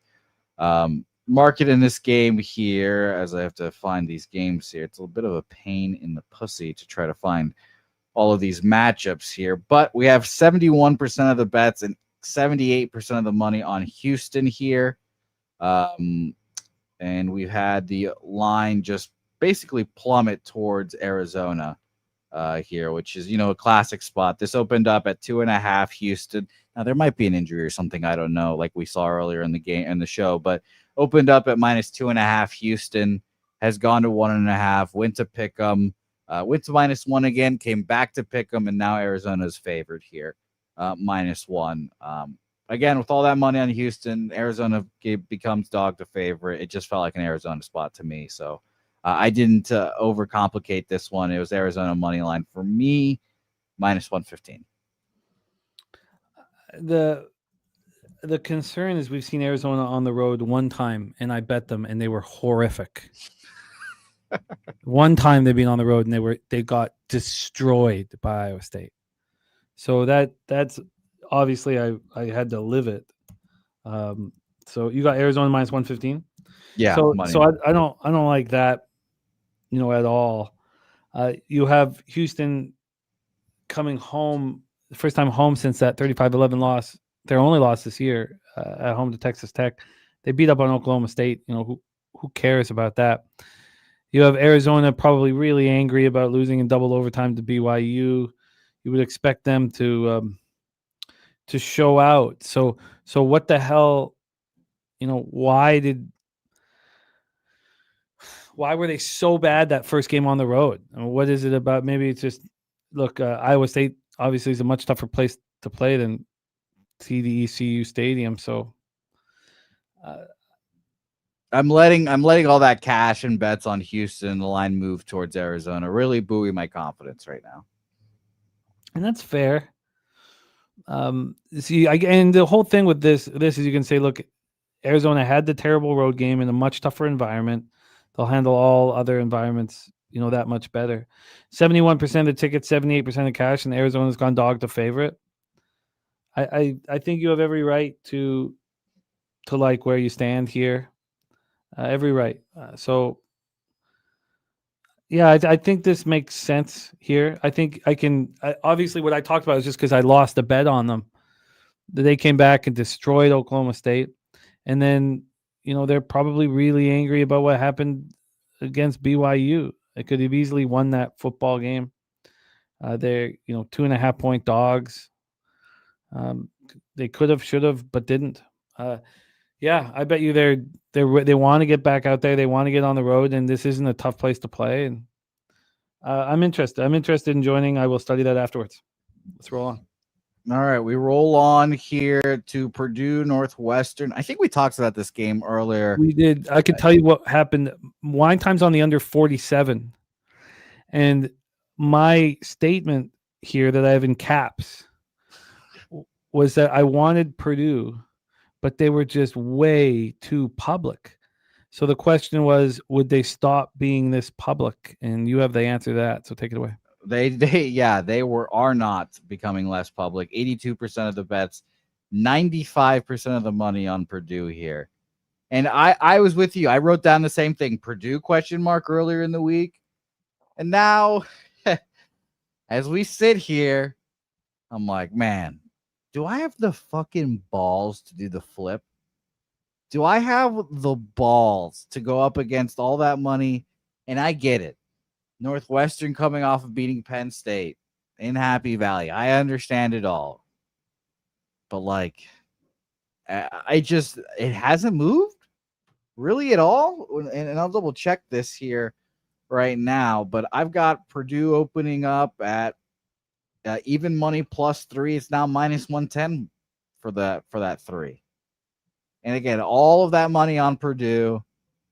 It just feels like Northwestern is the side here, and it feels gross to say. Like, I don't like betting on Northwestern after I'm sure they were having a grand old time slapping ass and saying that we beat Penn State. Maybe they don't take that game as, as seriously as they would if they were undefeated and it wasn't a Penn State lagging in there. That's kind of my hope. And I think that everyone being on Purdue, in this spot might bite them in the ass, and we'll get the 45 people that show up on this lakefront football field to get us going. And I think Northwestern could get this game. And it's just the battle, like I said, it's just doing the flip, But I think Northwestern is the side personally. The market is telling us that Northwestern is the side, but you're getting in the way of public perception and I have contempt for public perception. So you have a Purdue team that's lost 4 straight games against a team that just knocked off Penn State. It's won 3 in a row. You have Purdue that's 0-3 in the Big Ten, and it's less than a field goal. I mean, I understand that Purdue's way too public, but it doesn't make sense to me that they are. Why don't let's try let's pull up action here. I was thinking that as well. It just doesn't if they're just as public on action, then I feel like I'll be forced to move on Northwestern, but maybe it's 50-50. Let me grab it here. This game's at 3 o'clock flat, right? Oh, there it is. Okay. Yeah, it's the same. 88% of tickets, 93% of cash. Now that's the spread. So if we go to the money line, 88% of the money line tickets are on Northwestern and 86% of the cash. Who in their right mind, if you are a pro bettor, would be betting the spread? If you're betting $5,000 on this game, would you take the 2.5 or would you take the money line? I'd rather have the money line. Yeah. So it tells a completely different story now. Completely different story. You have 12% of the money line tickets and 14% of the cash on Purdue. because those guys, of course, will take the spread. You know what? Now I'm starting to think this might be a Purdue must bet again. It's fascinating. I'll stay off this game. But like I said, it earlier in the week, it was like, oh, Purdue. And then I'm like, ugh, I'm going to have to bet Northwestern. So a good stay off game for me, at least. Yeah. Again, when anything under 3, you want to know that the spread and the money line count. So Jerry Davis says he's on Purdue, but this is the final game at Lakeside. I didn't know that. Is this really? God damn. They're going like 6 games on the road? How many games do we have left? Well, or they come back. No, they go back to their stadium and be done. Their stadium's already done? I don't know. I mean, if that's the final game on Lakeside, this is the first time I've heard that's the final game on Lakeside. I mean, I'm gonna do the quick 2-second Google right now. Like, where the fuck are they playing these games? They're playing in this weird little Lakeside spot with 20,000 fans. Nebraska, USC. They play Michigan. That's at Wrigley Field. Fucking hilarious. They play Minnesota. That's also at Wrigley Field. That is fucking hilarious. And then they play at North. So, yeah, this is their last game here. And then they have 2 home games in Wrigley, which, I mean, that's nuts. I'll stay off this game. It's just funny to see that. Yeah, Andrew, it gets very windy, but I remember we talked about this game and it wasn't windy. Let me do a double check because sometimes it's crazy, but I remember being surprised that there was no wind. Let me just go back to Evanston. Weather here Saturday. Yeah, it's not windy and light rain. So at game time, it's 8-mile-per-hour winds. So I'm starting to think with that money line count that if any pro bettor was betting Northwestern, they wouldn't bet the 2.5. I'm gonna have to study this more. Maybe we didn't dive deep enough the first time, because if I had just told you the money line splits, you would say, I want Purdue on the money line. Has that money line moved at all? That's a good question. I'm just gonna here. You can set up game 2, and I'll just get this money line here. So Purdue money line has not moved at all. It opened up at plus 135. It was down to plus 122 yesterday. It's back at plus 133.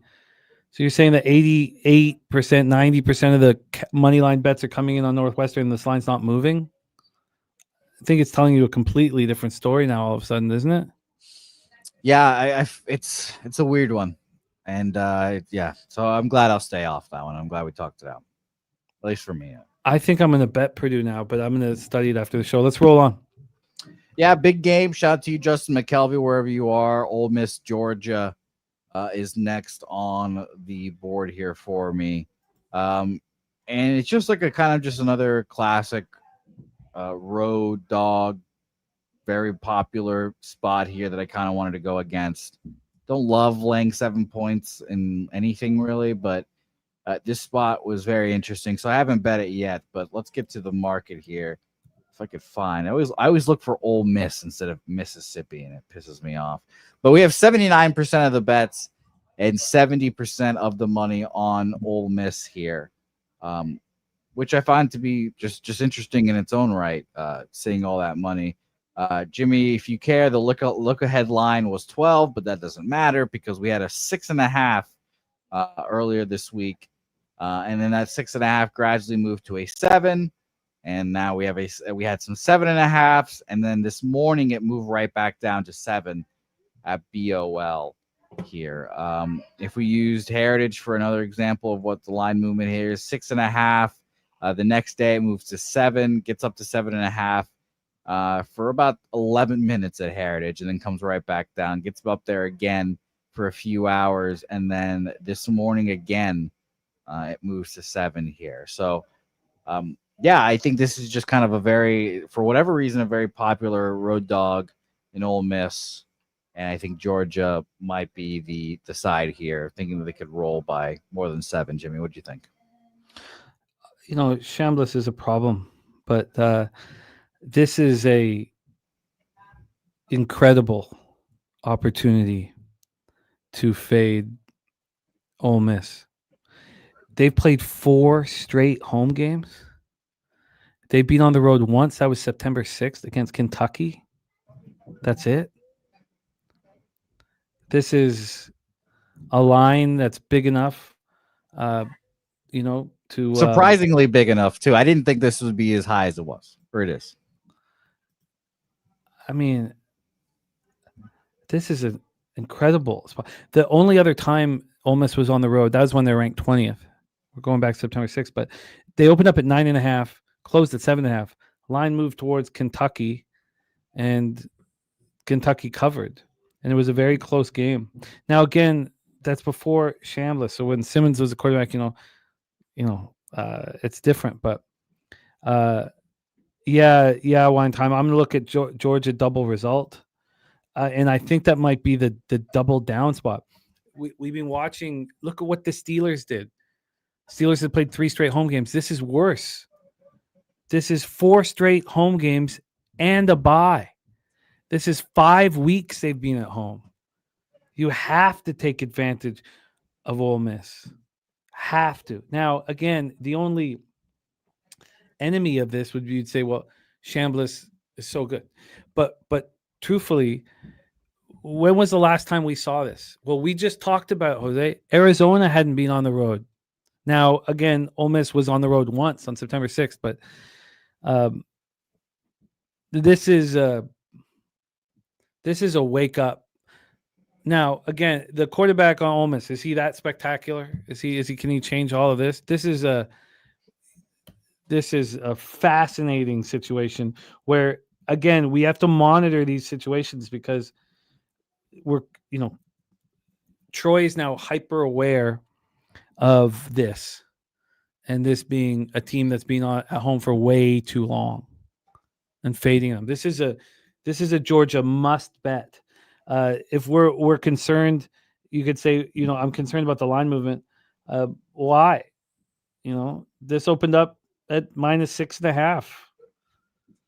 I mean, who cares what the line was in August? I'm interested in it. I don't say who cares because it is worth mentioning. Ole Miss is way better than we thought. This line's moved towards Georgia. This is a great game. I love that you've brought this game up. Yeah, I just texted Troy. I told him that he'd be interested in Georgia this week. He's making moves as we speak. He just bet. I received this 2 minutes ago. Another unit on the under in the Jags-Rams game. Puka Nacua is announced out. I hammered the unders already. Yeah, nice. And, I think I'm going to pick the Jags in the contest. But yes, this was a great game, Jose. Thank you for bringing it to our attention. This is now. If Georgia does beat this team by double digits, this has to be our focal point. Teams that have been at home for way too long. This is 5 weeks at home. Are you kidding me? Do you remember what it's like to travel and play on the road? Remember what it's like to be on the routine on the road? This is beautiful. Now, I kind of want to have more than a unit on it, but it is kind of tricky. Honestly, you'd want to have first half full game and the double result, but I don't want to have 3 units on it. So, well, Wine Time mentioning the Georgia double result -115 in the chat. And let's keep a real close eye on this. If this doesn't go to form, then maybe we're being a little too bullish on it. So okay, well, I'll move on to 7 -110 for me on Georgia. That's probably what I'll do is move on to 7 and the. Wine Time says, and we're fading Miami in 2 weeks versus SMU on the road. Absolutely, we are. I agree completely. Okay, so Jose's moving on to -7 Georgia. This is the best one so far. Lovely. -7 -110. This is the best one, man. This is it's such a big number. Every Joe Schmo in the world's gonna go, Ole Miss getting 7. Georgia's not that good. That's kind of what I was figuring. Oh. Yeah, I was like, in my head, I was like, oh, this could be like 3.5. I get it. Maybe Georgia's down, but yeah. High. Jerry, you speak wonderful because that's the final game. We have 2 games left that Jose's picked out. That's the last one. So, Yeah, Jerry, don't you worry. You just sit tight back there. Jerry, we got you. Let's move on real quick to a game that's the exact opposite of Ole Miss in Georgia. Old Dominion, James Madison, baby. Let's go. Diving deep into the college football here and diving deep into the market in this game here. We have, as I scroll and use these weathered eyes to try to find Old Dominion here versus the mighty James Madison. Here we are. 51% of the bets on JMU, 68% of the money on JMU there, as well as for where this line has moved. We have a 2 for James Madison opener. It is now, wow. So this is why I picked this game, Jimmy, and you'll see, another one. So I had on this game 67% of the bets yesterday and 94% of the money on JMU, or excuse me, on ODU, on Old Dominion there.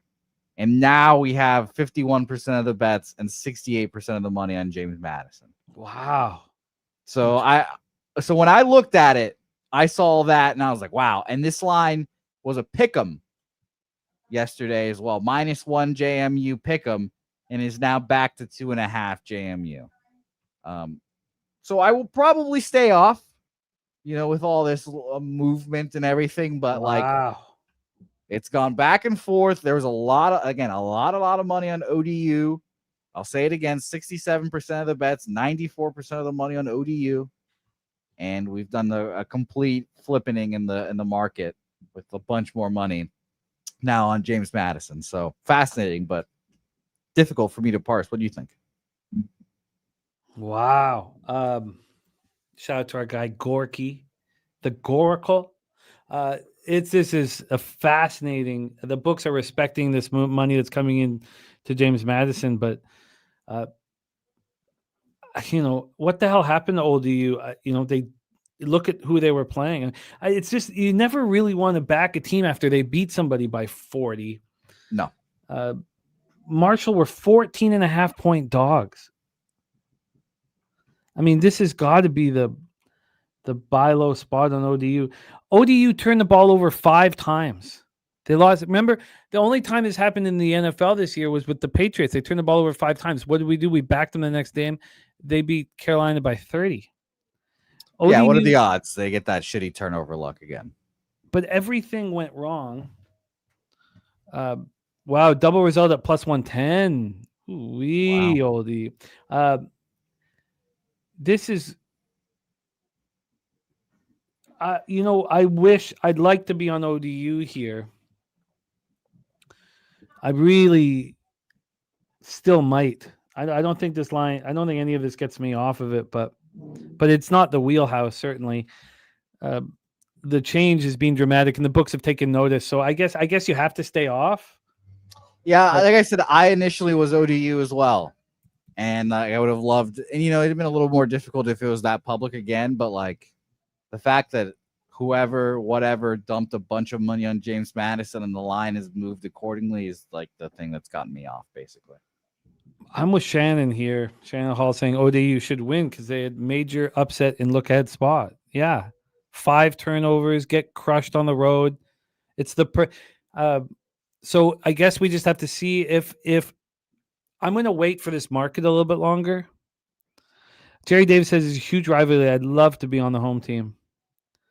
Yeah, I was about to say these are 2 schools that I easily could have gone to if I would have stayed in in Virginia. But I'm looking at the Sun Belt standings as well.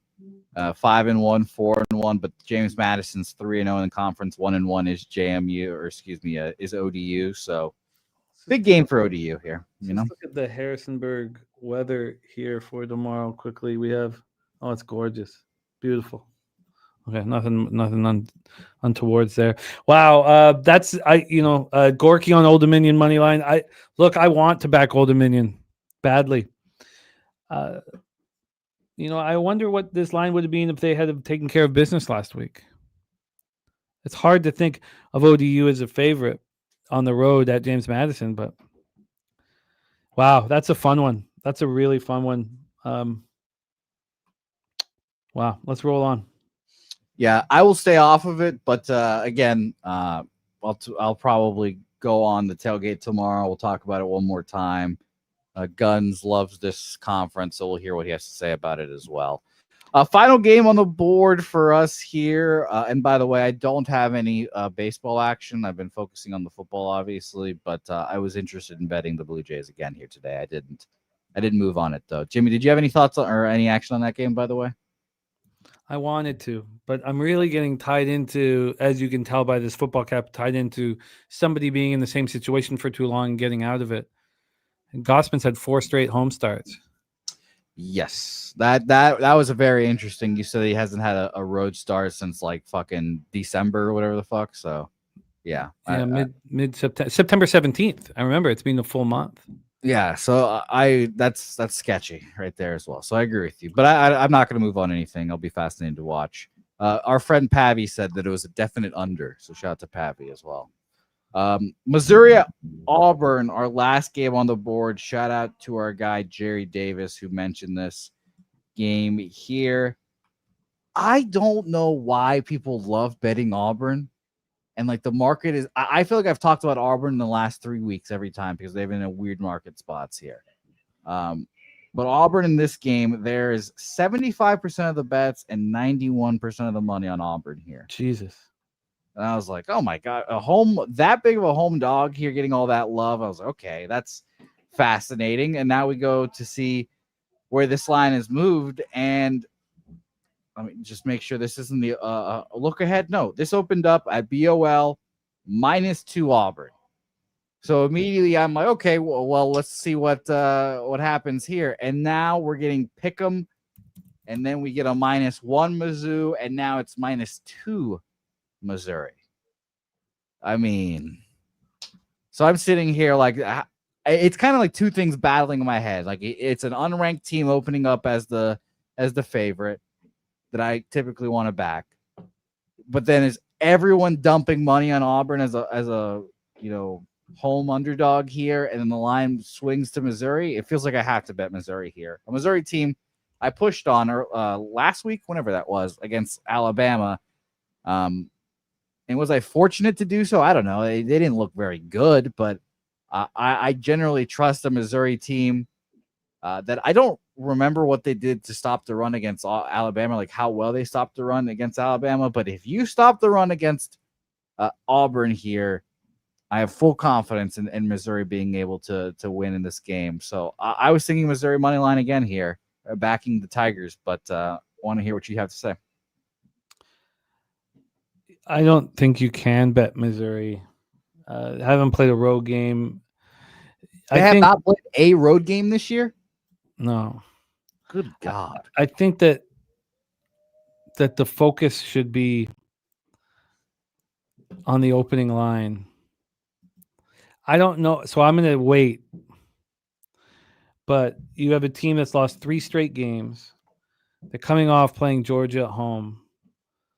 Holding Georgia to only 20 points, but still losing. Going up against a team that hasn't been on the road yet. I mean, statistically, they barely lose to Georgia. I mean, Georgia gets 19 more yards. Makes us feel better about betting Georgia, I'll tell you that.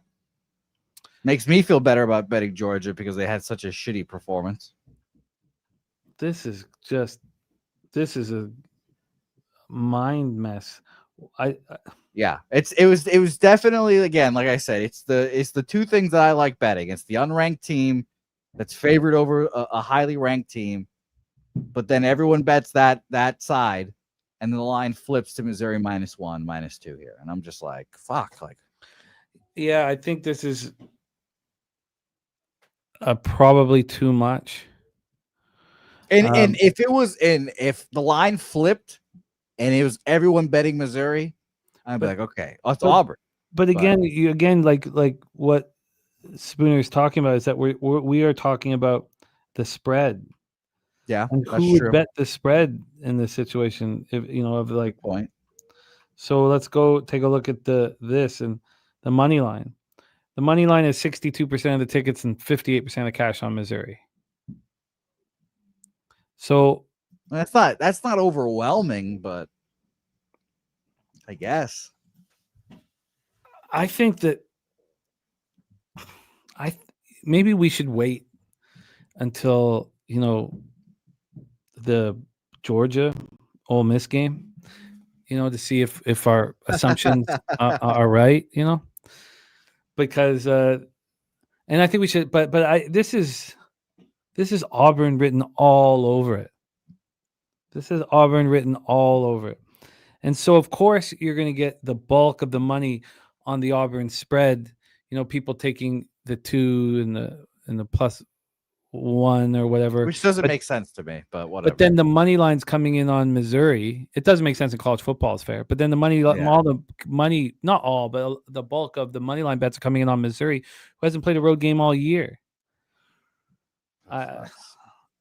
This is, I think these. So we need to remember now in this process that we're trying to develop here that if it's under 3, it's not the spread that we need to be focused on. Yeah, I mean, like 2.5, 3, it gets expensive for the money lines, like -150. But like you said, if you're a professional gambler, what of it? Well, but also what we're seeing likely was that those professional gamblers came in on Missouri. That's why this line flipped. But again, it's this. Let's just see. So let's just compare when the. So we're talking about the spread. The spread came out at 2:12 p.m. on Sunday. So 2:12 p.m. on Sunday. That's when the spread came out. And let's just go to this money line. So the spread comes out, Missouri's +2, and the Sharps start hammering it. Okay, so then we'll see when this money line came out. And sorry, where are we here? What time? There we go. So the money line came out the Monday at 4 p.m. As this money line has moved 5 cents towards Missouri. Jim Dewigger says Auburn let down this week. Georgia was a huge game for them last week. I mean, this is still an SEC game against a ranked team. This is one that's just going to take more time. How do you not want to fade the team that hasn't played on the road all year? I mean, it's October 17th. That's nuts. And again, it's just that battle of all these things that we like to bet going against each other in this game. So maybe we just stay off, but because I mean, again, like you raise a great point, but everyone's betting Auburn against the spread, and the line has just done the complete flip because apparently bookmakers don't give a fuck about first road game in this spot, at least. No one cares about that. It seems. Nobody cared about that. No one cared that the Steelers had been home for 3 weeks. I think we're taking advantage of something because you don't read that in the statistics. When you're looking at, PFF ranks and what's your advantage on the field, you're not talking about this team hasn't been on the road in a month. It's a crucial angle. Jose, my friend, it is Friday, so we must set up a camel race. Yes, we must do. Set up a camel race. I love this last thing, this last section of Fridays that you're doing here. I love it. I think that we continue on and move forward with it. Of all of the games. So we talked last week. Remember, we said, okay, well, what are the games? What is the main game that Jose's brought to the table that the market is telling us, yelling at us that it's the spot? And it was Indiana. What'd they do? They went into Oregon and won outright. And then I was kind of all messed up because I went 6-0 on Thursday and saved my season. So I just wasn't adding much. But I'm ready to add now. I've gone past that. Season save. Let's attack. While you are... I should be ready in like 2 minutes. While you're doing that, I'll go over all of the action here. We're going to race camels here. Merch drop for camels. Thank you guys so much for rocking with us. This has been a long Friday show, and I hope it provides us with, as Justin McKelvey, Stacks Play Day Freddie Freeman in Utah State over 33.5. Freddie Freeman over 1.5 pace. I hope it provides us with stacks of cash. Those are the two spots for Justin McKelvey. Remember, Fap Win gave us some Australian racing. Ascot. This is late night racing for us. Ascot race 6. Pop that right there. It's a win place bet for Fap Win and his VAD of lube. Pig Milk play today. San Jose, Utah, first period under 1.5 plus 116. Pig Milk play today. Number 2, Manon Fiorot. And Danny Barlow, parlay at minus 110. Joe Buddy on the Blue Jays, run line plus 158. Gorky on Panathinaikos, money line plus 100. And a Hurricanes Blue Jays money line parlay at plus 102. Kripke doing a similar parlay with the Dodgers. Hurricanes, a Miami Hurricanes Dodgers parlay. Scott M is on the Jays, Mariners over 7. Chosen one on Minnesota plus 7.5 minus 130. Which fits perfectly into Wine Times action. Talk Sports with JT's on the Dodgers run line and the Jays money line. We don't have one person on the Mariners. Ross Pitts on the over 49.5. Talk Sports with JT's on Miami minus 13.5. We have flank stake play today is the Hurricanes minus 13.5. 9 Legacy can't be happy with this line move. He has Minnesota to cover. Utah State minus 4. Minnesota Wild money line. Oh, nice job. And Gorky cashed with Panathinaikos. Nice job. Chicago Blackhawks money line. Red Wings and Tampa Bay under 6. Kong's clip smash of the week is Jasmine Jasudavicius money line plus 200 in UFC. DJ 100 grand gave us Louisville plus 13.5, and now he's got to be feeling very comfortable with the situation. Kong's clips on the other side. He's on Miami minus 13.5. Miami first half and full game as well. It says fading my Louisville Cardinals. Then in in National Hockey League, I'm on the Lightning minus 1. I just want to take a very quick look at some line movement in the NHL. Obviously, I'll be doing this on my own time, but Spoons, by the way, biting the bullet for us, saying I'll probably add my donation to Mariners money line by first pitch. So thank you, Spoons, for being the one. I don't see. I mean, I'm going to go over all these numbers again here. God, not going to have enough time to sit with it, but not going to panic and stay calm. This Lightning line is not moved. Is exactly what I wanted. I'm telling you guys. I know the conversation. Our model tells us the Lightning with 2 full days and nights off, which they needed so desperately, are going to go in and beat the Detroit Red Wings with their star goalie in that Vasilevsky, going up against Gibson and the Red Wings, who are on 3-game win streak. So we need to put this line at a number to attract Detroit Red Wings action. So what should the one win in 4 regulation games Lightning be? Well, let's put it minus 150. Who would want to bet that? Red Wings are at home, winners of 3 straight. Let's put it at plus 130. That'll give us some money. That'll give us some action on the Red Wings. The Minnesota Wild, I'm on at plus 110. This hasn't moved. None of these lines have moved since 8:30 in the morning. Then the Blackhawks, it keeps going towards the Blackhawks. I get it, and you know, I'm just not going to buy on the Blackhawks after 8 goals. And then the San Jose spot, I need to find out what the hell's happening with Klingberg, who's not that important, but he is important. He is really important if he's playing 20 minutes a game, which he's been doing. Him and Liljegren have been playing 20 minutes a game. So if he's out, if Klingberg's out, I'm going to move. I'm going to move on Utah minus 1.5, and I don't think Utah's a good hockey team. And I like the Sharks a lot.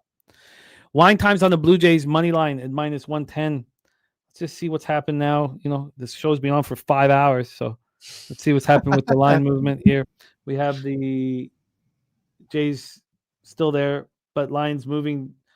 We've had overall a 4-cent move towards the Mariners, which is crazy. Then we have more movement towards Ohtani, minus 178 to minus 222 cents towards Ohtani.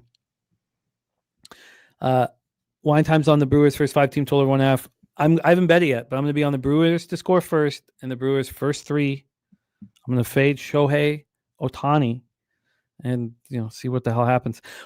In college football, Jose's on Louisville plus 11.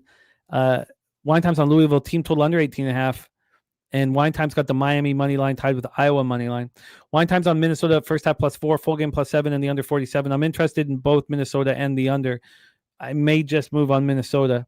Wine Time's on the over 64 in San Jose State, Utah State. I want Utah State. I think it might be a double result as well. But remember, it was Spartans falling apart late, wasn't it? I should have written that shit down. I'll have to double check that because I have this recollection of saying, yes, didn't I say I said to Justin, I said, because he said, should we take Utah State double result? And I was like, look what San Jose State's been doing. Yes, because you get an idea of how to defend the superstar wide receiver. So it's just it has to be a full game bet on the Aggies. I'm ready for that. Wine Time's on the under 47.5 in North Carolina at Cal. Jose's on North Carolina, and I'm extremely interested in diving into that as soon as the show's over and joining. He's going to join me, guys. No, he's going to be a part of the Broadway Bill production here. I'm very interested in joining you. Basically 2 bye weeks over the last month, and we saw what the Stamps did with that. We have Wine Time on SMU plus 6, and he's got the teaser SMU plus 11.5, Arizona State plus 13.5. Jose and Wine Time are going heads up in the UTSA North Texas spot. And I am, with the rain and the weather, I am interested in joining Jose on the under. But if you're going to go up against Wine Time, you better have a hell of a lot of conviction. Yeah. I don't know if I have that yet, so I'm going to study. Yep. Wine Time's on Arizona State against Texas Tech. That was a very convoluted spot, tricky spot. Penn State, Iowa at Kinnick Stadium. I think I may double down on these unders, first half and full game. Wine Time on UCLA, beat that line move. And strategic investments. Birthday needs a birthday pick. And the birthday pick. I got mine. North Carolina plus 8.5. You, me, Jordan, Bill Belichick. We're all on the bandwagon tonight. Strategic investments. Happy birthday. Everyone else has left us. Everyone else is gone. They've said, fuck you. They've laughed at us when we had flat tires. When we start rolling again and covering, don't they say we didn't warn you? I think if you're going to tie a spot, a Peanut Mammoth -1, that was a nice number, Peanut. I may be close to that as well. As I just need to find out again about Klingberg. But for me, it's got to be the Lightning. And you'd have to make it a -1. I don't give up unless you're parlaying both birthday picks. If you're parlaying both birthday picks, and this line, this is one of those spots like the total yesterday in the Eastern Carolina game. That total made no sense whatsoever. This line on the Lightning makes no sense whatsoever. And Carolina's Tampa Bay Lightning are a powder keg. So then in CFL, I was going to say Bombers double result, but I think Jake Mayer is a bit of a concern. I think he could be incredible. And I don't know if ALCS plus 6 now I have enough confidence on. So I don't know. I don't know if I'd go there. And I could give you a birthday pick for tomorrow. And that would be Alouettes double result parlayed with Stampeders double result. But you're asking for too much. You're asking for no concerns. Sometimes even when one team isn't trying, you need the full 60 minutes to win the game. And then we just went over the additions with Jose Bouquet. So Circus still has a 9. What spot is that? Oh, with North Carolina. Yeah, I've got to study that for longer. I'd like to rest but I got to go sit with all this info and make my bets and stay calm. I got to stay calm. I need sustenance in my body, Resma. Yeah. I haven't eaten. I need to not pass out while I'm driving. By the way, I don't know if it's my favorite spot on the board, but my first bet of the week was Duke moneyline -125 as well for those people. We didn't talk about it because we talked about it earlier in the week twice, but Duke moneyline against Georgia Tech. Oh, and Ernie Clement homer at 12-1 and Lucas homer at 850. I love that shit. Irish King, we've been battling all year whether, you like the Rough Riders, I like the Alouettes, and I hope they meet in the Grey Cup. It'd be a great Cup. But the Rough Riders have nothing. Oh, and the birthday pick from Gorky, Montreal to win -12.5. And Resmob has 3 units on North Carolina. Wow. Irish King, the Rough Riders have clinched, so they're resting up 15 guys and Jake Mayer starting. So, and Trevor Harris is nonplussed, man. Nonplussed. Jose, my friend, it's been a great week. You've got that cash, and I'd love to see it. It's been a great week for all of us, and we need to keep eating. So let's race some camels, and then Jose will bless our action, and we'll move on to the future. And happy birthday to Strategic Investments. And great to see Tom Megan's in the house. Jose, my friend, let's fucking race. Yeah, let's race indeed. By the way, TJ always gives me shit about my charging. At one point, my computer was at like 1% during the show. Charged it back up to 99. Now we're back down to 21 again here. So that is the length of these shows, TJ, and my battery is not fully operational as well. But let's race these fucking camels. That's what happens when you can only go up to 75% battery charge. But these camels are at 100 right now. NJ Striker, F. Donahue, The Godfather, Joseph Thompson. Who is that? Is that our guy T up there as well? Rob Free, NJ Striker, and Kong's in the mix. Gorky, always in the mix on Fridays. Now, always in the mix. Gorky is his horse up there, as well as Fat Wally. Nasty Nate pushing at the top of the screen, Jimmy. Nasty Nate, here he comes. No. Here he comes. No, something bad's going to happen. Something terrible. Jimmy the Bag's going to blow past. No, I'm not. Nasty Nate has a chance. Is his neck long enough? Is his Nunya's trying to stay up front? And here comes Black Door King with the monster move. Gerald Jones also moving forwardly. Random Gamer on the inside. Here comes Terrence Fed. Yeah, it's Gerald Jones. Gerald Jones is the victor. I know what we need to do, and I'm going to reach out to Swig. We need a spot on our website that shows who won the merch prizes for each date, just so if they are not here and they don't realize that they won it. Gerald Jones, on his birthday week, his dad having his final surgery after the brain aneurysm. Gerald Jones, it's wonderful that you won here. And I know the big win was that your dad got through the surgery and is ready to leave the hospital. But you also have the fastest camel. You also have the fastest camel. Gerald Jones, congratulations. Merch drop. So I'm going to talk to Swiggy and we'll get up. You know who's cheering for you? Everybody is cheering for you, Gerald Jones. Not just us. This woman cheering for you as well. Great work.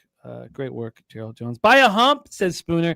Thank you guys, all of you in the chat. Irish King, Res Mob, AM, Spooner, Old E, Tone Miggins. He's got the U. Team total over 30.5. Crip Key says, you fool, still alive? I know. I can't. I haven't moved. Jose hasn't eaten. We better get paid with glorious winners this evening. Yeah, or they're going to be some cranky men fucking roaming the streets.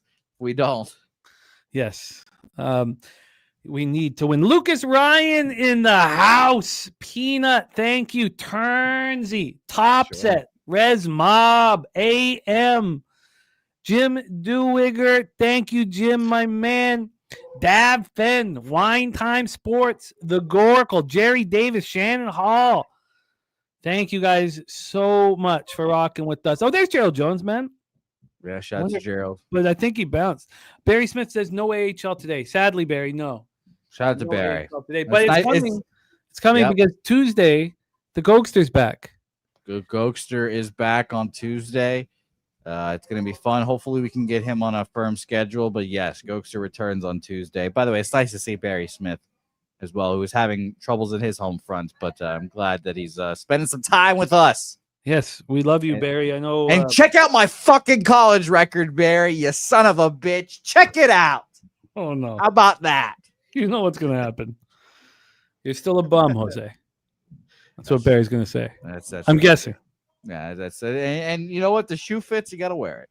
Oh, man. Thank you, guys. Barry, man, thank you. I know that it's been a very difficult month, and so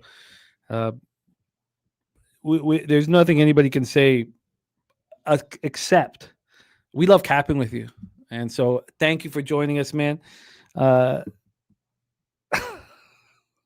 you're right. You're right, Justin. We just fucking gave the Georgia Bulldogs a sloppy toppy. Justin, we are all over the Georgia Bulldogs against Ole Miss. I'm Fucking going to hammer. I think it's also a money line parlay spot. You know, I wonder. I think that's Justin. Just go watch that fucking whole segment, and you're gonna be like, "Fuck yeah, let's go dogs!" Georgia smash and grab. Well, I don't know if they smash and grab, but I'm not saying they're gonna win by 25. But I really like Georgia. Really like Georgia. Really like the situation. Thank you guys so much, Jose. Thank you for your hard work. Thank you to our guests, Wine Time and the Goracle. Let's go get that cash. Let's go get that money. Jose, thank you for all your hard work. I hope you have a wonderful weekend and stay hot in college football. It's helpful, very helpful. And please let's us into the future. Yeah. And you know that UNC Cal, big game tonight. Miami, Louisville, big game tonight. Even bigger game tonight, though, Jimmy. Helga has her volleyball team that she's been coaching. She coaches middle school and JV volleyball. First in her league. Ooh. Needs the dub today to go get herself a plaque and become first in her division or whatever the fuck. So we'll be rooting that on. It's very interesting. I don't play mind tactics with children, but they are easily foldable. These children are. So only a little bit of crowd noise gets them rattled. So they're on the road today, and they need the support of me clapping really loudly for them. So should be a fun one. Should be a fun one to say the least. We will cheer on Helga. Helga's team. Go get it. What's the school called? Yeah. A Lighthouse School District. I don't know. Fucking Lighthouse something. Lighthouse Volleyball. Go get it. Let's go fucking get it. I can't send her the clip now of this because she's like, you don't even know my school's name? Yeah. And she'll fight me. But it'll be all right. And let's go get some fucking money today, guys. Starts with you, Bill Belichick. It starts with you, Louisville. Let's go make that money and leche. Y los bookmakers.